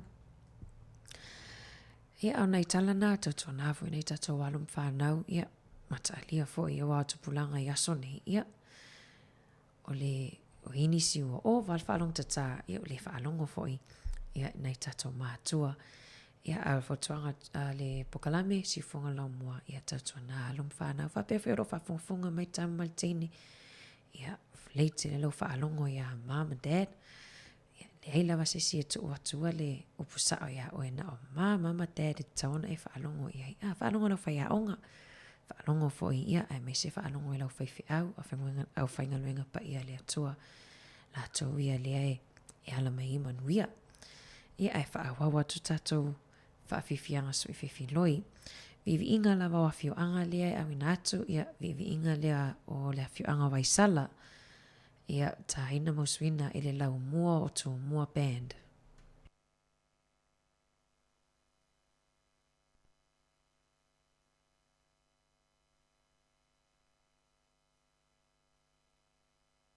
Fan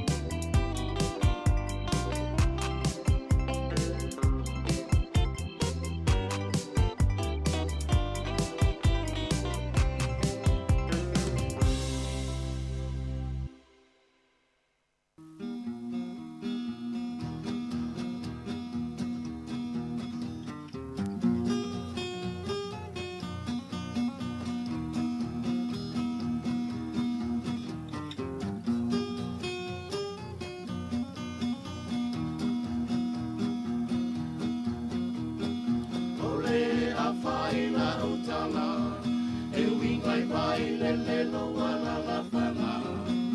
Na whawhao fia fia la matata ta mai whaamasa ni tangata. Ole a whai la utala, e wingai vai le le lo wala la fanga.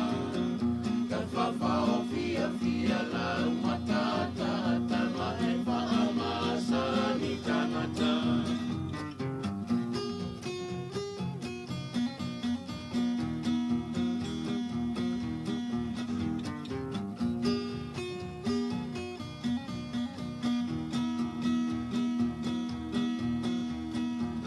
E te fie malanga mai, e lusu senu e pasi e te sauai. A whai wele loi na roai na te alui ai tu oe i le mutore a ai. A whai e te fie malanga mai, e lusu senu e pasi e te sauai. A whai wele loi na roai na te alui ai tu oe i le mutore a ai.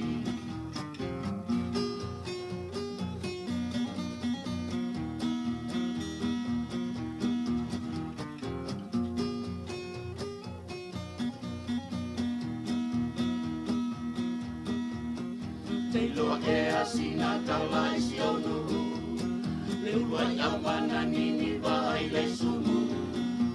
Na ia ai ole amana nini vai ona mata a ole tolu na toi whawhanui o na nganga. Te loa e asina talai si onu, le uruai amana nini vai le sumu. Na ia ai ole amana nini vai ona mata a ole tolu na toi whawhanui o na nganga.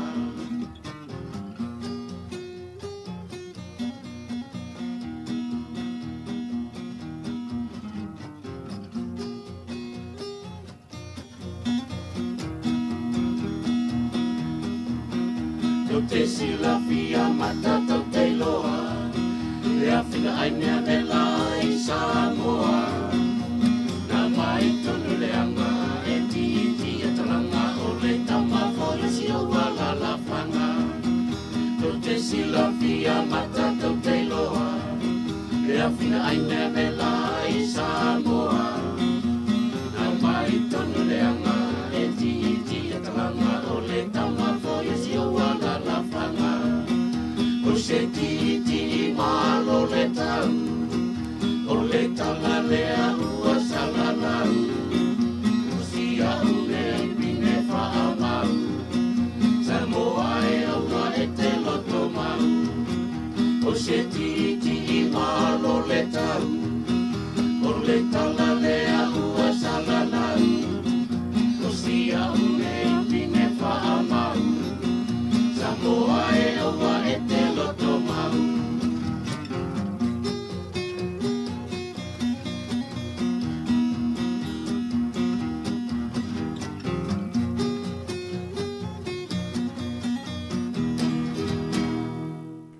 Ia o le viviinga o le awhioanga o Wailele.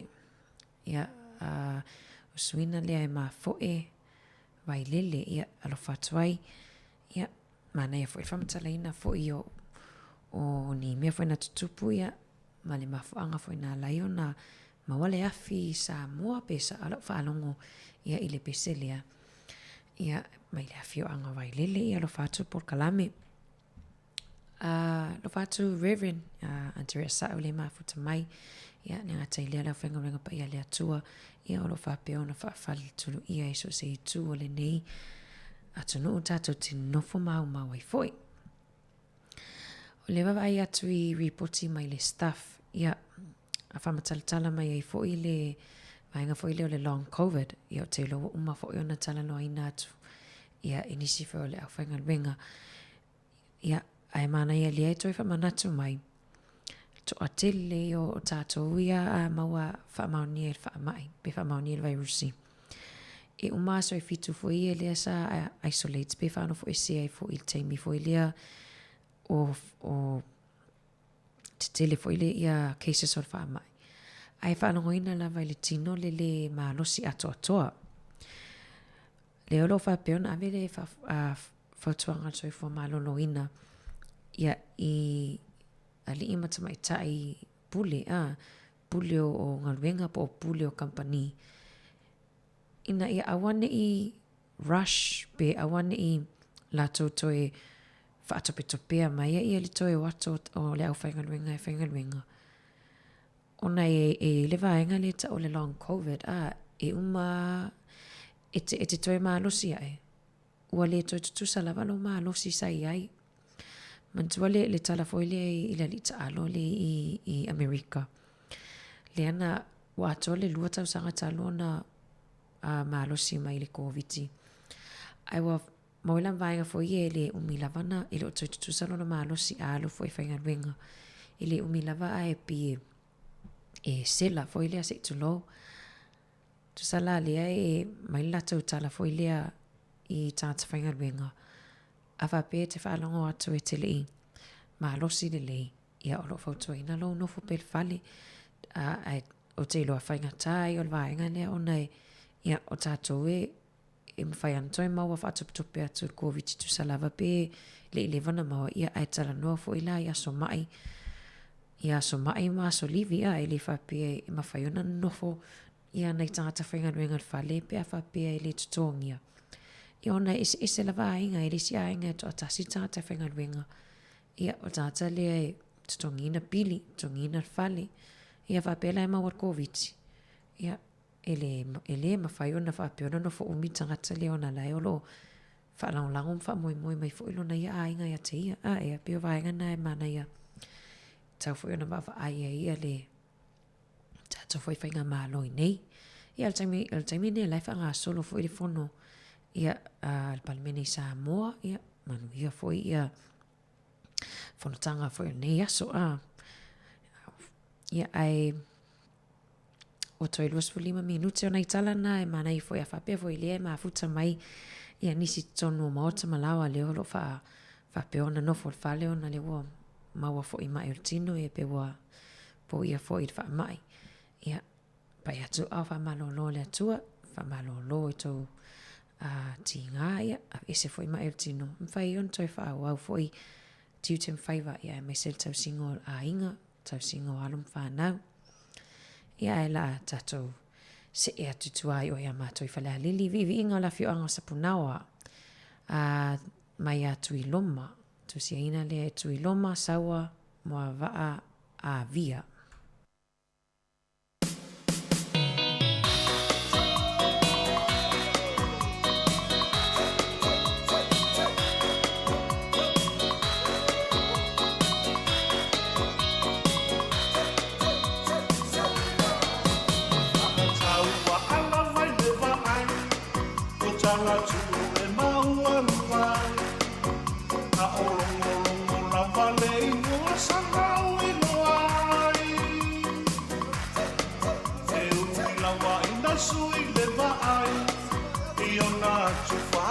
Sai ai a o sapuna o na wale ua o tiwai wala wilo mai Samoa no wino le o manu Samoa o lo winga matona maua mai a mani toa wai ura wala utau tua I tupu o le atunu Mua, mea waino ai, what's a fear pale a nilifua. O sauma e a whai mai leimo, e au ngofa a pae me a manu Samoa. A o ukulangwa mai ana mua, o le tauna I tai e tulua. Ia e sauvalifa, a e te pea e unia. Ia uele awa e tele o ma lama I umba o le teime.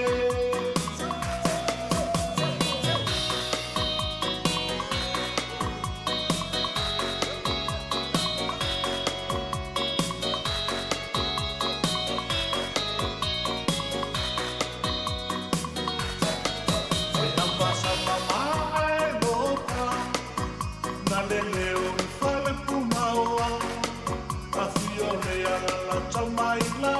sunga patea. O tuilo mama tai tuunga, e whangongo tai tai e lua. Ta whiwhia o sua whamane whanaiman Samoa.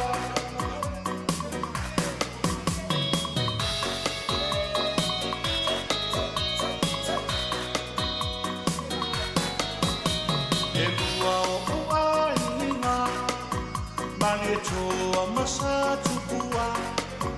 O feso ta ina lava i tala tupan sumafa. O au na mua mua i le tupua, ma vai mua anu tutia. Tu mua lo ua tali i aso so oi le novoa.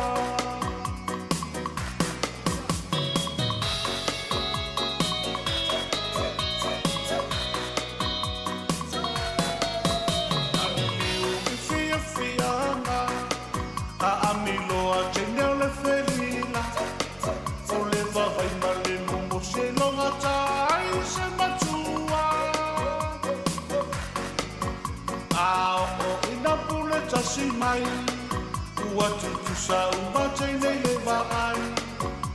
Ua solo atoa i tau talinga ua i ira mai. O sa uma e whai mai le mo, e au ngā whaapai me amanu Samoa. A o ulawa mai ana mua, o le tamaki tai e tulua. Ia e savalifa a e te pea e uia. Tu ia u ene ene, awa e te leo ma. Lama lama i uma o le teine. O salama e whai mai le mo, e au ngā whaapai me amanu Samoa. A o ulawa mai ana mua, o le tamaki tai e tulua. Ia e savalifa a e te pea e uia. Tu ia u ene ene, awa e te leo ma. Lama lama i uma o le teine.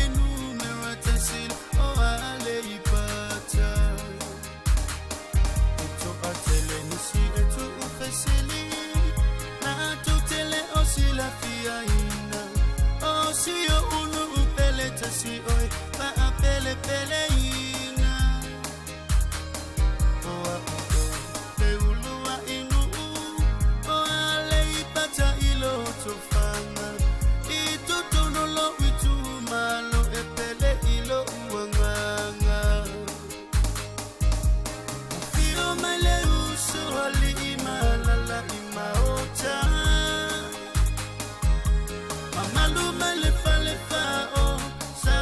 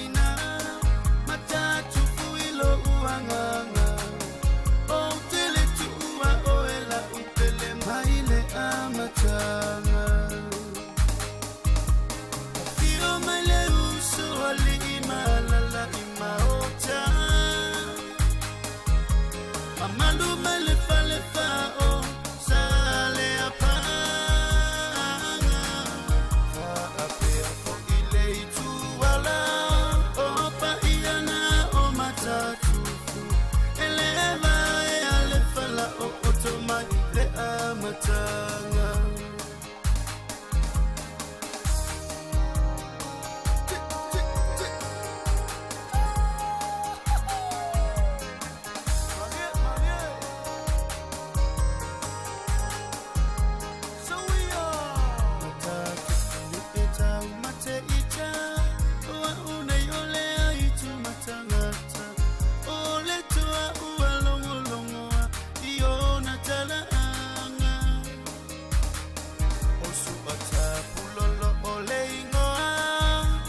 Salona ua eiloa o te si o e io ulima fa pele pele ina Fio mai le uso ali malala ima ota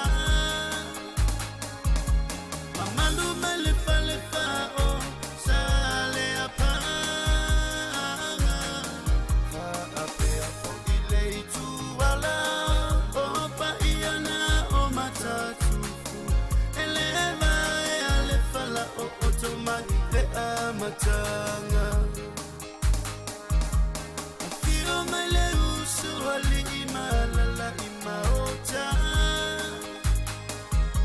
Mamalu mai le fale fao sale apanga Fa apea fo ile ituala o pa iana o matatu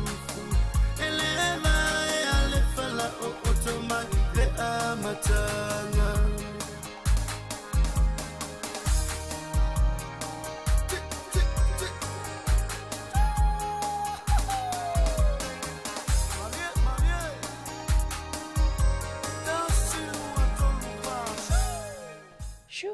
Shoo. Vivi inga la fio anga matatufu ia le atua le pata. Ia olo fatua ia ilato la vale mafuta mai le o mai mele fio anga lea. Ia pats me tatou. Ai o tu sfu fa minuti au ina tu foi le tatou fa poponga tatou telefon. Te leo o vainga foi le e fa manatuina pe fa mamaluina foi ne vai aso. Ia ile langi. O le vai aso foi nei le fa mamaluina ai o le National Children's Mental Health Week. Ia pe fa tawa ina i langi. Ia le soifua malolo ina fo i le mafaufau. Ia o nai tatou walum whanau. Le ngata i lea o le vai aso foi nei e whaataua ai foi. Ia mato e whawhangu ai foi ia tatou e whaataua le tau mafa o le vai po le Drinking Water Week. Na matalia le laso mua o me ia se ia o lava le aso lona fitu. Ia le whaataua ai le vai aso nei. Nga te leo las vai aso foi nei whaataua i le National Family Week. Ia bit whaamaluina e foi whaataua le aso ia vai aso mo ainga. Ia te ilo tātou e le taumana o mieni vai aso whaapea o tātou e whaataua lawa tātou ainga. I aso lava o le olanga a ea. Lo vātu whaltua whinga wea i sila.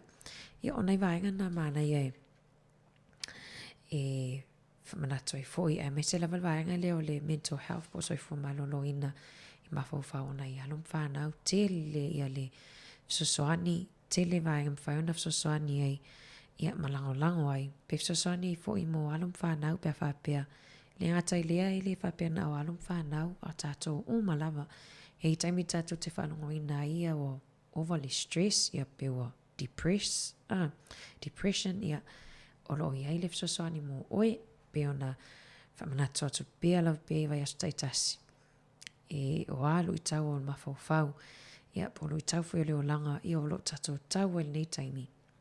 Ai mai se o lo whaamalu mai fo i koviti. Ia o lo iai ia whalaputupotonga fo i e mawai lau sosoani. Mawai ia lau sosoani malango support. Ia awa fo i le ni whawhitau li fo i o whiangai e fo i. Ia ile ni foi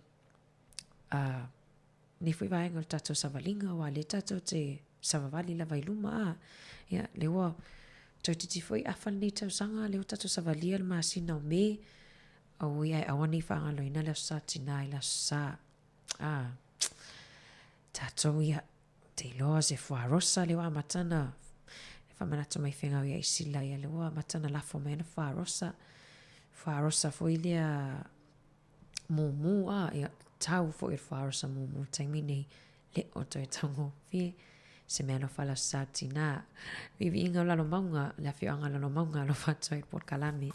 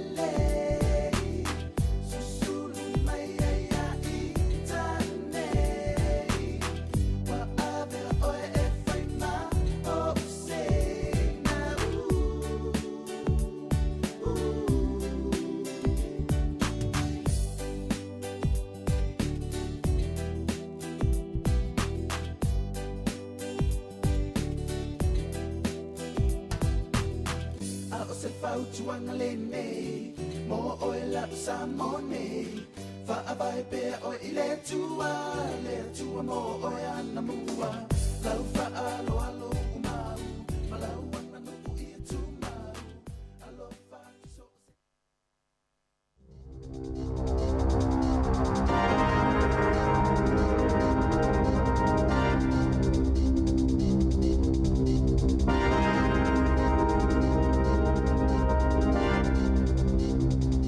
Te whaatalo whātua le whaopoponga o talafoma le si ufonga le laumua mo le nei vaenga o le awauli.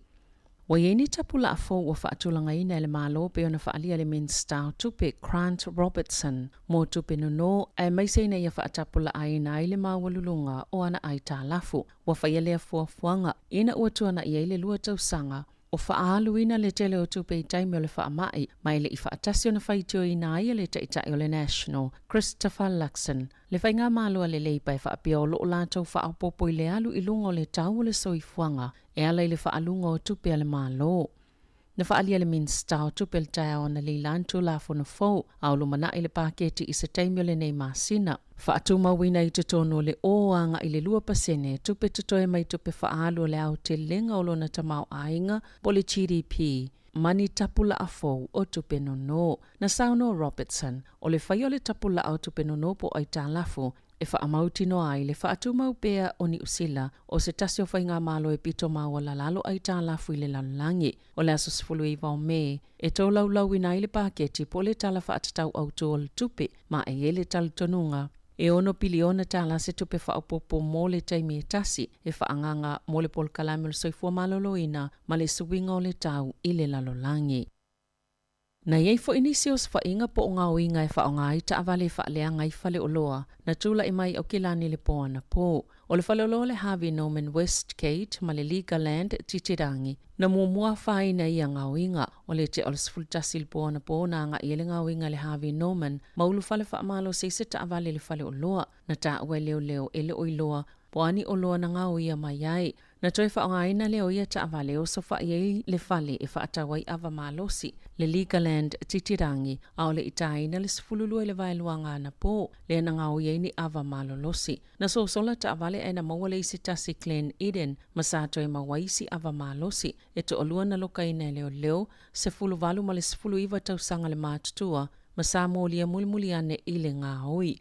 E eisa isinga i o inga na tupu na ta e ini whaamalama i le lata i le tasi le vaveao ina ia o i tutono se fale oloa e whaatawa i telefoni i takanini. Be ta isale e mawhaio na aveni oloa mai lea fale oloa. Whaatulanga ngā fōwi o fōwhaina mo le whaitau tusi ma le numera i le NCEA. E ono a whaina i tamaiti Māori Pasifika pe ona tā ua e whaia onga. O le a amata tu tau sangfo na whaatino whaatulanga ngā fō. Ma o le a o fieni suenga u whaatulanga i nei ilo aito mai o tamaiti amata tu tau sanga se fulo ma le siful maltasi. Na whaalia i se sui pule o se a ongai au kilani, walo na whaatino ia whaatulanga ngā fō. O na tulanga whaale e tono whai numero tamaiti e le lei i le whaitautusi ma le numera. I le reporte le UNICEF o le lua whelua sifulu. E silia maltasi o vai tolo, tamaiti ni usileta i se fulu 5 tausanga le mātutua. E le lei le whaitautusi ma le tusi, ma le ono whātesi ma le ono pasene. O na o to mai vaenga a mata po basic skills i le whaitau ma le numera o lo lātou i loa ina. Ua popole uma i lātou i tatonoa o onga, whapia i le lautelo le atuna o. I le whai numera tupulanga talavou e le o iei to mai nei o le whaitau, tusi ma le numera, mo aso taitasi, o le mafua anga a matai o na whai esu e tausanga se fulu, o na ale pasi e mawhai o na toi whai, ma o le popolenga ina ne i le pasi o na manato i leo tamaiti nei, mai le ta isful whātau sanga, e le i lava lātou tau mawhainga, mai ua i lava ina o ese, i whai numera lava ia, o lo o to tele tupulanga talavou Māori Pasifika, e le ini ngā luenga a onga maisia o onga, mai lona talitonunga pe o na tā ua le sui pule o kolisi a orere, e le wha amalieina, mai le o lava tau mawhainga e tā o fieta maiti nei, e wha awa waia lātou wa o onga. E to ai titi fulfai numero tangatani usila e toi whaasau ina maini ngase o so whaafose i o le whatu, e tutupu i whafua tol whalemai. Ma o le lua i leo tau sanga soso wa whaamawina i le pa ua le whai numera, ma e ele talitonunga lau whaitou whaal soifua malolowina, e ele so o tanga o ia whaafitau li au nanga, o lo o whaalavlaveina le COVID-19, o reporti talwa ina i le St. John Ambulance. I le vao le aso mōmua iu lai lua whelua sifulu, ma le aso tolu sifulu iuni lua whelua tasi. Na whaalia ai le silia ma le lua wheo tangatani usila na tonga fitia ona o ngase. O le fatu e oso whaafosei, i tua ato le whalemai pe tu sale malto lima i le aso, e na o le lua 5 pasene, e umi le maalosi mao o ato lava le whalemai, a e sifurtasi pasene e soifua pea, i le mae ai o aso i tolu sifulu, pe a te ai tua ma le whalemai. Wa whaai titia mai le tosa ma le lua fitu pasene, o ngase e toi tonga fitia ma avel whalemai, ma le sifulu wha pasene e soifua pea, e le silia ma le tolu sifulu aso, pe a te ama le whalemai wha amaumaunga le lua fisifulu valu lua fisifulu iwa, o le tapuninga o le atunuu, mai le wha amai o le COVID-19 iwa, na tele i lawa ina wha alave ma wha atua iai, le wha atinonga au nangal soifua maloloina, pe ona ta ue Dr. Tony Smith, o le St. John. I le Pasifika, wa iese fōwhanga i ave le moto Vanuatu na tā ua o la taro au le ua ingoa o Satoshi, mō tangata mana na au eno nofo i se lalolangi e whaonga i nei tupe i lungo whainga whaate konolosi. Wa libati e whaapea o le mana onga o tangata e ana le motu, ia avea o se no whaanga lātou te whaingoa ina o le Crypto City e paulawa i tu aingo tupe whaonga i nei o lungo whainga whaate konolosi, le digital currency.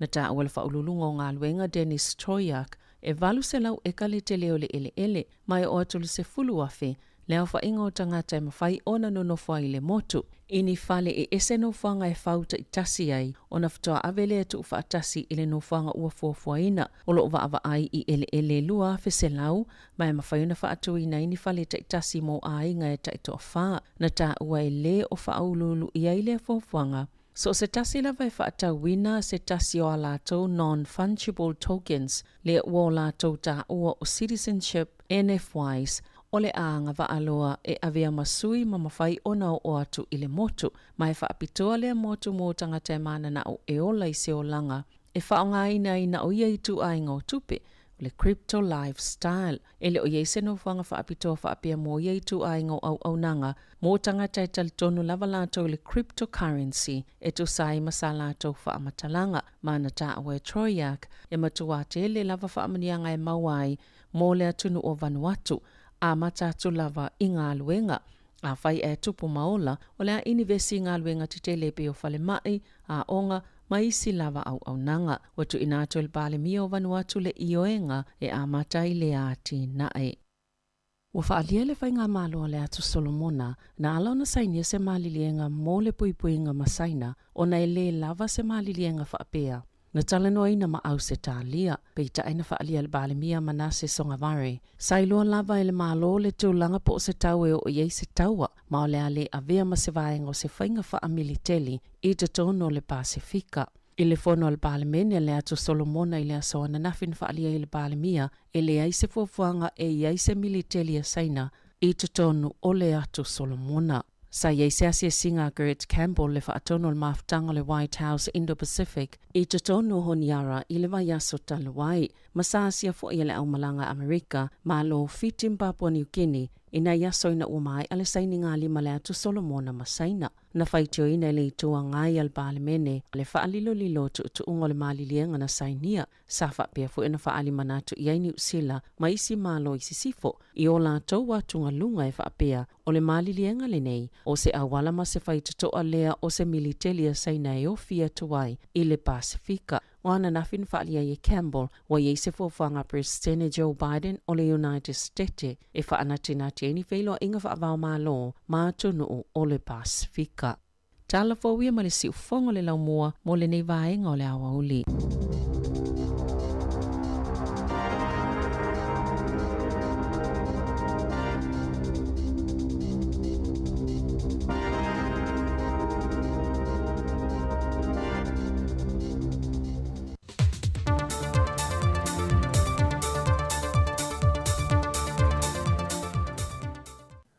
Talofa lava o le tautua whaaua o le siufonga le laumua e alai ana talafou mai Samoa le nei fo yaso o se mai al whaafonga.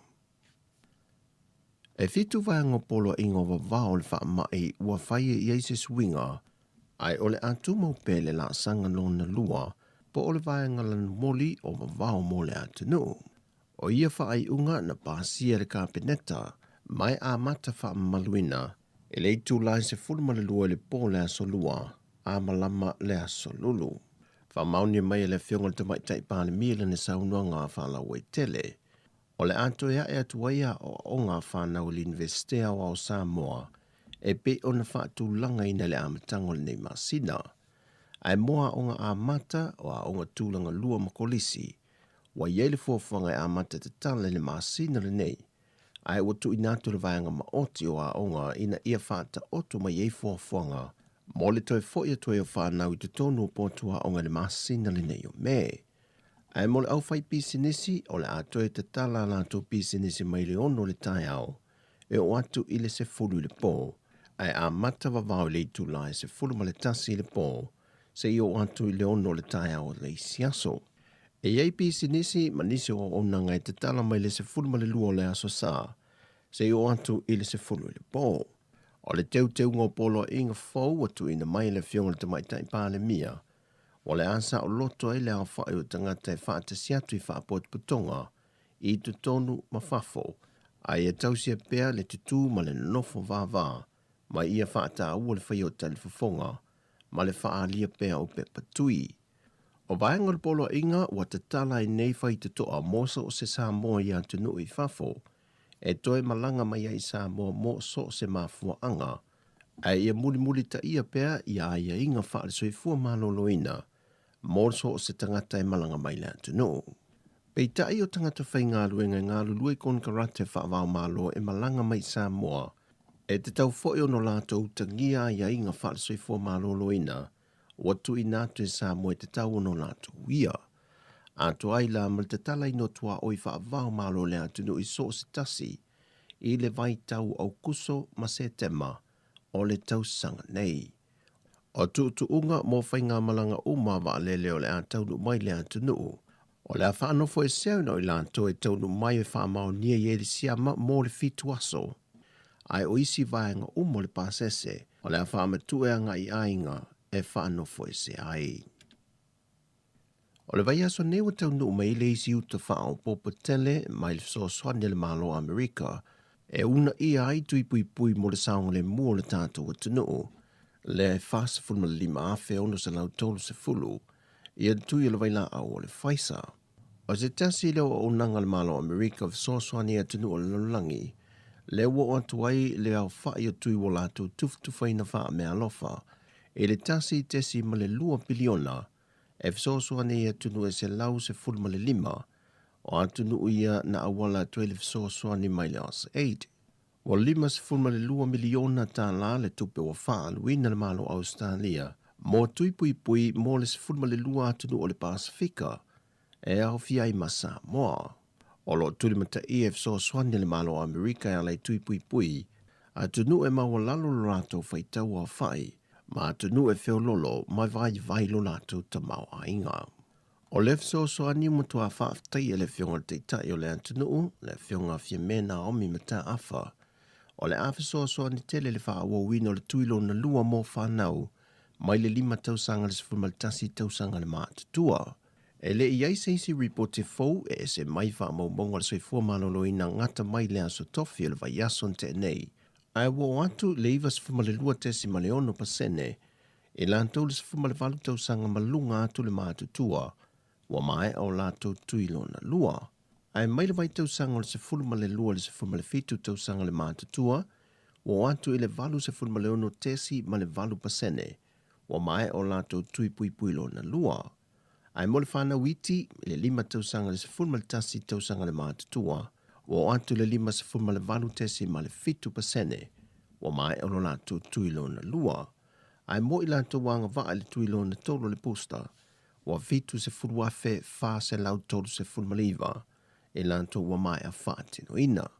Sau no le whionga te mai tai pāne mia, e tala whionga le leile a toa o tuinga mo le atunu a toa le tuilo na lua, fua I le masino au kuso, ma le masino a perila. Wha lia le whionga le te mai tai pāne mia le tau mate le metanga ruenga le soifua malolo ina, o le whai ungo le masina le nei o me, e ono whai I fwai I lalo, le maua lunga le o loo alu pe iai, I tangata Samoa o a fia I le wha mai, e vai aso tai tasi. Te paitua ma loto wha aftai, te moe puna wae ma le loto wha tua, o le au tūlo le saunuanga wha apitua ma se saunuanga wha la I au, mai le a fionga le minista o le au nanga le fesa po le fuimu, le fionga whawalo le whau Harry Schuster, e toi wha la e au wei ma toi wha manatu le tāua telo le au nanga, a li matamai ta I o lo ngā lulua le nei au nanga I ofo I nā tuai le soifua, mo le lawe ino soifua le atunu o I teimi o wha la lave te tupu wha fo sei. O le aso lulu le vaso nei, le aso wha o me, e wha manatu I nai tau sanga te itasi le tāua telo le sao I lātou nei, e meise, o le toi wha manatu I leo le au nanga tā ua I lātou sa ngā lulua le nei au nanga, na ma o mau o lātou soifua, a o ngā lulua I le au nanga. E se lia le tolu se lau pepa whaasala ua tu I nātu ia I lātou na solia polo inga o vavao I teimi au tāpu nia le atu nuu. 5 whale o loa tu I nātu ia I pepa whaasala, tasi se e kāle sia na le tausisia le au whai whaatūlangaina na tu I nātu I polo inga, e whaatasi atuai sauninga, ma le kompani o tālonga whai tupe le atu nuu le loto Samoa, le ua mai au tatongi lana sala e se furuafe tā la. E le se pepa whaasala o wha maunia mai mole le tausisia o le au whai o tangata I se maliu, ai o le isi to a tele ta I lua se lauta la, mo tangata te to a tasi le leu sta I o le whewa I ta vale te meo vavau, wha pena fo I tangata e whewa I solo. O tala fawia mai Samoa, manuia le ne yaso, whasoi foia.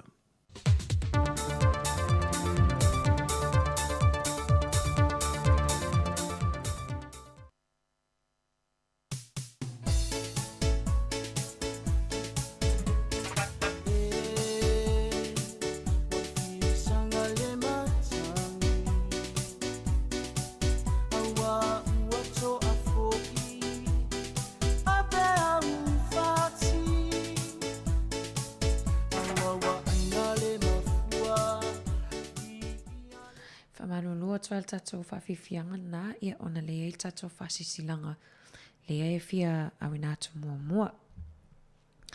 O le whasisilanga tā ua tulo ia Samoa lau whafonga anga I le nei vaenga o le aso.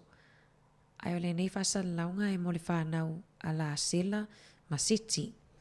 Sua whai o le whanau o Whaletolu, Solomona o Moli ma la au. O lo fia maua se fsota inga ma outou I se taimi vave e tu sai ma se whamanu yanga mai le a inga o lo outou tamā. Malau mai le numera o le o wha, lua tolu ono o tasi lua tasi. Te whafonga mai o wha, lua tolu ono o tasi lua tasi. Whafsili mo penia mina Whaletolu ma le whaalo alo lava whaafetai. Ia ona I whaasisilanga nā ia whawhele no sila fia fio le malo le tato atunu. Le nei vaenga o le aso ia te lo fio lo o whaamalumalu whapaolo fio le nei aso ia tato I nei porua ia ai talusio tau whai tutusa ma tato ia tau whai manuia uma ia ilu mo le sila whanga o le atua a ia. Ia e whaawa watu whawhiwhianga sui whiwhiloi ta I longo I pule ma le pese o whaiva e tapua ia ea e manuia.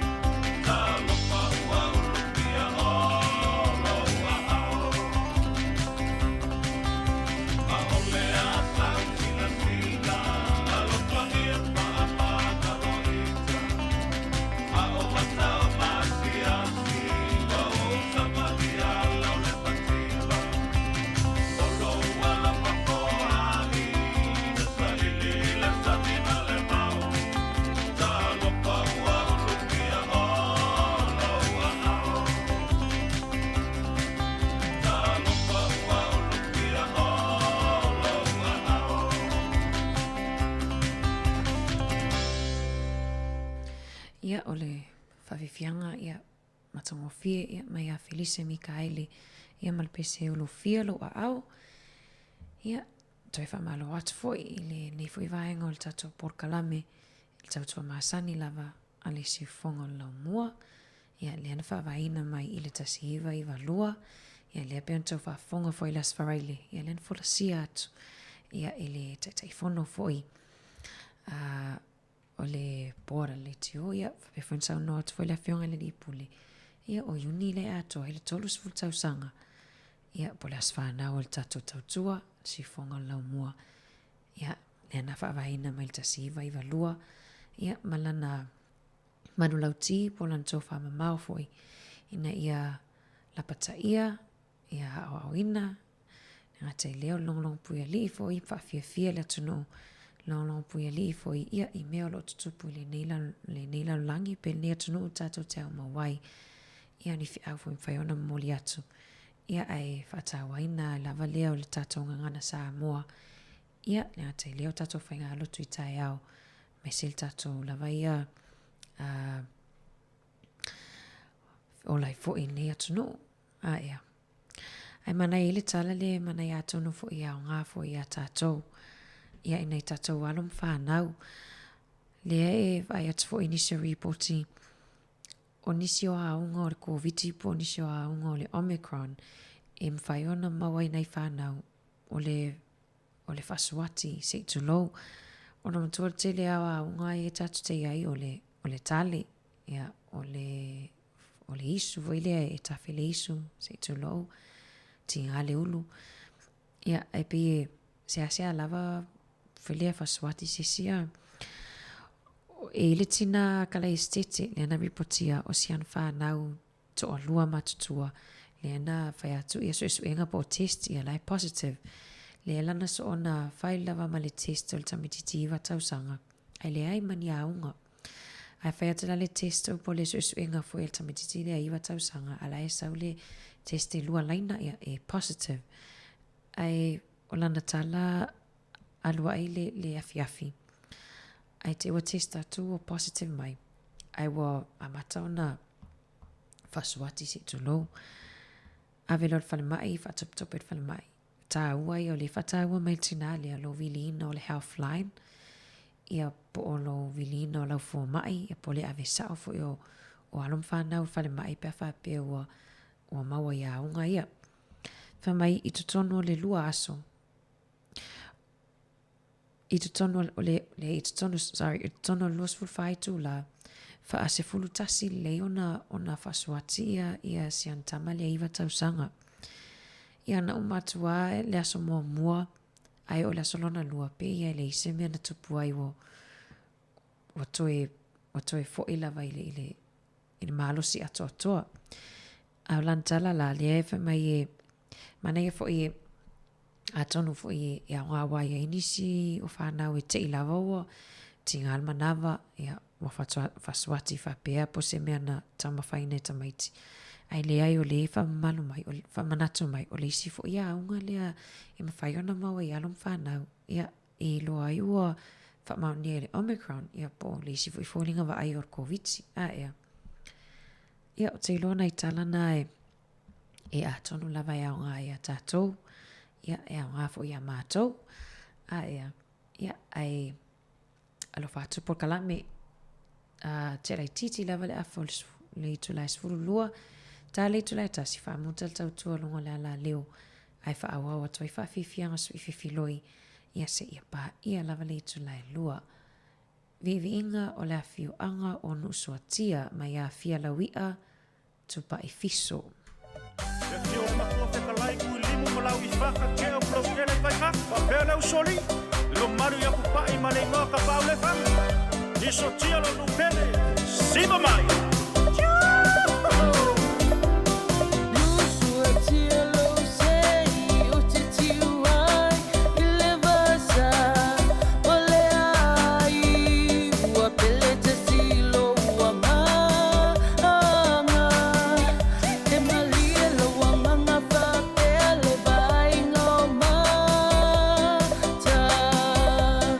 Molima wina lo nu pele lo wanga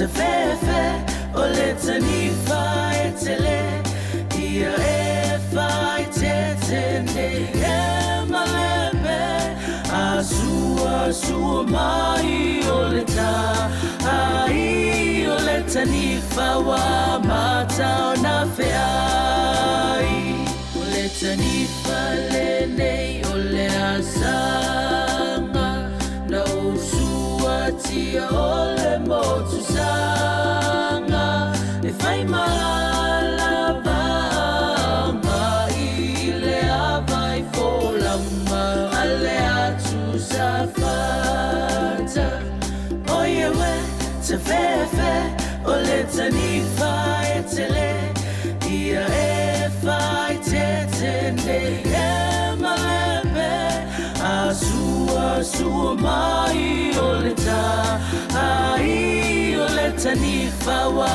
mata o na feai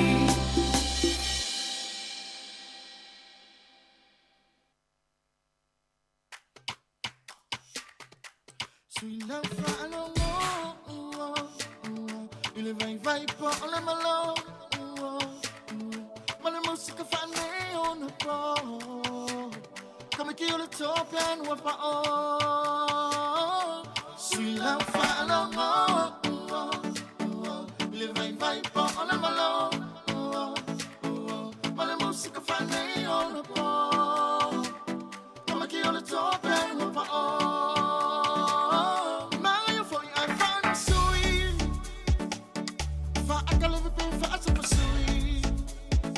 Posa se kamane pa ai fa makui kui Mama ai la pangapi pa wa manga ya longa ka fui fui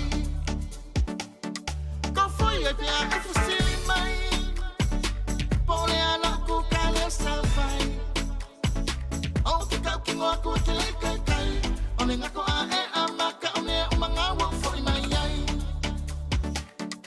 Sui la fa longo Le vai vai po ole malo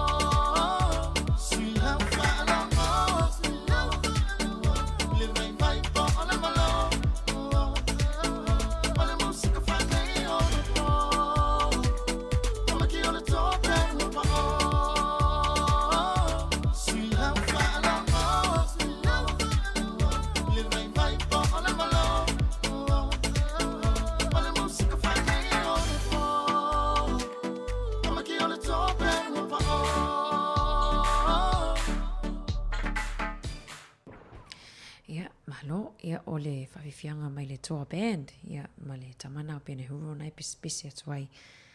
Ia i waingai tato me ai fo i Samoa le sui whiwhiloi fo i o mea ai ia. Ai wa sui whiwhiloi mai ai fo i mwhātunga pisi-pisinga i le talenia fo i o alum whanau Samoa. Ia i linga tai leo. Te wharongongo nei i pisi o sau nei. Ia e se le umi lava na pe tupu lea whalavelave pe tupu mai lea me Samoa e vai atu fo i wa whatu mai mawhau ngā le autu spesi. E sen matango fia o tālinia le whaongaina. Ia whaongaina fo i la tau ia mawhau tālini tusi pese ia mal whatu pese. Ia ai o le matango fia fo i si whongo i la tau ia e whaongaina. Ia o te loa lea fo i wa silfia e malula tunu ia le fo i wa amatalia fo i whamaluina fo i o amata fo i le masina o me. Ia amatalia fo i whamana tuina fo i o vaiaso o ngangana Pasifika. Le vaiato lo tuulunga i tato whaipule te mai tae a Barbara Edmonds. Ia o laso sa nei, laso valu o me. Ia le ole amata whamalua i le vaiaso mo le tato, nei tato uso Rotuman Language Week. Ia pito ai le mal tato ngana Samoa. Ia le whamaluina amata i le aso sa o laso luas furuiva le o me. Ia anga ia tu las tonai. Ia las whaayuni, ia mawha solo atu ai lava Kiribati, atu kole nei tato usto i Cook Islands, pola atu kuki, i o Tonga, Tuvalu. Ia wha solo atu ai lava se ia pā, ia lava, ia le aso lua iwa o ke topa, ia o nei tato usto toke lau. Ia le tawalunga ia whamanatuina o vaiaso ngangana Pasifika. Mana ia tele a. Ia le tata pina pen tele fo i tapen pinanga. Nei tato wā onga, ia mesea onga tulanga lua, onga amata, ia o kolisi, telefoi, ia porkalami o lea whaiona whaatino ina whaataua i foi, whaftai foi nei atunu olo whaataua ina i foi tato ngana. Ia ai, mana ia porkalami lea e, mana ia foi a tonu e, ia inisi o tato atunu e fia awai ai. E porkalami lea lo whanga solo nei i tutonu a onga.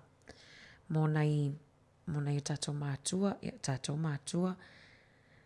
ia inisi wa o ngai ia wo o toi pokalame le ta o le Incredible Years program. Ia e mawhai o na awai ai oe ta mama tina, mom and dad. Pea whapele o e whiamana o mia nisi to mai fō. Ia po e te sosoani a wale e dio lai fo i matamaiti la iti. Ia po, e o ngā mo i tātou i tātou whānau witi. Ia le 5 tausanga le i le primary school. Ia po o ngā tūlanga lua. Mana ia e a fo i a tonu fo i sosoani mo tātou. Ia whangatai a nei atunu ua le e leo whatanga ina de sasa a. Ai whaalongolongo nei matou whaafongafonga fo i nei fo i tangata o lo whai apo kalame nei ua fo ina fo i le atua le to mai whapitoa. Ia e dio lai mwhanau, e se fwere mana i o whaalongolongo, ia e te iloa fo i, iloa fo i masila fie fo i le te leo le suinga i tutonu o lo treatinga o tamaiti, ia talanoa atu fo i awale fo i no walua whataitai. Mana ia i orpo kalame lea a o atu loa whasolonga i lea onga o lo whapeona, onga ia na i o walum whanau, mana i fo i alue whaalongolongo ai, ia tonu fo i au ngā. Haba noa ia ili au maua a ia. Ia mana ia leo o nei vaenga na a whapea i tutongi fo i le vaenga lea le tupe. Pea whapea te alu atu i lau tāwale maua le sfuli mata lau pinsini. Ia le ngatai lea a whapea le isesi tu ua ia alum whanau pe i niau whanau iti. E mawhai ona e tango e su e se tangato lo a inga e nofo i siau whanau. Ia, e maola tupe babysitter, ia, pe e ono sfuta la e mwhaiona tutongi ai e le tangata le nofo i siau whanau. Ai pe a whapele te aru pokalame le awa pe e lua le tolu i tu la ia i afi. Mana ia e maua, ai e mwhaina mai la tolu babysitter po tangata le nofo i tamaiti. Pe su e lava se tangata o lo a inga. Ia, e mwhaiona e whaatotuaina. Ia, talatonu fo tātou Samoa e le, e sea mawhaiona e inisi fo ilea e sona mai sisi e nofo i tamaiti ia e mana i resu e lawa tangata le ainga ia wa i talatonu inga. Ia e nofo i seo whanau. Ia mana i tatu whanongolongo. Ia po hafo ini mea o ngafo i. O le ingoa Pol Kalame o le Incredible Years program Pol Kalame na amata mai Amerika. Ia le ai o nei whamanatu nā, ia mani nei mea o ngā foi, no pui ali foi tato atunu, ni mea foi o tutupul nei foi atunu tato tino foi, ia ni ngātau sa mō te wai atu te leo tangate o ua fia o lewa sauni talafo tāsisa, ia leo le atatala mai ia tato borders, ia mi Samoa ia por masina e o aukuso le tatalaina mai ai. Mana ia fo ia mo la tau leo lo whapeona fia whai malanga atu fo i tawhawhau fo i masiasi a ingai Samoa. Ea e whaawawa tupea tatu whawhiwhianga su i whiwhiloi. Vivi ingo toa mua mai le sunga i a whaaiung Peterbone, Sons of Tiamat.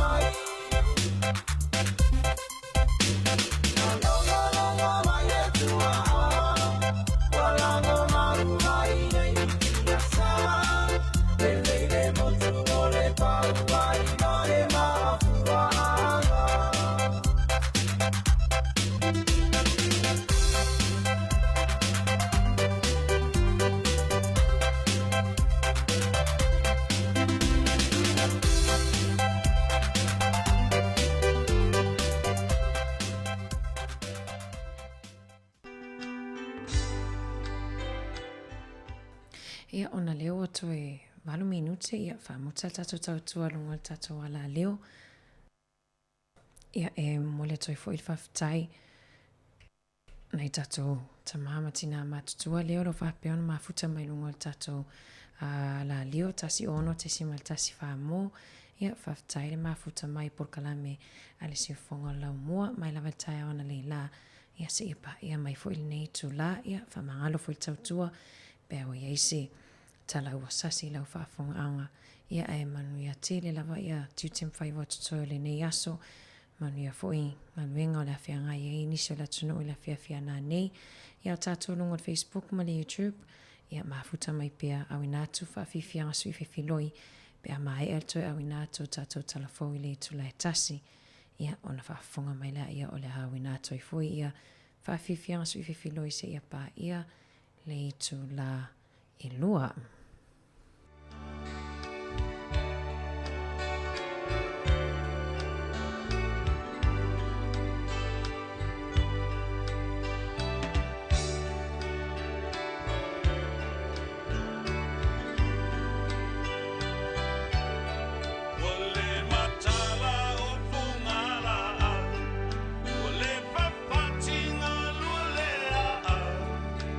O se whaalinga e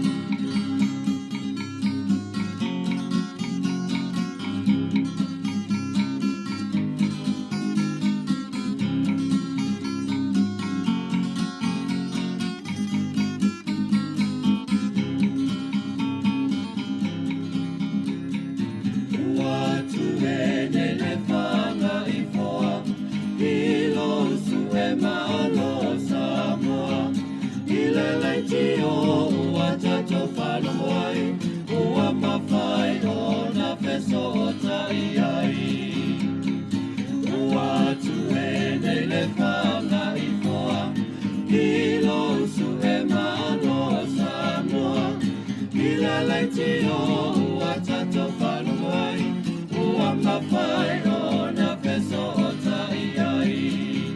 O le tai au le tala lele, walai o le tato penei, ia so le komisa o mea umana whai ngata, o nei tā sanga ua tato au lea mai, i nei manui a ua tato maua mai.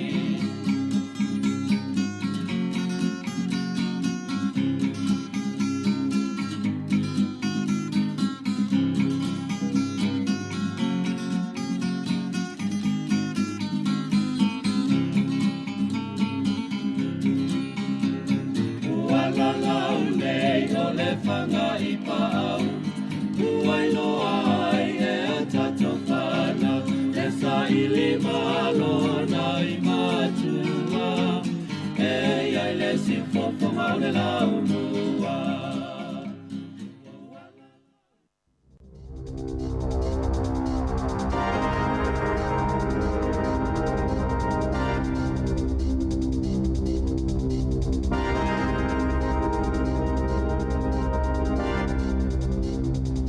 Te whaatalo whātol whapoponga o talafoma le si ufonga le lau mua mo le nei vaenga o le awa uli. Wa ieni tapula a fo wa whaatulanga ina le malo pe ona whaalia le minsta tupe Grant Robertson mo tupe nono ai maise ina ia whaatapula aina i le mawalulunga o ana ai tā lafu wa whaialea fuafuanga ina uatuana ia le lua tausanga o whaalu ina le tele o tupe I taimi o le whaamai mai le I whaatasi ona whaitio ina ia le taitai o le National Christopher Luxon. Le whainga malua le leipai whaapia o loo lātou whaapopo I le alu I lunga o le tau o le soifuanga e ala I le whaalunga o tupe a le malo.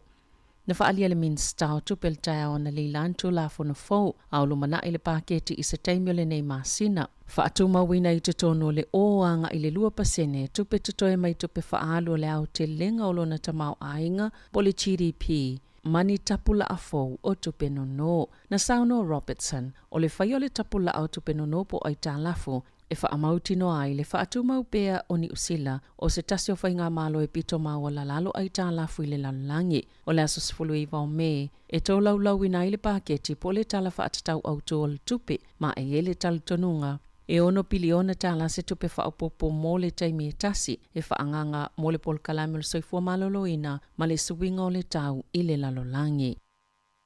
Na iei fo inisio se whainga po o ngā uinga e whaonga I ta avale whaaleanga I whale o loa na tula I mai au kilani le poana po. O le whale o loa le Harvey Norman Westgate ma le Legaland titirangi. Na mua whaina I a ngā uinga o le te o le sfultasi le poana po na ngā I le ngā uinga le Harvey Norman ma ulu whale whaamalo se se ta avale le whale o loa na ta ue leo ele o I loa po ani o loa na ngā uia mai ai. Na toi whaonga ina leo ia ta avale o so whaiei le whale e whaatawai ava malosi le Legaland titirangi a o le itaina le sfululu e le vailuanga na po le na ngau iei ava malolosi. Na so sola ta avale e na mawale isi tasi Glen Eden masato e mawaisi ava malosi e to olua na loka ina leo se fulu valu ma le sfulu iwa tausanga le mātutua ma sa molia mulmuli ane I le ngā hoi.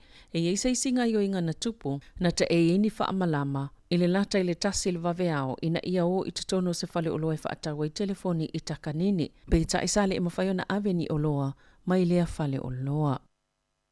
Whaatulanga ngā fōwi o fōwhaina mo le whaitau tusi ma le numera I le NCEA. E ono a whaina I tamaiti Māori Pasifika pe ona tā ua e whaia onga o le a amatātu tau sangfo na whaatino whaatulanga ngā fō. Ma o le a o fieni suenga o whaatulanga I nei loilo ai to mai o tamaiti amatātu tau sanga se fulo ma le sifulu maltasi. Na whaalia se sui pule o se a ongai au kilani, walo na whaatino ia whaatulanga ngā fō, o na ultulanga whaale e tono whai numero tamaiti e le lei I le whaitautusi, ma le numera, I le reporta le UNICEF o le lua whelua sifulu, e silia maltasi o vai tolo, tamaiti ni usileta I se fulu lima tau sanga le mātutua, e le lei le whaitautusi ma le tusi, ma le ono whātesi ma le ono pasene, o na o tomai vaenga a matapo basic skills I le whaitau ma le numera o lo lātou I loa ina.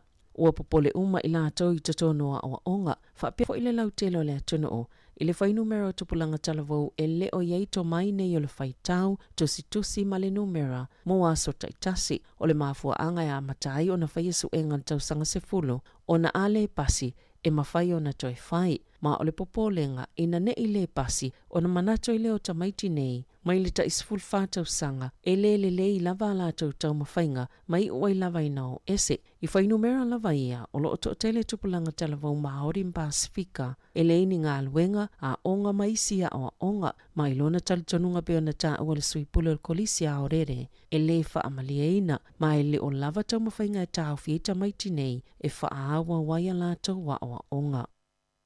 E to titi fulfoi numero tangatani usila e toi whaasau ina maini ngase o so whaafose i o le fatu, e tutupu i whafua tol whale mai. Ma o le lua i leo tau sanga soso wa whaamawina i le pa ua le whai numera, ma e ele tali tonunga lau whai tau whaal soifua maloloina, e ele so o tanga o ia whaafita auli au nanga, o lo o whaalavlaveina le COVID-19 fuluiva, o reporti talwa ina i le St. John Ambulance. I le vao le aso mumua iu lai lua whelua sifulu, ma le aso tolu sifulu iuni lua whelua tasi. Na whaalia ai le silia ma le lua wheo tangatani usila na tonga fitia o na ngase. O le fatu e oso whaafosei, i tua ato le whale mai pe tu sale mal to lima i le aso, e na o le lua 5% e umi le maalosi mao o ato lava le whale mai, a e sifurtasi pasene e soifua pea, i le mai ai o aso i tolu sifulu, pe a te ai tua mal whale mai. Wa whaai titia mai le tosa ma le lua fitu pasene. O ngase e toi tonga fitia ma avel whale mai, ma le sifulu wha pasene e soifua pea, e le silia ma le tolu sifulu aso, pe a te ama le whale mai wha maunga le lua fisifulu valu lua fisifulu iwa, o le tapuninga o le atunuu, mai le wha mai o le COVID-19 sifulu iwa, na tele i lawa ina wha lave ma wha atua iai, le wha atinonga au nangal soifua maloloina, pe ona ta ue Dr. Tony Smith, o le St. John. I le Pasifika, wa iese fofanga i ave ile moto Vanuatu na ta ua o la taro au le ua ingoa o Satoshi, mo tangata mana na au eno nofo i se lalolangi e whaonga i nai tupe i lungo whainga wha te konolosi. Wa libati e whaapea o le mana onga o tangata e ana le motu, ia avea o se no whaanga lātou te whaingoa ina o le Crypto City e paulawa i tu aingo tupe whaonga i nai o lungo whainga wha te konolosi, le digital currency. Na ta awal whaululunga o ngā luenga Dennis Troyak, e valu se lau e kale te leo le ele, mai o atulu se fulu afe, leo whainga o tangata e mawhai ona no whai le motu. Ini fale e ese no whanga e whauta i tasi ai, o na whatoa avele e tu whaatasi ile no whanga ua fuafuaina, o lo wa ai i ele lua afe se lau, mai mawhai ona whaatu ina ini fale ta i tasi mo a inga e ta i toa whaa, na ta ua e le o whaululu i aile fuafuanga. So se tasi lava e whaatauina se tasi o a lātou non-fungible tokens le ua o lātou tā ua o citizenship NFYs o le aanga waaloa e avea masui ma mawhai ona o atu i le motu, mai whaapitoa le motu mō tangata e mana na o e ola i se o langa, e whaonga ina o ia i tu ainga o tupe, le crypto lifestyle, e le o yeise no whanga whaapitoa whaapia mō ia i tu ainga o au nanga, mō tangata e talitonu lava lātou le cryptocurrency e tu sai masa lātou whaamatalanga, mana tā awa e Troyak, e matua te le lava whaamanianga e mawai, mō le atunu o Vanuatu, a matatu lava i ngā luenga, a whai e tupu maola, o lea inivesi ngā luenga te te lepe o whale mai, a onga, maisi lava au nanga, watu inato il bale mio Vanuatu le ioenga e a matai le ati nae. Wa whaalia le whainga māloa le atu Solomona, na ala ona sainia se malilienga mō le puipuinga masaina, o na ele lava se malilienga whaapea. Na talanoa ina ma au se tālia, peita aina whaalia le bale mia manase songavare. Sailua lava ele mālo le tūlanga po se tau e o iei se taua, ma o le ale avea ma se vaenga o se whainga whaamiliteli i te tono le Pasifika. I le fono al bale mene le atu Solomona i le aso ana nafin whaalia i le bale mia, e le aise fuafuanga e aise militeli a saina i te tonu o le atu Solomona. Sa iei se asia singa Gerrit Campbell le whaatono le maftanga le White House Indo-Pacific i te tonu honiara i le vai aso talawai, ma sa asia fo i le aumalanga Amerika, ma lo fitim Papua New Guinea, ina yaso ina umai ale saini ngā lima le atu Solomona masaina. Na whaitio ina le itua ngai al bale mene, le whaalilo lilo tu ungo le malilienga na sainia, sa whapea fu ina whaali manatu i aini usila, ma isi malo isi sifo, i o la tau watunga lunga e whapea, o le malilienga le nei, o se awala ma se whaitatoa lea o se militelia saina e o fia tuai, i le Pasifika, Wana nafin faalia ye Campbell wa ye se fofanga President Joe Biden o le United States e whaanatinati ni feilo inga whaavao malo mātunu o le Pasifika. Tala fōwia ma le si ufongo le laumua mo le nei vaenga o le awa uli.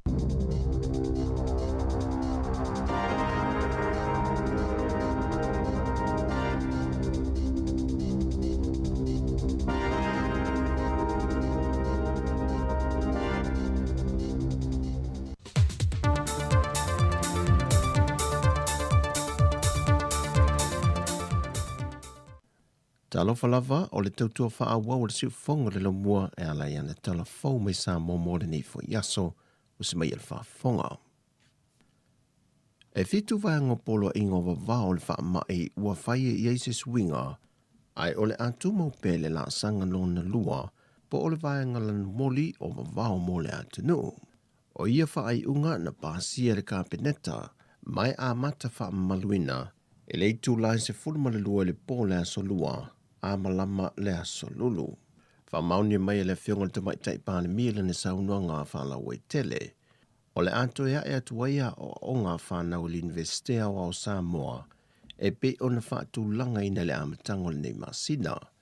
Ai moa o ngā amata o a onga tūlanga lua makolisi wa iele fuafanga e amata te tala le masina le nei.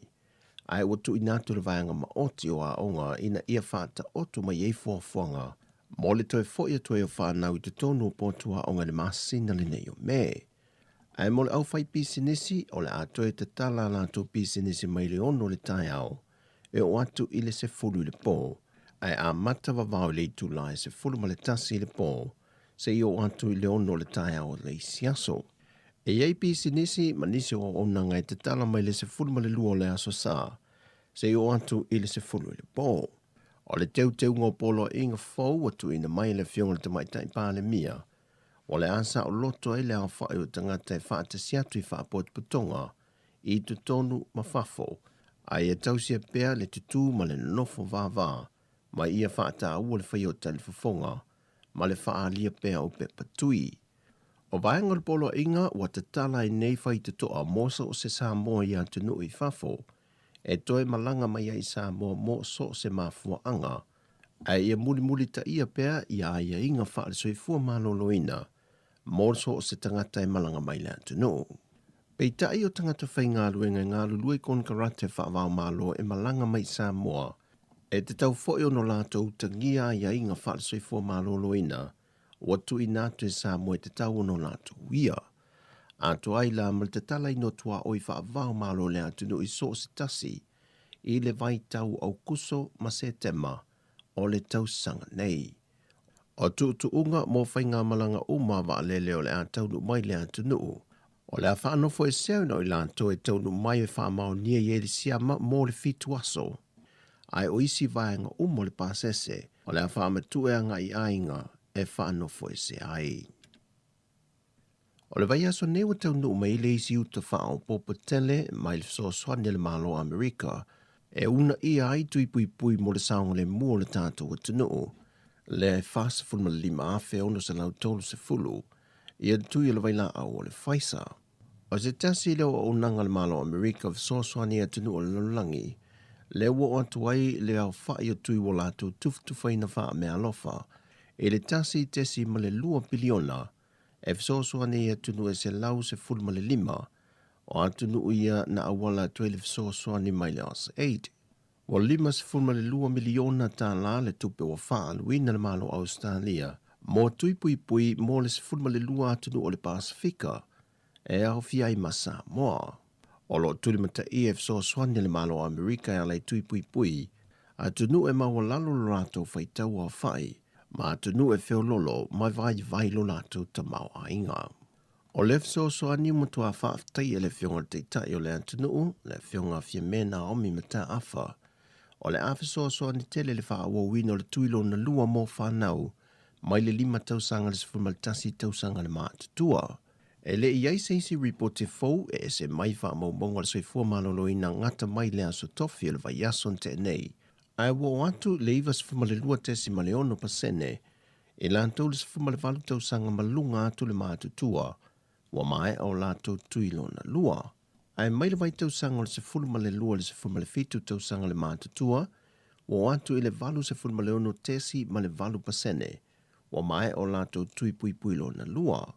Ai mo le whana witi, le 5 tausanga le se fulu ma le tasi tausanga le mātutua, wa atu le 5 se fulu ma le valu tesi ma le fitu pasene, wa mai o lato tui lo na lua. Ai mo i lato wanga vaa le tui lo na tolo le posta, wa fitu se fulu wafe fa se lau tolo se fulu ma le iwa, e lanto wa mai a whaatino ina. Sau no le whionga te mai tai pāne mia, e tala whionga le leile a toa o tuinga mole a tunu a toa le tuilo na lua, fua i le masino au kuso, ma le masino a perila. Wha lia le whionga le te mai tai pāne mia le tau mate le metanga ruenga le soi fua mahalo ina, o le whai ungo le masina le neio me, e ono whai i fwai i lalo, le mawa lunga le o loo alu pe iai, i tangata Samoa o a fia i le whamai, e vai aso tai tasi. Te paitua ma loto whaafitai, te moe puna wae ma le loto whaatua tua, o le au tūlo le saunoanga whaapitua ma se saunoanga whala i au, mai le awhionga le minista o le au nanga le fesa po le fuimu, le awhionga whawalo le whau Harry Schuster, e toe whala i au wai ma toe wha manatu le tawa telo le au nanga, a li matamaita i o loo ngā lulua le nei au nanga i ofo i nā tuai le soifua. Mō le lawe ino soifua le atunu o i teimi o whaala vi lawe te tupu whaafo sei.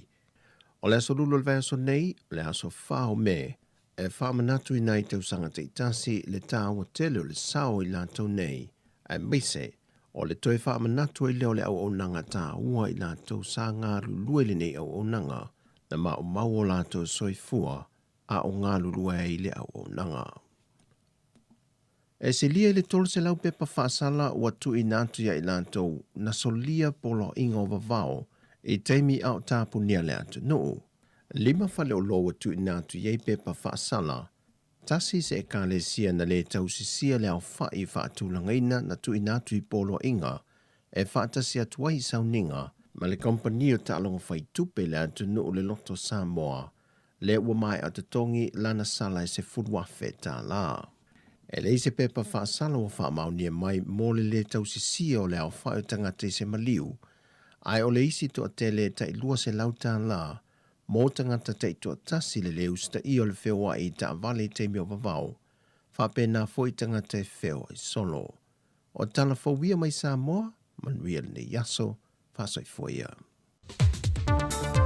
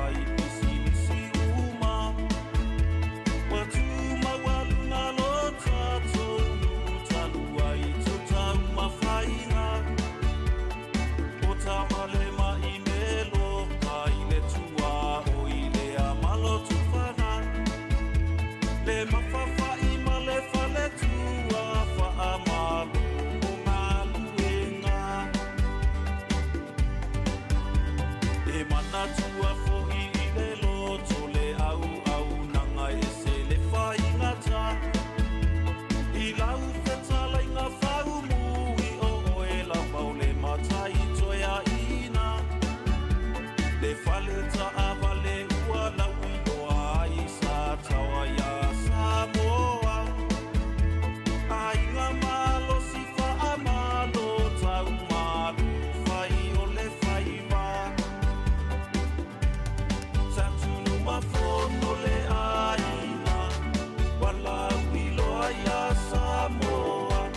A inga malo si sa tawa i tu malo leo sa whata. E mimita fo'i o le loto pe a mawhau wau i tō whina. O loto whina o le toto ma le fue whaingata tua masanga.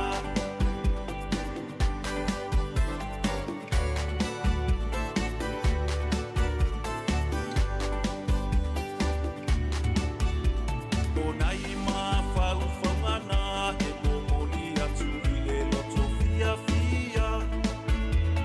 Sa tawa lo unu pele aua ni ina lo le palota. Wa atua tua i le atua Samoa ua tasi i le anganga. Tanga ia ne ia ai o le tai o Sofia moe ngā luanga. O nai mawhau whaungana e momoli atu i le loto fia fia. Sa tawa lo unu pele aua ni ina lo le palota. Wa atua tua i le atua Samoa ua tasi i le anganga. Sanga ia ne ia ai o le tai o Sofia moe ngā luanga. Sa tunu mafono le aina wala ui loa ia Samoa. Ainga malo si sa tawa i tu malo leo sa whata.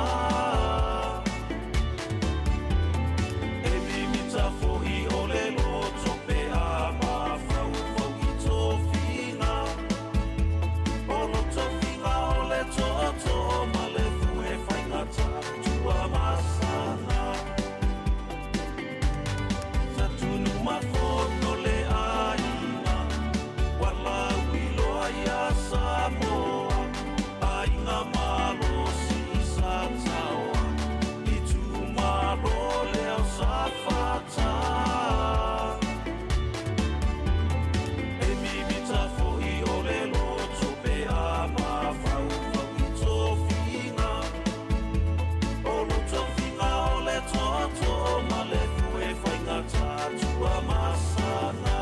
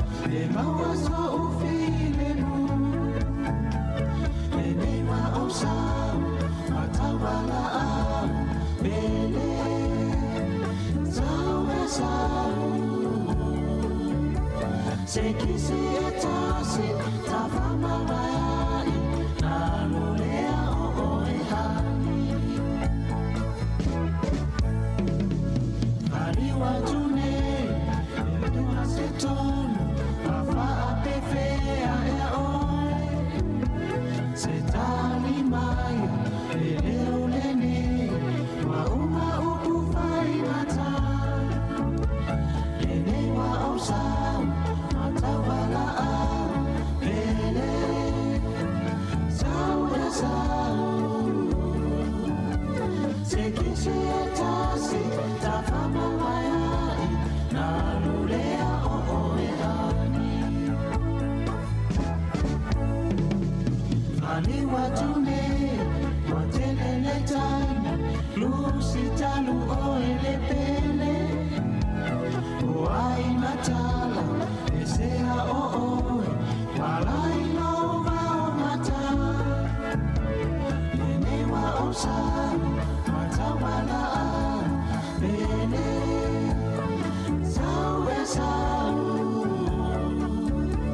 Se kisi e tasi, ta whama mai ai, nā lulea o e hani. Mani watu nei, te toifo I mai, uafa ai lunga no sau. E tele inoa, le ua o whai, le pese fo le amo oe. E neiwa o sau, matawala au, tele, sau e sau. Se kisi e tasi, ta whama mai ai, nā lulea o e hani.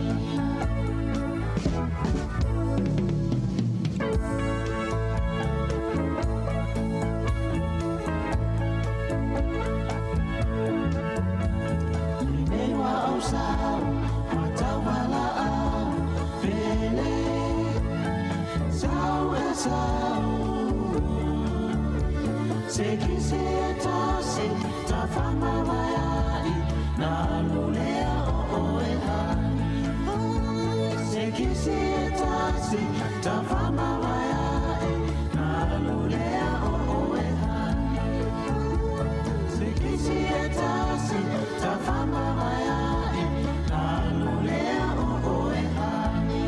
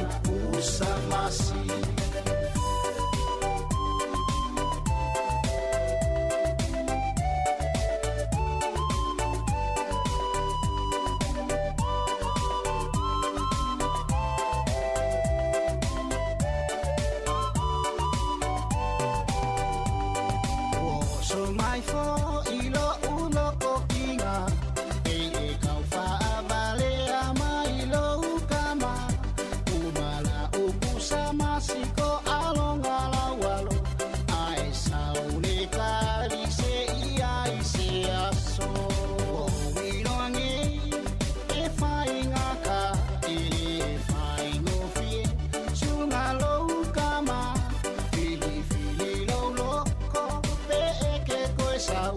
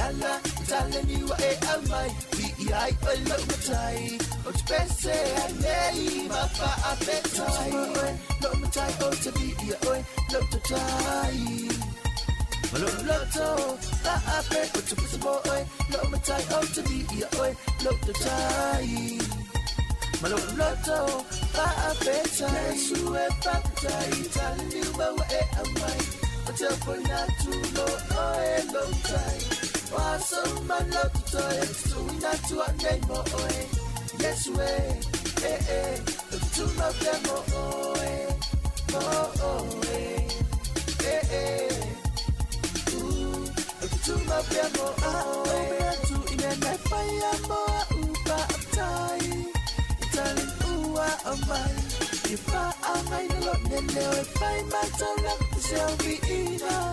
You'll be here all a long time. Oh, my tattoo, my time, the two are, oh, me, Umalamba, then they will over, then they will all lie. You swear, baptized, then they tell me who are we. I swear, baptized, telling you about where am I? But you're not too a long time. Oh, some man love to toy, so we not to a name, boy. Yes, way, but to my family,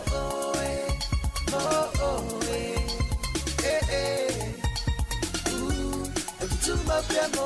Say low, look at my eye, really lang. Say yes, sit on for my young day, come fight. Long down, walking, okay, bye bye. Never keep a money late, I will be my eye, okay, far more, you know what I found, Aqua, yeah, my one was so big. Oh, ina umalaba. It's a tau yate, oh, no be ina umalaba. Yes, you are baptized, telling you about where am I? But you're for not too more, long time. Oh, some man love to toy, so we not to a name, boy. Yes, way, but you to my family,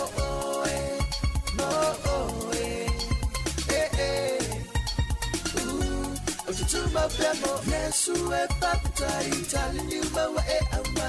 But you're for not too more, long time. Oh, some man love to toy, so we not to a name, boy. Yes, way, but you to my family,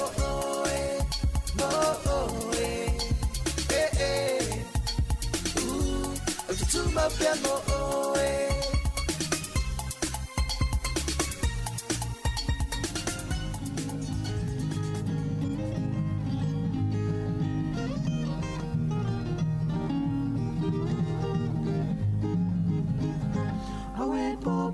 Somebody, mine. Wanna say if I buy all mine. Tane you ta tane time. I wait for you.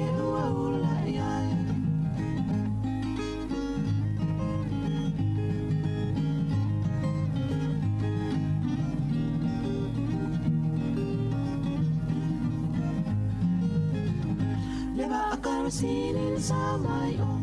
All on the tolu, all the fussy on the poor. Tongi lei tu popo, tamo e mafata yo.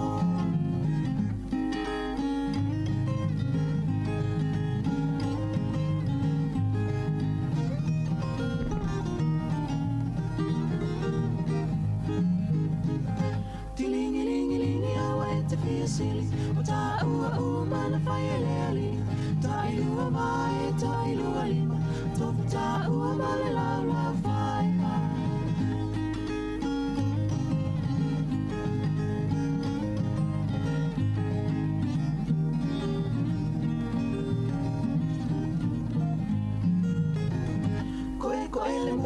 Tele atalo, muya male matula fosulu le ulu. Awele ti otala wa e fama, aole pero fita wa tanula malo a.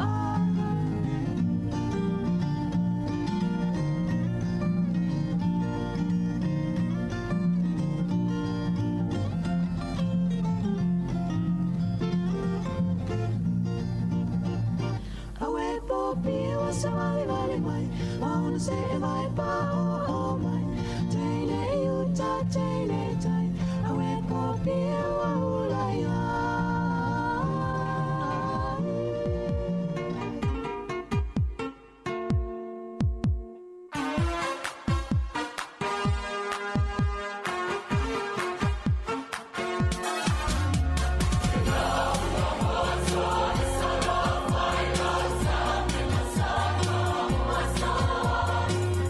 Voice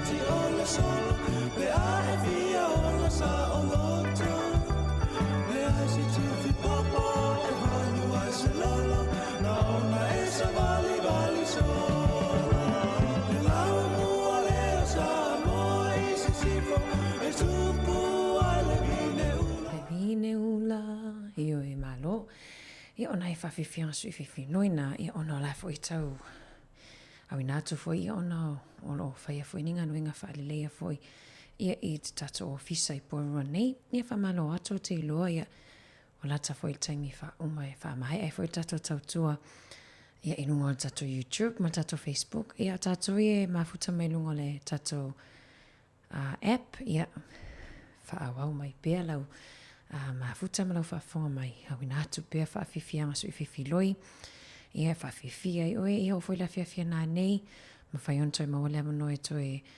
whaafonga i tato pokalame nei aso pēr whapena e misia ia ai maa lola whawhitaine mafuta mai wha maa halo fo i tautua pēr i se upua le tau tamali i fo i lau whaafonga anga ia ai manu ia te le lava fo fuanga o tutoi le nea fiafi alo whatele atu pokalame mo o tau tutoi ta pai fo i le tae au i le itu lai fitu ia pēr tato au lia i le alofa o le atua me le fionga i le lipule ma le mamalo le o whaingaruenga si fonga lau mua mātou te whato wha soifua mo le nei taimi.